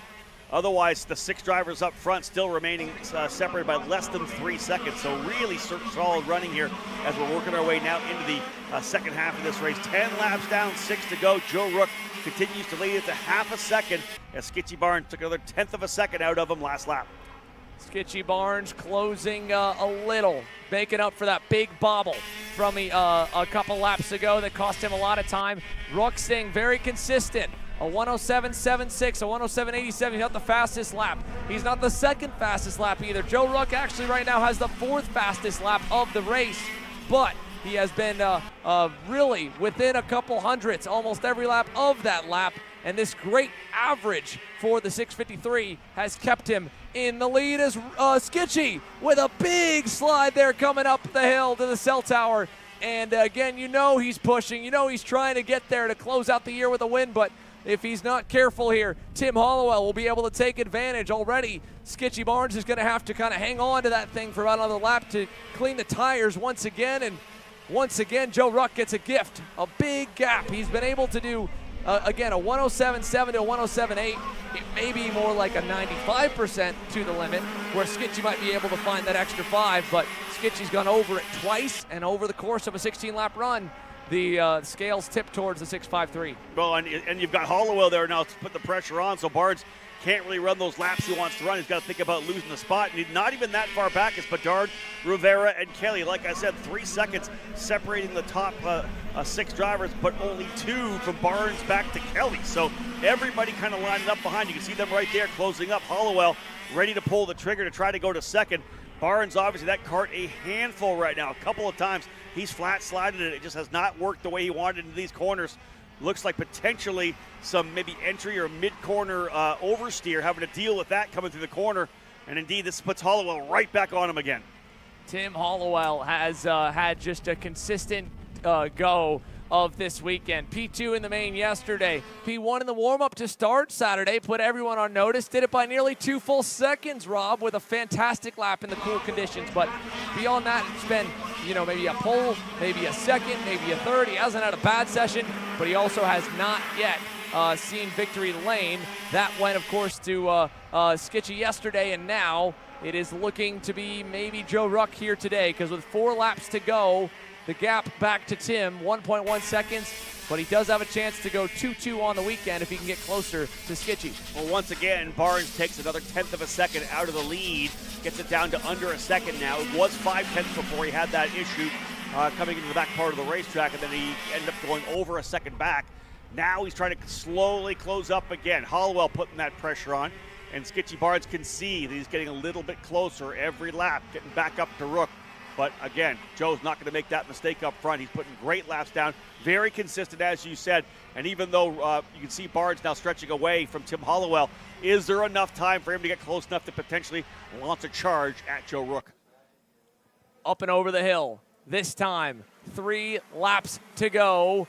Look at Rivera as well. He's got Justin Kelly bearing down on him. Mike Rivera was putting the heat on Nick Bedard. Now he's faded back, and Kelly is there to keep him honest.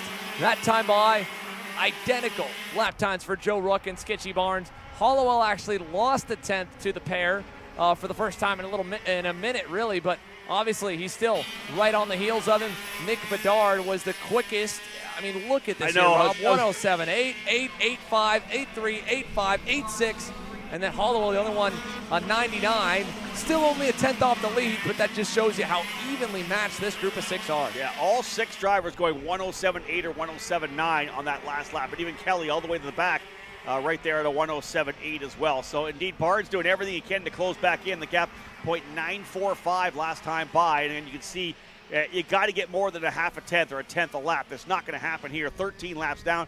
And in fact, Aaron Likens will give Joe Rook the 2 to go sign when he gets back to start finish. 2 laps remaining here in Master Shifter.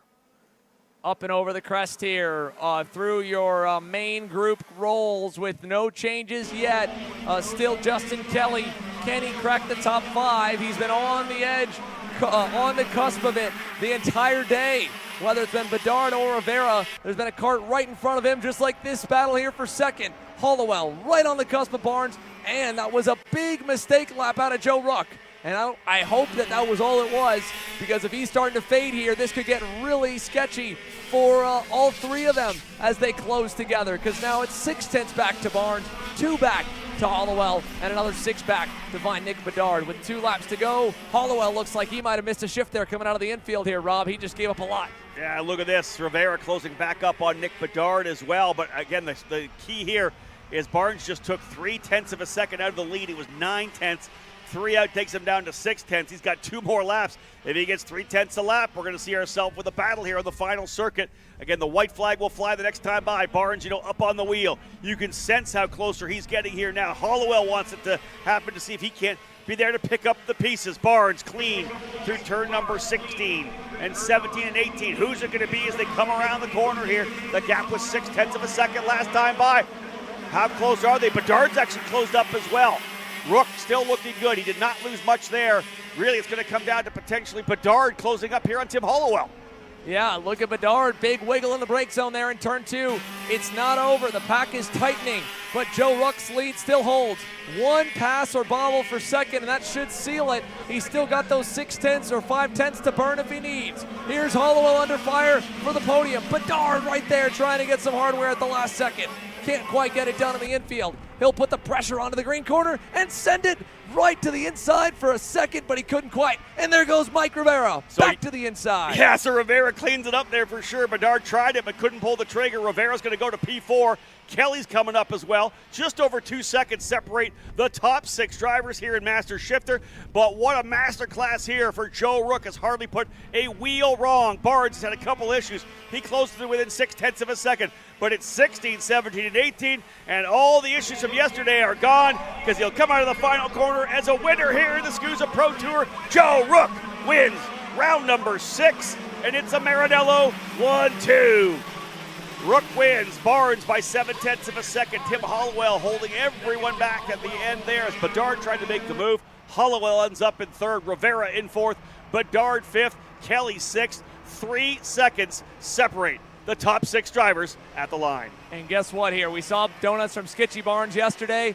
I think we're going to see some double donuts from the Maranello crew here on Sunday. So we'll keep our cameras on to take a look at our top 2 finishers. Joe Ruck, Skitchy Barnes taking it in on the cool down lap.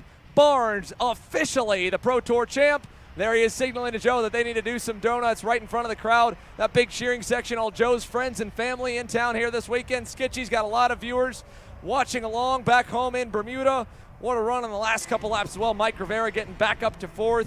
Tim Hollowell hanging on strong there for the podium in 3rd. A double hardware weekend for the hometown hero. And pitting out of his own garage, privateer entry for Tim Hollowell.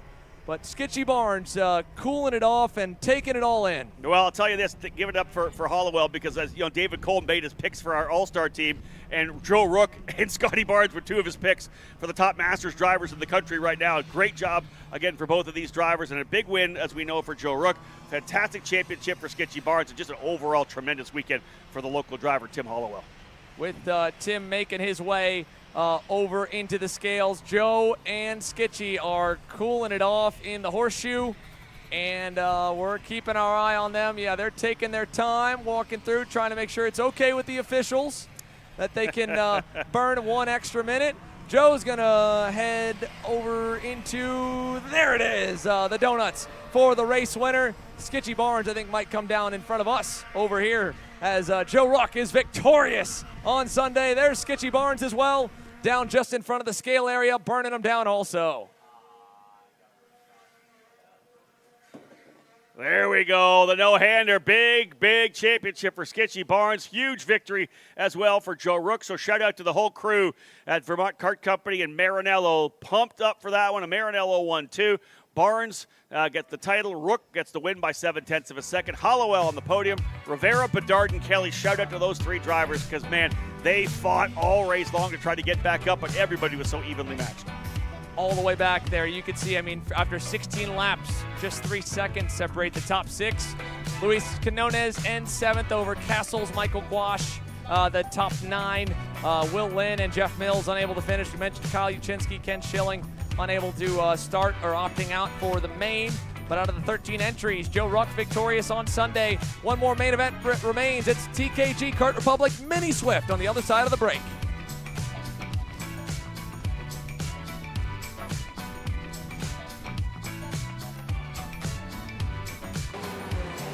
Brandon, why are there all these charges for just over $200 from Acceleration Kart Racing's website?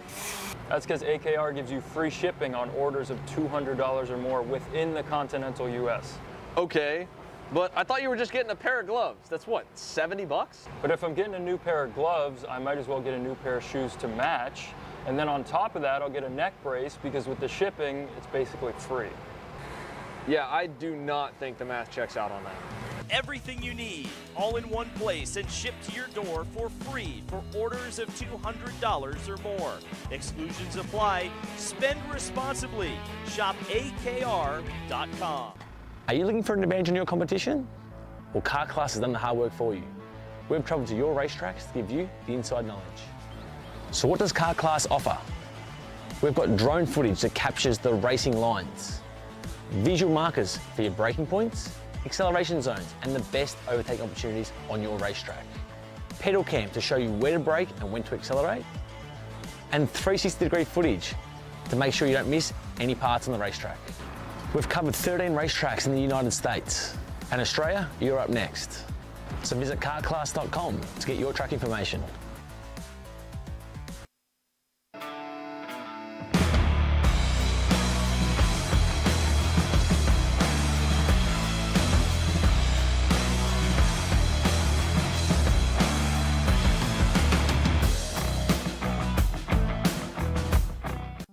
USA, a top-level performance team with unmatched hospitality, offering a full-service driver development program with year-round testing available in Miami, Florida, and the official North America racing team of Parolin Racing Chassis. Chassis and parts available at ParolinUSA.com.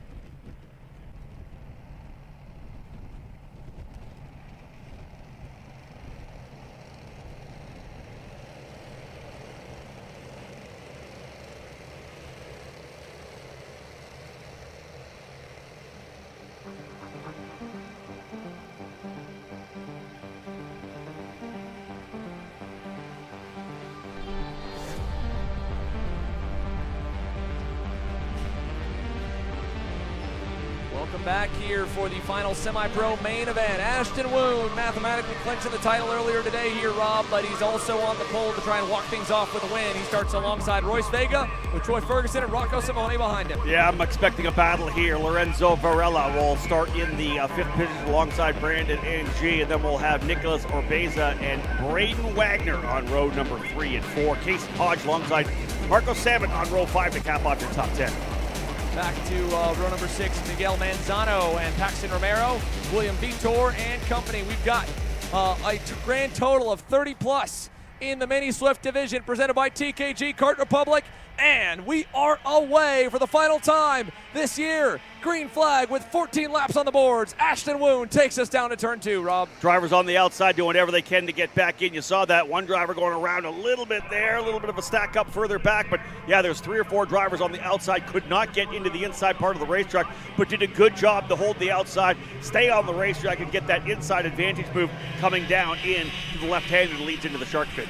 Through the infield here on this 14-lap main event. Ashton Woon, the leader, back to Royce Vega, kind of looking on. Troy Ferguson right there in the middle in second. Look at Braden Wagner with a big move to the inside of Miguel Manzano, maybe, or Nico Orbezo, one of the two. I think that was the 107 of Manzano.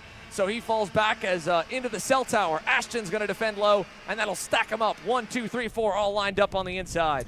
Indeed, the opening lap looking good to get things underway. Ashton Woon, your champion-elect up front there as the leader here. They went through all the permutations to make sure that they were indeed the champions for Ashton Woon. He does go away with the title, but again, we talked about the fact everybody wants to wrap the title up with a race win. You want to stand on top of the podium, and we'll see whether or not Ashton's able to do that here today. The opening lap settles things out a little bit.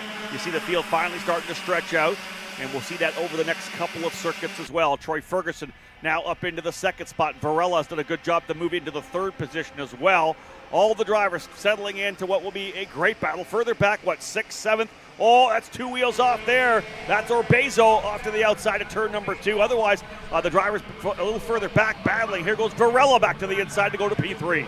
Lorenko Varela on that blue and green Brazil kind of backed Sodi Kart. Now with an over-under, now to get to second, maybe to the lead. But Troy Ferguson looks like he'll hold it, well, for about 5 feet. Into the inside in the green corner. Lorenko Varela, their leader there. And wow, we've got a lot of go-karts indeed, Rob. Big line of karts headed to the cell tower hairpin. Lorenko takes them down to the inside, but he'll leave the door open. And Ferguson's like, all right, I'll walk right back through. Why not? He literally... Varela went from 4th to 1st in about 3 corners, so a great job for him. He does hold on, I believe, to second spot after Ferguson was able to get back through for the lead, but a lot of action early here with Varela right in there, and again with the Kaysen Hodge working his way a little bit further forward as well. So a lot of great action here early. We'll give you the lineup when they come back again. So much action here in the first couple laps. It is Ferguson and Varela. I said Hodge was on the move. He goes to P3. Vega in 4th. Woon goes back to 5th. Manzano all the way up to 6th spot now. 7th is Wagner. 8th is Samet. 9th Orbezo. 10th Gleiberman. Side by side here, 2 by 2. Braden Wagner into the side of Miguel Manzano. He'll go way off the racetrack, but somehow the momentum carried him. He didn't lose that many spots. That was a good save by Miguel, and we're going to trade up the order again. Ferguson the leader. Now it is Kaysen Hodge, the Californian. This is the best he's ever run, and if I'm not mistaken, it might be a mini Swift debut on the Pro Tour, if not one of the first couple of starts. We've seen Kaysen Hodge out west. We've seen him in regional events at the Vegas races, but I can't remember for the life of me here if he was in micro or mini. This is a great run regardless for Kaysen. Yeah, he's really been the driver to watch, I think, over these first 3 laps. He is on fire, working his way forward, getting passes at will. Varela's going to go back a little bit here as well. But again, those 2 drivers up front, Ferguson and Hodge, are pulling a bit of an advantage because you can see more of the action further back as they come out of turn number 15. Varela's got everybody around him as well. That's the, I want to say the 163 of Gleiberman's up in there as well. He shot forward as well. Gleiberman was all the way up to the spot, but he'll go back a little bit, I think. It's Ferguson, Hodge, Varela, Woon, Varela, or Vega, Woon, and Varela. I mentioned that Gleiberman was up to, I think, 7th or 8th. He actually goes down to 11th now. Josh Bergman's working his way back forward. He's now up into the 12th spot. Bergman to P12, working his way from deep in the field. So a good run here for the TKG Kart Republic driver. You can see him looking in there to see what kind of a turn-in he'll be able to have coming into the shark fin. Over to the Monza, that right-hander leads back into the 90-degree left. Head back to scoreboard, and your leaders trying to stretch away a bit up front there. You can see they've got a little bit of a gap now. But up front, Ferguson and Hodge, 1-2. There they are. There's the gap back to 3-4 with Vega and Woon. And then the next group rolling there as well with Simone, Rocco Simone, and I believe Marco Samet. So yeah, early in the running here for the drivers in the Mini Swift category, brought to you by TKG Kart Republic. Our final main event of the day for the semi-pro categories. The Pro Show still to come with Pro X30 and Pro Shifter. Ready for some great racing. Championships up for grabs. A lot of money up for grabs as well. The Circle of Champions for the drivers finishing in the top 10 in the championship points. So much up for grabs in the events here this afternoon. There's Ferguson leading, Kaysen Hodge second with that next group with Vega and Woon putting their head down to try to work their way back forward here. So again, lots of racing action still to come. Xander joining us back in here again. And indeed, early running. We're not even to the halfway point of this one here yet, but you are seeing 3rd and 4th close back up. Vega and Woon right back up here on Hodge. 4-driver breakaway potentially, and they get a full second back to Varela. Yeah, they've got quite a bit of time to get back up to the race leader, get away from Lorenko Varela, the former race leader, I should say. with a 4-car pack like this, all of them pretty fast, all 3 of the 4 really experienced. The new kid on the block being Kaysen Hodge on the Sodi, but Ashton Woon, Troy Ferguson, Royce Vega, I mean, they pulled away, and they've done it already once this weekend. They've done it a bunch of times over the course of this year. I wouldn't be surprised at all, with still so many laps remaining, to see them just lock in line and say, you know what, let's do that again. I like being able to say the worst I'd go is P3. They're also trying to drop Kaysen Hodge, and they've almost done that, dropped him off the back of the peloton.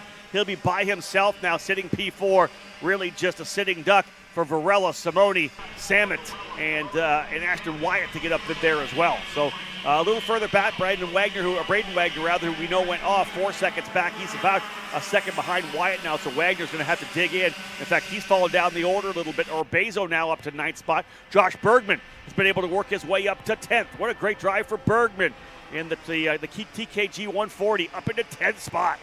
Josh Bergman on the Kart Republic had that big off at the start of the pre-final, lost a ton of positions. Well, he's obviously made up a lot so far. Let's see how many. 6 from the drop of the green here in this main. How about Aston Wyatt up 7? Enzo De Janeiro, it feels like in both days we've just been talking about him right when it matters at the end, driving up the grid. He's up already 10 spots on that Super Tune USA Paralympic, and John McClellan from dead last is driving forward as well. But we've got action to focus on screen. Rocco Simone making some more moves along with Lorenzo Varela and Marco Samet. Yeah, watching that battle a little bit further back, right? 5th, 6th, and 7th, because the leaders are stretching away. Again, they've dropped Kaysen Hodge, as I had said. They're about 0.8 of a second quicker than him right now. So it's a 3-driver pack up front. Hodge is eventually going to get reeled in here by Simone, Varela, and Samet. We'll see when that actually happens. But nonetheless, everybody put their heads down. A couple of trios lining up, and the leaders looking good, with Ferguson now back to 3rd. Vega's taking his turn up front. Kaysen Hodge has been caught and passed, so he's now back into the 7th spot. Wasn't able to stay with that group of Simone, Varela, and Samet when they came a-calling. He goes back to 7th, about over a half a second back, and indeed may get caught here by Ashton Wyatt on lap number 7. So indeed, Vega goes back up front, but it's Woon right there battling with a couple of Bennett teammates. Ashton Woon in the Super Tune Paralympic. Can he get a 4-race consecutive win streak to close out the year? Oh, we've got big contact. Easton Kubinski and is that Ben Gleberman?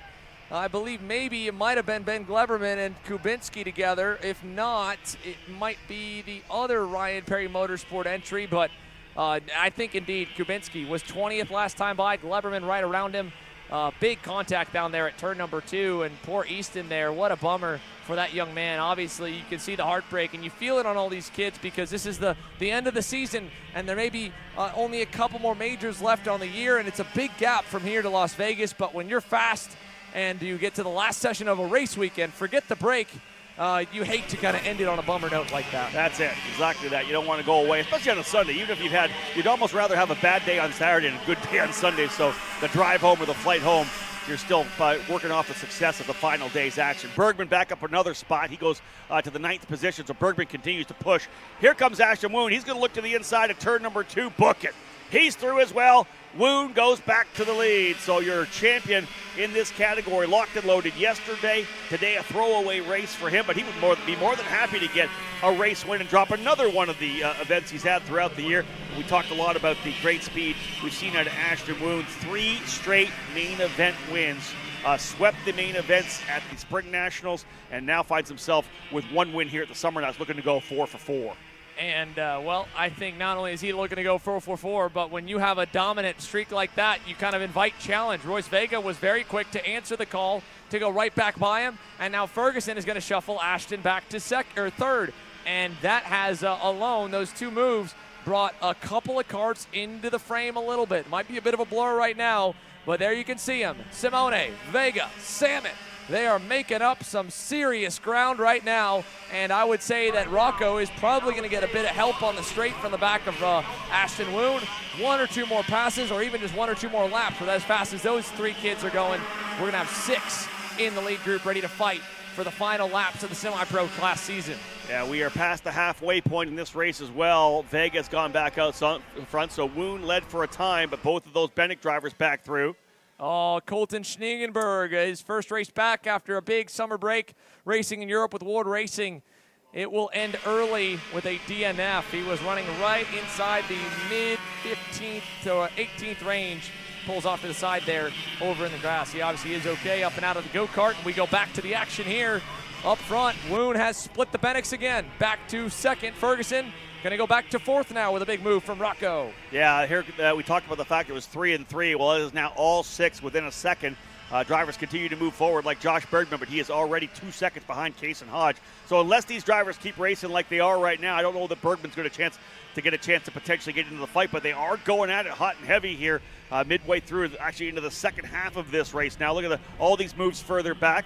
Varela gets a move to the inside of Marco Sambit as well. They went back and forth for 5th and 6th. So really starting to see how this plays out. This group that was 3 is now 6, and we'll watch them continue to scrap. A little bit of an advantage for the driver up front. Had a couple of kart lengths for Royce Vega. Not sure how long that's going to last as Rocco Simone has put his TKG Kart Republic up into P2. And he's got a huge run here, Rob. Look at this. Big run to the bumper. Wide swing out inside. New leader, Rocco Simone. And Ashton Woon's going to follow. He'll shuffle Royce Vega back to third. Varela looking for a way by.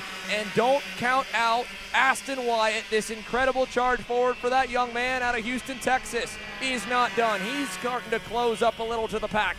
Up 8 spots, and last time by, Aston Wyatt a 1:17.3. Just as fast as Royce Vega up until they began to battle for the lead. But they battled for 4th as well, and that has split us apart once again. Varela now into the 4th spot ahead of Marco Sambit, with still Troy Ferguson now to the back of that group. Here's a pass for the lead. Yeah, indeed. Another move to the bottom of the racetrack there. We've seen a lot of these drivers up front, a number of different drivers actually up front. Woon's in the middle of the fight. Rocco Simone's got himself into that battle, and so is obviously Royce Vega still there. It's Ferguson, who was in that lead trio for the majority of the time, now finds himself back in that second group of 3. I don't think it's going to be too long before they're back up. Varela is leading them from P4 right now, especially if they continue to battle the way they are. So across the line, Woon goes back to the lead. Another lap in the books. We're getting to the final a couple of circuits here. Woon, Vega, Simone, Varela, Ferguson, Sambit. Less than a second separate your top 6 drivers, and we're going to see ourselves with some strategy here over the next couple laps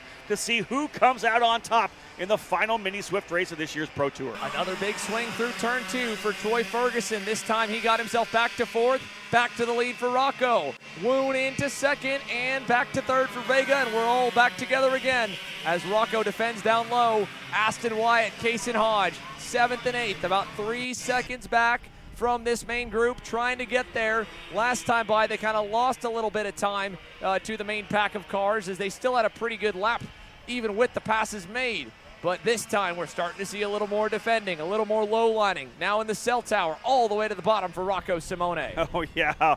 Here we go. Laps are winding down. It is time to get to work, especially if you're a driver back there in 5th or 6th, like a Varela or a Sambit. You know you're in the lead group, but you're not where you need to be if you want to try to win a race here. You see further back, and that is Josh Bergman closing up on Wyatt and Hodge. We'll see whether or not he gets himself into the fight for P7 and 8.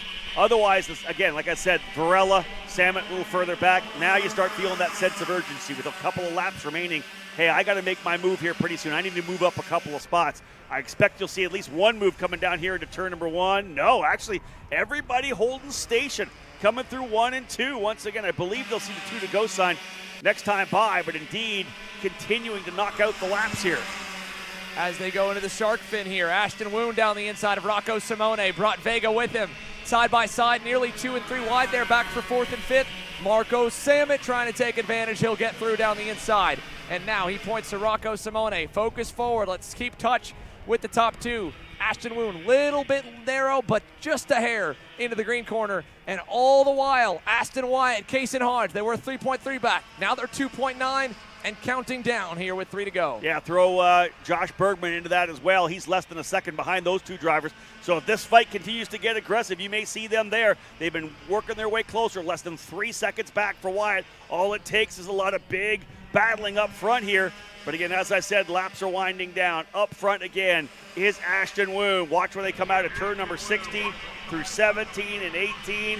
Aaron Likens will give them what they're looking for here right now. 2 to go here in the drivers in Mini Swift. Just 2 more races to go to wrap up this year's Pro Tour, the Pro Show coming next, but this is going to be a wild ending here in Mini. Down to the inside goes Woon. He's going to defend down to the bottom of the racetrack. Big wide move further back for Ferguson, trying to get a little more. So again, the white flag awaits when they get back to start finish. So lots of overtaking opportunities still to come. Woon out front, but look at him, stacking and packing through the Monza corner, the inside the tip of the shark fin, back over to the scoreboard corner, and it's still Woon up front. Down to the inside there, all the way along the curve for Lourenco Varela, and a big over-under from Troy Ferguson to go from 6th to 3rd with a big move in the green turn. Nice move for the California kid. And behind him, Varela, high and low, couldn't get by Simone. Still, Royce Vega looking for a way past to Ashton Woon. He's got his teammate behind, but they all got to go low. Here comes the rest of the field. Josh Bergman is in the mix of it. Aston Wyatt is there. Bergman trying to go to the high side through the horseshoe. He'll lose some ground. This is good stuff. We were waiting to see if those three drivers, Wyatt, Hodge, and Bergman, were going to get there. They do. Bergman tries, he's going to get one spot. He'll go inside of Hodge up into turn number 16. It's still now, 9 drivers in this lead group here. 9 drivers ready to battle it out for the final circuit. Check this out. White flag flying. Who's going to win the final race of the year? Woon there. Onto the outside, almost off the racetrack goes one of the Bennix drivers. Vega. That's Vega. And look at Ferguson on the other side. Woon sandwiched by the Bennix. Troy Ferguson to the lead on the final lap down to turn 2 with 6 cars lined up behind him. Woon's going to try to hang around the outside. He does. He's going to drop to at least 3rd, maybe 4th. They'll work their way down. No, he's going to go to 3rd to the inside. Here comes Varela in there as well. Oh, big contact from the back. Varela essentially drove Woon through the corner, hammered into the back of Simone, who now runs in the 2nd spot. Crazy action here in the final circuit. Unreal action on this final lap here. 2 by 2 behind him. Up and over the hill. Big run for Marco Sammet and Royce Vega. Look at Case and Hodge on the high side. Nowhere to go. Aston Wyatt trying to get in. Vega's gotten all the way, pushed back to about 7th. He'll go off the racetrack. Vega goes off. Vega is stuck and comes to a complete stop here on the grass. That might just change the championship top 3. Rocco Simone into 2nd, but his teammate, more importantly, Troy Ferguson, had to start dead last yesterday. Robbie leads us for the final time. He was so far back there in the last couple of laps. He has worked his way back to the front. Everybody overlooking the shoulder coming through 16 and 17. But Troy Ferguson going to come away with a big victory, mastering the final couple of laps. Ferguson wins. Simone in 2nd. Varela up to 3rd. Woon 4th. Sammet 5th. Hodge 6th. Wyatt 7th. Bergman ends up in 8th, and with all the chaos, De Janeiro gets up into the middle of the fight. He was right there. 3 seconds separate the top 10 at the line. Unbelievable stuff here. Look at this. 15 spots gained for Enzo De Janeiro. 20 for John McClellan on the Nash Motorsports entry. What a heartbreak for Royce Vega. Oh my goodness. All the way down to 25th. Last car basically on the lead lap being unable to finish. And on the flip side, it's a complete extreme ends of the spectrum for the Bennett boys. A win and then a DNF on the last lap. What a run. Xander, you called it, and I'm sure we'll see it if we do the recap there. Ferguson was back in 6th at one point, made that great run coming out of the scoreboard into the green corner, the left-hander, went all the way to 3rd, and then got himself to the lead over the last 2 laps. That was just a fantastic masterclass of how to recover yourself. And here is the Coastal Inc. recap, and we'll talk a lot about this, how this race kind of got things underway. It was a wild one early on, Xander. We saw a number of drivers get together, but at the end, everybody stacking the pack to pack up again. Yeah, it started off with a big pack. It ended up with a big pack at the end again. Here's this. Check this out. Miguel Manzano Suarez dirt tracking it, hanging on. Big contact further back early for the likes of Easton Kubinski and Ben Gleberman. Then up at the front, the battling here. Woon, Vega, Ferguson all starting to go at it just a bit with still time left in the race, of course. Plenty of time, really. They didn't need to shuffle as much as they did, but when they finally started to go, well, they brought 3 more cars in. Then everybody started to fight once it got to be 6 deep. And towards the last couple of laps, there was still a huge gap out back. I mean, you can't see any other go-karts. Looks like there's a 6-kart race. But with all the passing, all the defending, all the back and forth they go, I mean, it was anyone's race at any point. At any point, this could have gone wrong for all 6 of them. And really, for the majority of the race, it stayed pretty good. Yeah, and we had so many different leaders as well. There's Ashton Moon, right? He led a bunch of opportunities. Right? He led a bunch of laps. Both Pennick drivers, Ferguson and Royce, led. Here's that last lap, though. They went 3 wide. Woon gets pushed to the back, and Ferguson and Vega were right in the middle of the scrap. It was unreal. Unreal stuff here. So as they all went through turn 2, Woon went to the back to third, and kind of got a bit of a shove from Varela. That opened the gap up for the top 2 to break away, and sadly, Royce Vega on one end gets stuck off in the grass while his teammate, Troy Ferguson, sees the checkered flag for the first time this season, I believe, with a big-time win on Sunday. That concludes the semi-pro coverage. It's a quick changeover for free. The Pro Show, the final 2 races of the SKUSA Pro Tour are up next.